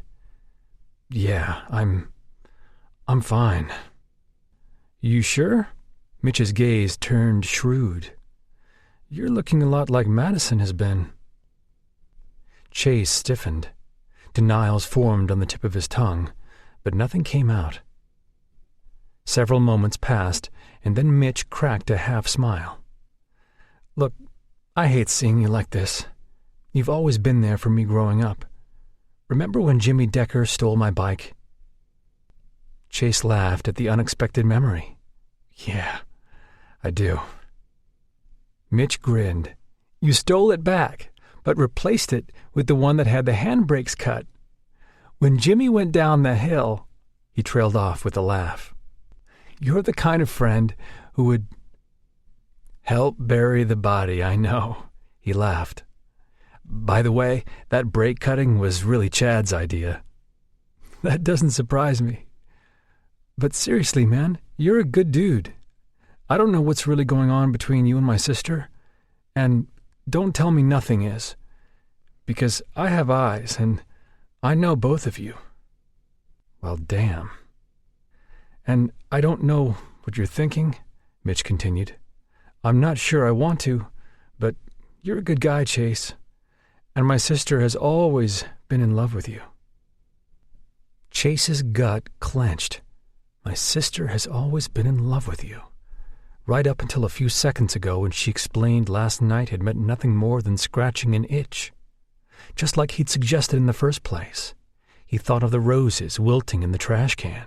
Fuck. How he'd planned to christen that updated cabin. He cleared his throat, surprised to find his voice so hoarse. Nothing is going on between us." "Bull," Mitch said. "I don't have any problems with you going after her. So if you were waiting on my permission, then you have it as long as you do right by her." His eyes met Chase's. "You get what I'm saying?" "I do." Chase's voice cracked. Mitch clasped him on the shoulder. "Now, come on. It's time to eat, celebrate, be merry, and all that shit." He felt his head nod, but he'd gone numb, completely cold. The irony of everything was a giant F.U. The obstacles that had always held him back from claiming what he wanted were now removed, and it meant nothing. Pain that felt so very real sliced him in the chest. He took a breath, but it felt like he wasn't breathing at all. His legs were moving, but he wasn't feeling them. Be careful what you wish for. He should have, because he got it, and it settled in his stomach like a 10-pound weight. Chapter 11. Lissa looked absolutely stunning in her wedding gown. Strapless with a heart-shaped bodice, it was corseted around the waist and slim through the hips, and it floated around her legs like a spring rose blossoming. A fine layer of pearls had been added to the delicate chiffon overlay. It was a beautiful dress for a beautiful woman, and if Madison ever got married one day, she wanted a dress like this. fresh, but also classic. Madison straightened the last pearl in Lissa's hair and smiled. "You look amazing." "Thank you." Lissa hugged her and then cast a fond look at their mothers. Both of them were clutching tissues like they were going out of style. "Do you think they'll make it through this?" "I hope so." Madison grinned, stepping back so that Lissa had a few moments with one of the bridesmaids. Retreating to the window in the room off from the reception hall, she watched the guests file up the pathway. Outside, Chad and Chandler hovered with a couple of friends from college. Chase was nowhere to be seen. Since she had said what needed to be said, he'd kept his distance from her, which was what she had wanted. But her chest ached, and she was still so very hungry to just be around him. When Chase had come in after she'd left him on the deck, he had said nothing to her, didn't even try to approach her once, and after the rehearsal dinner, he'd disappeared with his brother. Obviously, he had heard what he needed to and now could rest assured. They were still friends. Everything was normal. The night of passion they shared was already a thing of the past. It was over. Well, it would be over when she met with her superintendent. Shaking herself out of her thoughts, she focused on what was going on around her. Mitch and Lissa deserved for her to be here with them, fully here, and not just a shell of herself sulking over her own love life. When it came time to prepare for the bridal march, she was nervous for Lissa and her brother, anxious over seeing Chase, and praying she didn't trip on the hem of her dress. Out in the hallway, she spotted his broad shoulders. Taking a deep, fortifying breath, she manned up and went to his side, just like the other bridesmaids with their escorts. As the soft melody played from the white rose-decorated reception hall, she tapped him on his shoulder. He turned, his expression impassive, eyes a steely blue. "You ready?" she asked, smiling until her cheeks hurt. She wasn't going to do anything that ruined this wedding. Of course. He offered his arm, and as she tried not to be affected by how the coldness in his voice stung her, she wrapped her arm around his. A moment passed, and he said, "You look beautiful, Maddie." A pleasant flush swept across her cheeks and down her throat, almost mirroring the crimson Grecian-style dress. Her heart tripped over itself. She glanced at him, and their eyes met for a fraction of a second before she tilted her head to the side, letting the stream of hair shield her face. "Thank you," she whispered. "You look great, too." He took the compliment in the usual Chase fashion and nodded. Awkward silence stretched out between them, and it seemed unbelievable that it had ever been any other way. To be honest, Madison wasn't sure why Chase was giving her the cold shoulder. He was the one who wanted their night to be a one-night stand. He was the one who'd left. All she did was try and salvage a bit of her pride and tell him she agreed. What the heck more did he want from her? Heart heavy, she lifted her chin as she heard the cue of the music. Before them, each couple entered the hall, smiling. And then it was their turn. From deep inside, she found the happiness and affection she felt for her brother and Lissa. The smile that spread across her face was genuine, even though her heart was breaking inside. Because after this weekend, she really wouldn't see Chase everywhere like before. A door would be opening this weekend for some, while a door would be closing for her. Each row was full of family and friends. Standing room only, she realized, overjoyed to know that so many people loved her brother and Lissa. It did wonders for the melancholy that was threatening to rise up and swallow her whole. The arm around hers tensed halfway down the aisle, and she glanced at Chase. His gaze was questioning and concerned. But her smile remained throughout the romantic ceremony. Her brother was incredibly cute. turning into this clumsy, near-emotional wreck as he held Lissa's hand and repeated the words that would bind them together through sickness and health. And when tears filled her eyes, threatening to ruin all the hard work on her mascara and eyeliner, it was because of how truly in love Lissa and her brother were. Her heart swelled and ached at the same time. The way they kept gazing at each other throughout the ceremony stole her breath. And when it came to that moment, when the words, "You may now kiss the bride," were spoken, she realized that was what true love looked like. Clutching the small white rose bouquet in her hands, she sniffed back tears. Guests shot to their feet and cheered. Tears fell freely, and Madison choked on a small laugh as Mitch swept his arm around the waist of his new wife, dipped her low, and kissed her in a way a sister should never see her brother kissing. As Lissa and Mitch parted, laughing and smiling at each other, Madison's eyes met Chase's. There was a world of secrets in his gaze, a world that had, and always would be, locked to her. She'd had the briefest, sweetest taste, and she would savor it. Silverware clinked, nearly muted by the laughter and hum of conversation from the main table and the smaller round ones surrounding it. Chase laughed at something Chad said as he scanned the rows of smiling faces. His eyes stopped at one in particular. Maddie. Damn, she looked absolutely beautiful. The crimson gown accented her alabaster skin and dark hair. Not to mention it clung in all the places that had his blood racing to a certain part of his anatomy. Not that it had stopped racing to that place since he'd first laid eyes on Maddie this weekend. God, he wanted to take her away, someplace private. His fingers burned to skim the heart-shaped neckline, watch the peaks of her breasts tighten under his gaze, feel the slight tremble as his hand slipped under the gown. Chase shifted in his seat as he watched her from behind hooded eyes.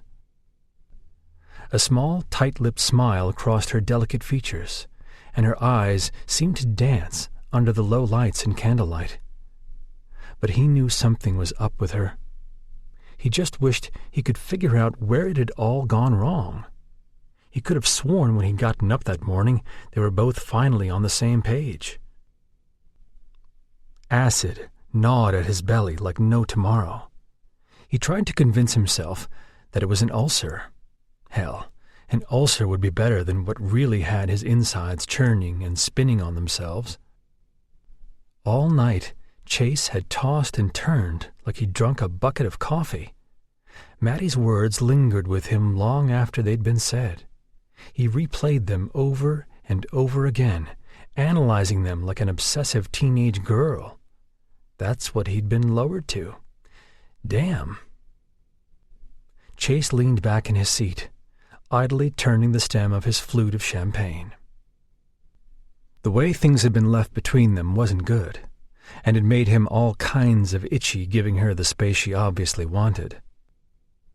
He felt like shit, unsure if it were something physical or more. Throughout the day, he'd convinced himself that when he returned to the city, there'd be enough going on to distract him. There was the responsibility of running his clubs to lose himself in, the plans to open a fourth, which meant a lot of meetings to occupy his time, and there were women.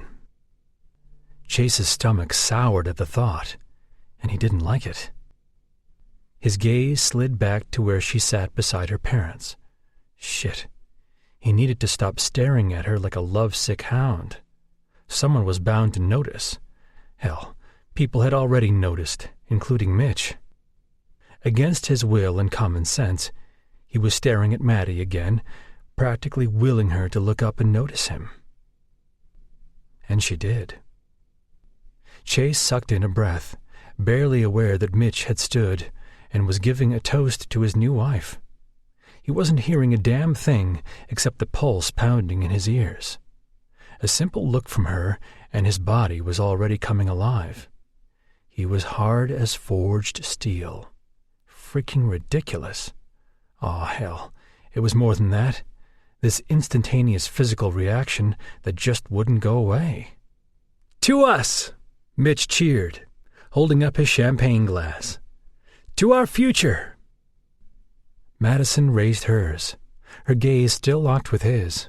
Her lips moved, mirroring the same words he murmured. "To our future." Chapter 12. Chase woke up Sunday morning, covered in a cold sweat.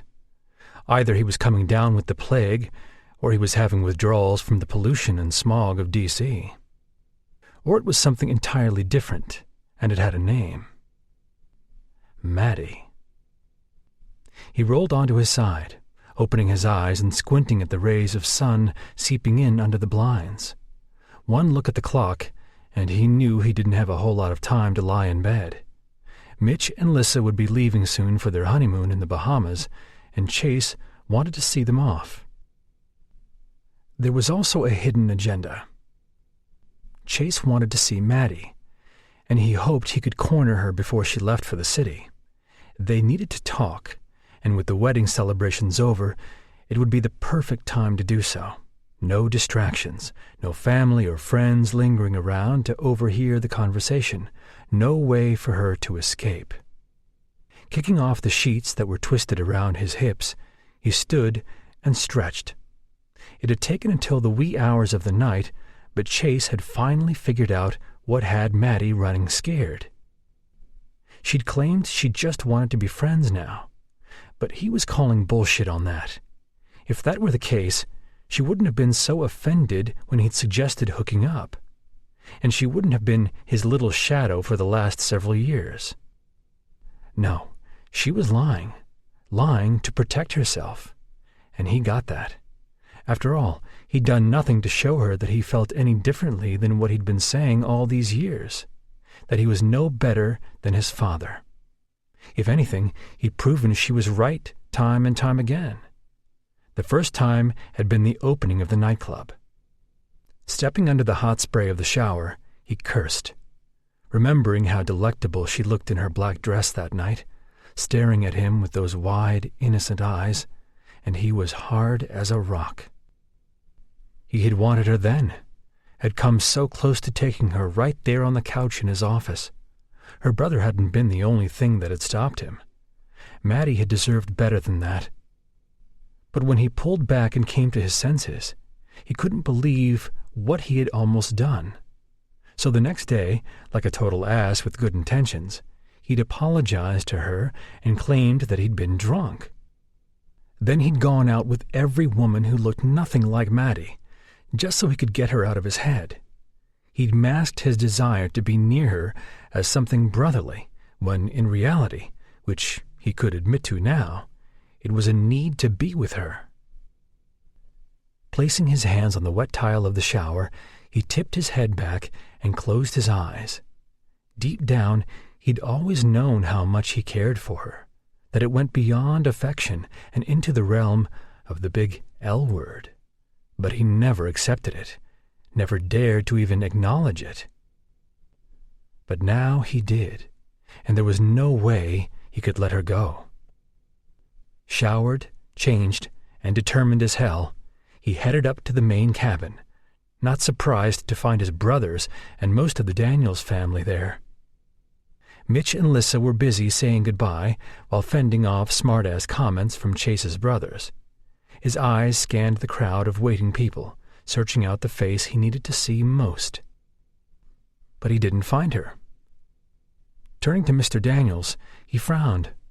"Where's Maddie?" "You just missed her," he said, looking over his shoulder as Lissa laughed loudly. Mitch had picked her up and was twirling her around. "She said her goodbyes and left for the city."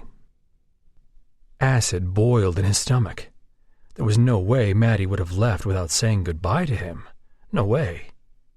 But she had. Maddie had left. She had left him behind. Oh, hell no.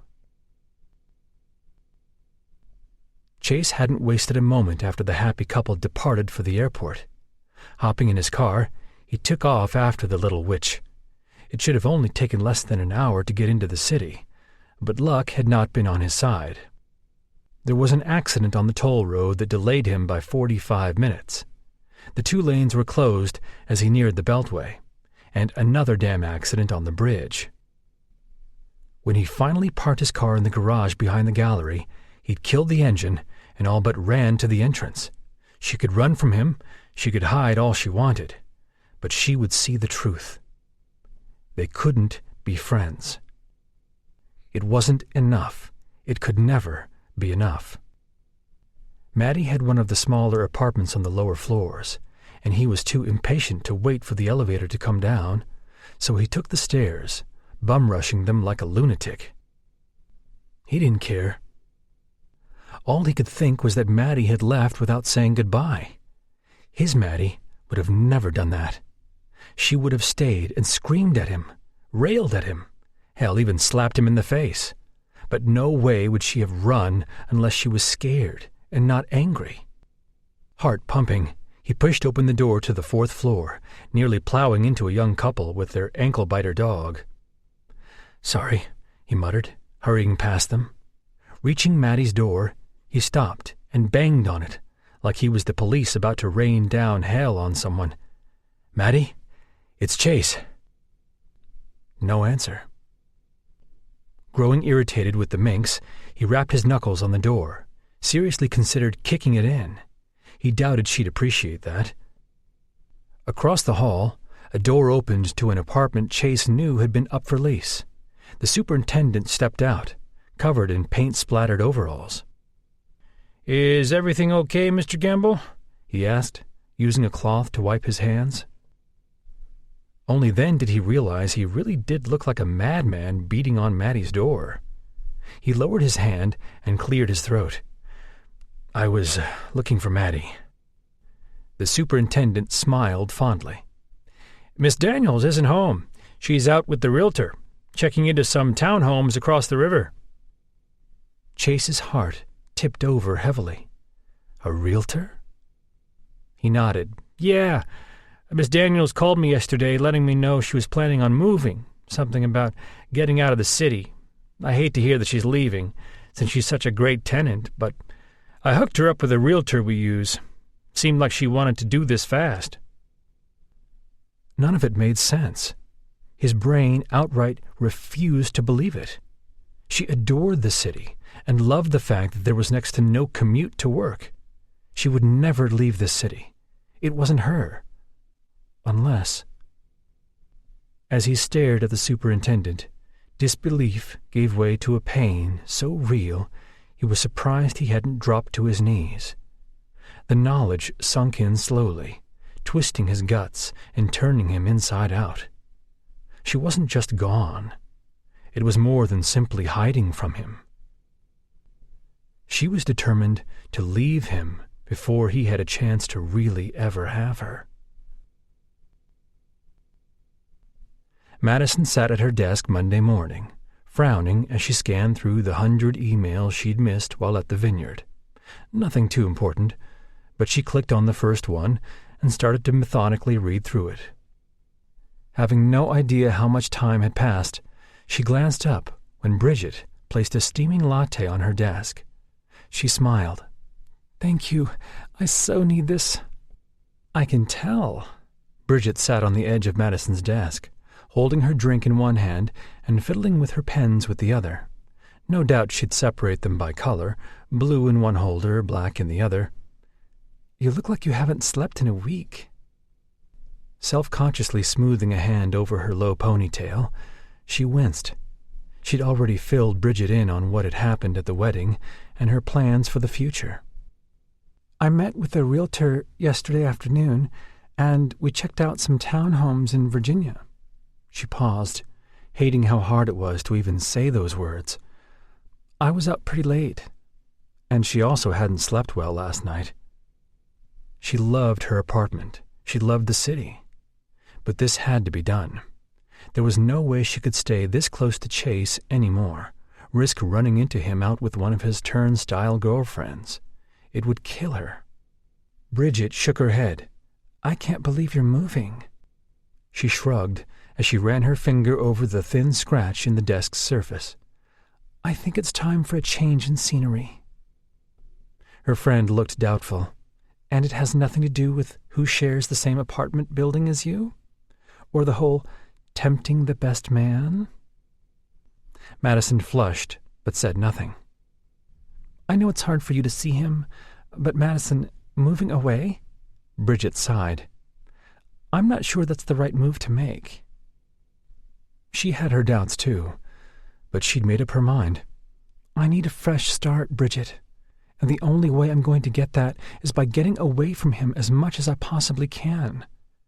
If I have to keep seeing him, I'm never going to get over him. A sympathetic look crossed Bridget's features. What are you going to do about family functions? Other than hope he doesn't show up? She took a sip of her latte. Deal with it? I don't think it will be so bad when I'm not seeing him every freaking day. You know, for some people, distance makes the heart fonder. Yeah, well, those people need to be hog-tied and shot. Madison set her drink down on her desk and toyed with her mouse. It's a drastic move, I know, but I need to do this. And she did. Like she'd just told Bridget, she'd never fully get over Chase if she had to keep seeing him, hearing about his exploits, and at times witnessing them. Moving out of the city would help. All in all, she didn't regret what had happened during the wedding. That night was something she'd cherish for a long time, probably for as long as she lived. And maybe one day she'd find that kind of passion again. Her chest ached at the thought, and a hard lump formed in the back of her throat, but she couldn't force someone to love her.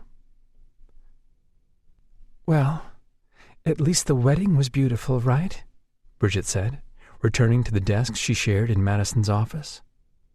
Madison nodded. It was a wedding to remember, for sure.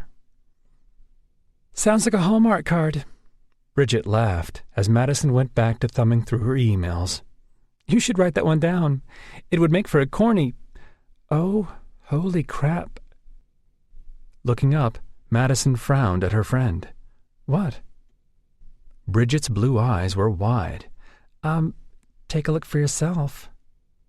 Confused, Madison followed Bridget's gaze and her mouth dropped open. Oh, my God. Through the glass walls surrounding her office, there was no mistaking the dark head prowling directly toward her, or the broad shoulders squared with intent and determination. Chase. What was he doing here? Why? There wasn't any time for her to come up with those answers, because her door flew open and Chase stood there, tall, dark, sinfully sexy, and a whole lot pissed off. Madison started to stand, but her legs were too weak. Chase, what are you doing here? Fire lit his eyes as they landed on her. We need to talk. Right now? She looked around her office helplessly. I think it can't wait.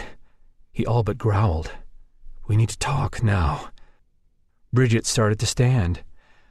I think I'll give you guys some privacy. There are other desks out there I'm sure need organizing. Madison was already on her feet, smoothing her hands down the cotton of her skirt. Over Chase's shoulder, she could see plenty of her coworkers staring from their cubicles. This was going to get awkward. No, you don't have to leave. Chase and I can... Before she could finish her sentence, he was in front of her. Without saying a word, he clasped her cheeks and brought his mouth to hers. Too stunned to react at first, she froze as his lips pressed, slowly demanding that her mouth open to his. Then her body melted into his embrace, into the kiss that quickly deepened. He pulled her against him, lifting her onto the toes of her shoes. He kissed her with all the passion and desperate yearning she had carried with her for so many years. The way his arms trembled against hers reached deep inside, shattering the freshly built walls around her heart. When he pulled back, he kept his arms around her. Why did you do that? She asked. A small half-grin played across his face. Sorry. I had to get that out of the way first. Wow. I need popcorn for this, Bridget murmured. Madison flushed from the roots of her hair to the tips of her curled toes. Somehow, she had forgotten that her friend was still standing there, plus an entire room full of people watching from the outside through the glass walls. Pulling back, she shook her head. Chase, let me explain something first, okay? Before you run off or start arguing with me. Maddie, he said, eyes glittering. You better let the man talk. Bridget sat back down in her chair, folding her arms. I cannot wait to hear what he has to say. Madison shot her friend a death glare, but it looked like she wasn't going anywhere. Neither was he. Okay, she said. Chase took a long breath. There's no way around saying this, other than just coming straight out with it. I've been an idiot, an ass, time and time again. I've done the wrong thing by you. Her mouth dropped open. And this whole time I'd been trying to do the right thing by not being with you. I didn't want to betray Mitch by hooking up with his little sister. I didn't want to somehow mess up our friendship either, because you have been such a huge part of my life. He took a deep breath. And I never wanted to be like my father, to treat you like he treated my mom. And it was stupid. I get that now. Chad was right. Father never loved our mother. But it's different for me. It's different for us. It always has been. The whole time he spoke, he never looked away from her. She opened her mouth to say something, but he rushed ahead. But all I've managed to do is screw things up. That night in the club, I wasn't drunk. Madison shifted uncomfortably. I know. It was a lame excuse, and I'm sorry. That night, I should have told you how I really felt, and every night thereafter, he said, taking a step forward. I should have told you how I felt the night in that damn cabin, too. Her heart swelled as hope grew in a tangle of emotions she could never unravel. All of this seemed surreal. Tears rushed her eyes as she reached behind her, grabbing the edges of her desk. And how do you feel? Chase's smile revealed those deep dimples she loved, and when he spoke, his voice was husky. Oh, hell, Maddie. I'm not good at this kind of stuff. You are my world. You've always been my world, ever since I can remember. At Bridget's soft inhale, Madison placed a trembling hand over her mouth. Stepping forward, he placed a hand over hers, gently pulling it away from her mouth. It's the truth. You are my everything. I love you. I have for longer than I realized. Please tell me my boneheadedness hasn't screwed things up beyond repair for us. Madison didn't move for a moment, didn't even breathe, as his words tumbled inside her and wrapped their way around her heart, just as his strong fingers were wrapping around hers. And then she sprang forward, planting her lips right on his. He kissed her back, desperately and passionately, his arms crushing her to his chest. She could feel the hard heat of him, from the tips of her breasts down to the harder, hotter part of him pressed against her belly. She reveled in his arousal, in the passion in which he held her, even though this was so not the place for it. But she did, because this was the moment she'd been waiting for her whole life. This was it. The lump was back in her throat. She barely realized Bridget had quietly slipped out of the office. I want you, he rasped against her lips. Her breath caught. You do? Chase nodded. There is no one else. There's never been anyone else for me but you. You're it, Maddie. And I swear to you, I will never treat you like my father did my mom. Hell, I couldn't. I'm just not built like that, man." Blinking back hot tears, she wrapped her arms around Chase and breathed in the scent of him. "Oh, God, Chase, I love you so much." His laughter was a mixture of relief and joy as he held her tighter, and she could feel his heart thundering against hers. She placed her lips near his ear and whispered, "I think I need to use a sick day, because there's something I really want to do right now." Chase's breath left in an unsteady rush. "I couldn't agree more, but—" "But?" Madison pulled back with a frown. He grinned at her. "But afterward, we're going to your parents' house." "We are?" A smile swept across her lips. Giddy, she looped her arms around his neck. "I'm afraid to even ask." Chase's smile matched hers. "I think we need to break the news to your parents face to face. Because this—" He kissed her again, his tongue tangling with hers, drawing a breathy moan. And that kiss went on until her toes curled inside her heels, and her heart thudded heavily in her chest.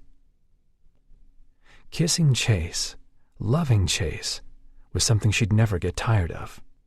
Pulling back, his mouth formed a smile against hers, and he said, "This is forever." This concludes Tempting the Best Man by J. Lynn. Narrated by Kaleo Griffith.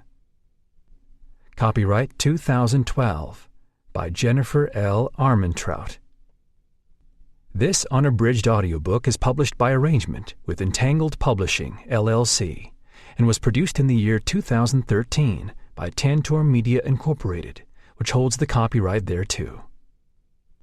Please visit our website, www.tantor.com, for more information on our growing library of unabridged audiobooks and to take advantage of special offers. Or call toll-free 877-7-TANTOR to request a catalog.